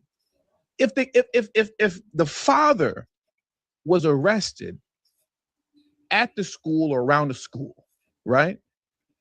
If he was arrested and now and he was, and mind you, the father abandoned him. He ran off. Okay. So we go to arrest the father. He takes off. He abandons the 5-year-old. Now you're telling me multiple people were on the scene that were willing to take the child? Law enforcement just can't leave this man's child with anybody. What are you even talking about? Law enforcement can't do that. Think about how psychotic that is. That those people would even offer up, hey, give me the child. And do what? So you can actually disappear them into some sort of, I don't even want to say it. Think about how crazy that is. And they'll make it seem like this is some sort of madness that ICE didn't just hand the child over to random people on the scene. People are lunatics, man. They're lunatics. Vance broadly praising the work of federal agents, saying the vast majority are doing excellent work. But for the first time tonight, the administration telling me they are willing to discipline ICE officers, quote, when justified. Somebody did something wrong. Yes, they're going to face disciplinary action, but we're not going to judge them in the court of public opinion. Vance saying he's trying to ease soaring tensions amid furious protests. Okay, so we can end that there, right? We can end that portion, or at least the video there. We don't have to carry on because there's a few more things that I want to elaborate concerning this and the truth around it, right? What I want to do next is that I want to show you this. Let me pull this back over here and drop this down and pull this up. All day yesterday, DHS and ICE spent the entire day debunking this lie, okay? That a child was detained and that they used a child as bait to lure out other illegal immigrants. All day, as you can see here, you're looking at the tweet right here. I don't need to read it because it's just going to go over what was already said. The boy was abandoned. He was abandoned, okay? But what I do want to do is that I want to play this video clip for you here of one of the top ICE officials who actually explains and articulates what actually happened. And it's about 2 minutes long, and it's important for me to play that because that's what's needed is the actual context and the truth, which is something that most people just simply don't care about, particularly if you're liberal. You don't care. But I'm going to show you the truth right here and now. So let's go over to this ICE director here, and I want him to explain what actually happened. This week, ICRO conducted targeted enforcement operation to arrest Adrian Alexander Conejo Arias, an illegal alien who was released back into the interior of the United States by the previous administration. When officers approached Conejo Arias, he and his child were in a vehicle. Arias fled from law enforcement on foot, abandoning his child in the middle of winter in a vehicle. Can we hear that one more time, please? Arias fled from law enforcement on foot, abandoning his child in the middle of winter in a vehicle. One of our officers stayed behind with that child while other officers apprehended his father. After conducting the arrest, my officers stayed with the child. They cared for him, took him to get something to eat from a drive-through restaurant, and spent hours ensuring he was taken care of. Again, my officers did that, not his father. My officers did everything they could to reunite him with his family. Tragically, when we approached the door of his residence, the people inside refused to take him in and open the door. That's the bait portion. That's the bait portion. They took the boy over home to his family. We have the father. Obviously, we don't want the child. They took the boy home, and the family said no. They wouldn't open the door to take the child. They said no. We don't want him. And now the DNC media, as well as all of the politicians like Ilhan Omar, AOC, this one woman that I've never even heard of before, Angie Craig, and so many others, they're running around here talking about, oh my God, they used the child as bait. They tried to take him home, and no one would open the door to take him in.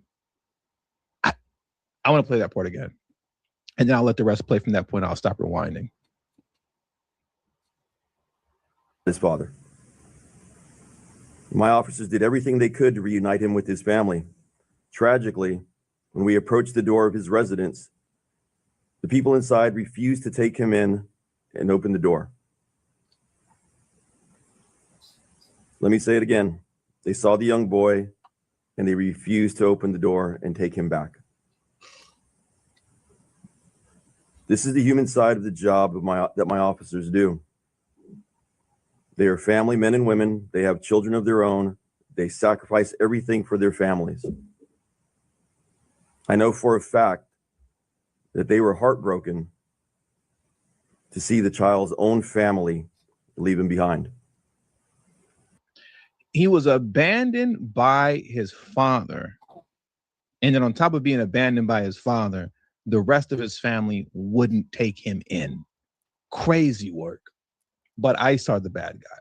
They're the bad guys, right? They're the bad guys. Shout out to my man Saul, always showing support. I appreciate you, bro. Saul said, dude name is Conejo, means rabbit. No wonder he fled. That's hilarious. That's what Conejo means. That means rabbit.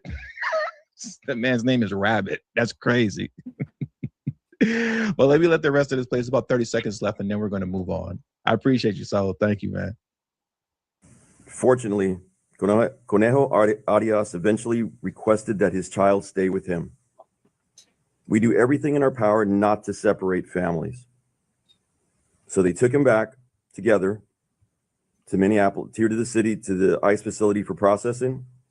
And now they are being well cared for at a family residential center, pending their immigration proceedings.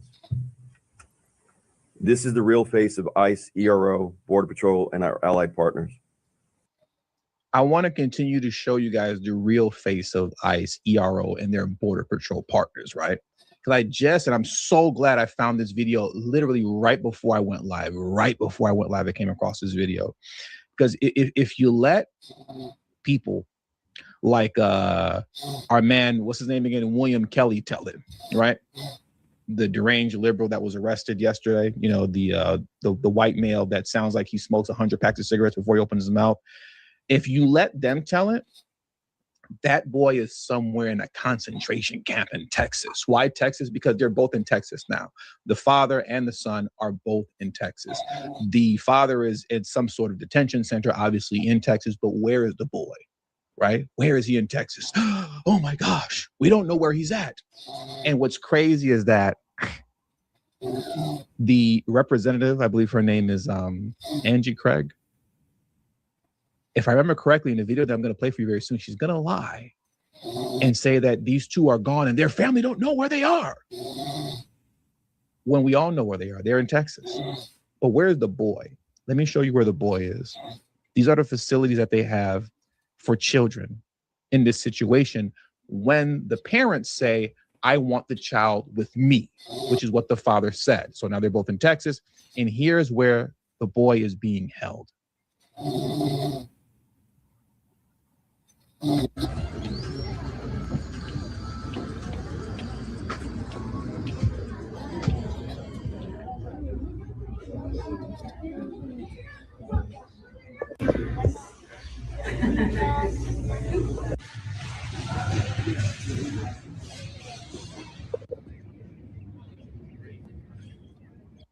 ICE is just so awful, aren't they? Oh my God, the humanity. Look at this concentration camp. Oh my God. The concentration camp that they're holding these children, and look at how they're treating them. The humanity. This is so tyrannical of Trump. This is the truth of ICE. This is ICE. This is ICE. Making sure these kids are well fed, playing, learning, not missing out on any education, none of that, in the midst of whatever it is that their parents are dealing with in that moment. Once again, if you let Democrats tell it, that boy is somewhere in a concentration camp. Clearly, he's not. Clearly, he's not. So now what I want to do is this. Make sure to remind you guys to hit the like button.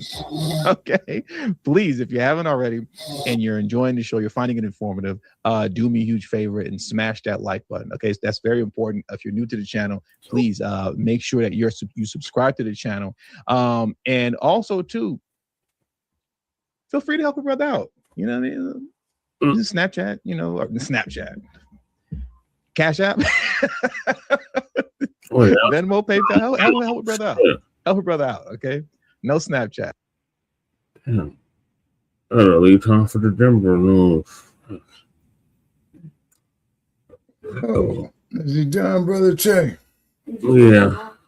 Man, I'm gonna have to call it a night, man. Yeah, I'm about to do the same, Shabaka. Man, it's 38 motherfucking degrees out here, man. And I got to cover up this damn draft, man, because I got a draft in here like a motherfucker. Yeah, he did, Leonard. He did put me to sleep. Yeah. Yeah, TD did put me to sleep, man. You know, what's up, Leonard? How you be? I should give you closing. Yeah, my closing is, hey, please like and subscribe to Front Line Blacc News. Please share it. We need numbers up. We need numbers. Our hearts go out there to all the unhoused out here this evening from coast to coast. You know what I'm saying? Pray to all them safe and definitely praying for the mamas and the babies out there.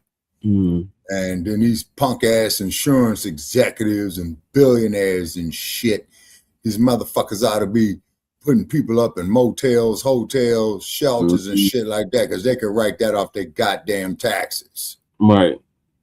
The motherfuckers, you know what I'm saying? Right, Shabaka. Yeah, you know. So I'm gonna call it a night here from Sin City.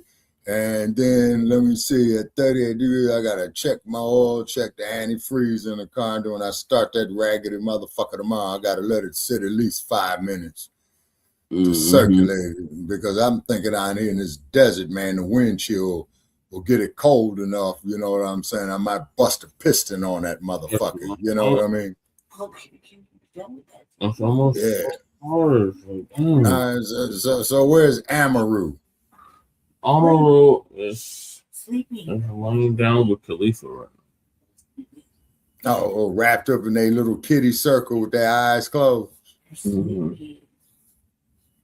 being kitties, you know what I'm saying? But oh shit, it is cold out here. And I gotta get my ass up, you know, shit, you know, when the sun come out. And go out there and hit these streets and try to handle some business. You know what I'm saying? Okay, Amaru said hi, Shabaka. Yeah, show Amaru on TV. No. Don't want to show Amaru. You don't want to stay Amaru. still. Amaru. Yeah, he don't want to stay still. Amaru. What's up with the camera? Yeah, man. Yeah, I got kibbles and bits. I got fish. Yeah, kitties love fish. That's not how it works. That's how it works. No, it doesn't. This one's different. Okay. Yeah, you got to put it side. No. Tell the front of the camera. Hey, next time you go to city council, you ought to patch me in so I can cuss them motherfuckers out and then. Oh no, let's turn on the screen. Let's see right then do it. And I got this goddamn heater on in this motherfucker, man, and this place is still freezing. All right, Shabaka, I'm going to end the show now. Thank you. All right. Okay. Hell no, I won't be joining the Black Lions. No. Jesse joining the Black Lions. No, I'm not doing that shit. I forgot to show you that. But old boy Paul Burson, he dropped out of the Panthers. And now they're called the Black Lions now. Oh man, I'm sorry to see them, man, have all this dissent and division in these formations. You know what I'm saying? Because when it comes down to it, people, probably because, like we say, the fix is in for 2026. It's gonna boil down that we are all we got. Say hi, Amaru. Amaru. Amaru. It was a good little Amaru. He got a little theme song and everything. Yeah. Good and everything. He's so stupid. We're just jealous. So we go over there, just like try to wake him up and everything. You go over there, starts talking to him. I'm so jealous. I hate him. Yeah. Little smooth. All right, y'all. I think it's because he did. All right. Okay. So I'm gonna bid y'all a good morning, because it's 3 o'clock where y'all at. Yes. Yeah. All right, so this is gonna conclude season 6.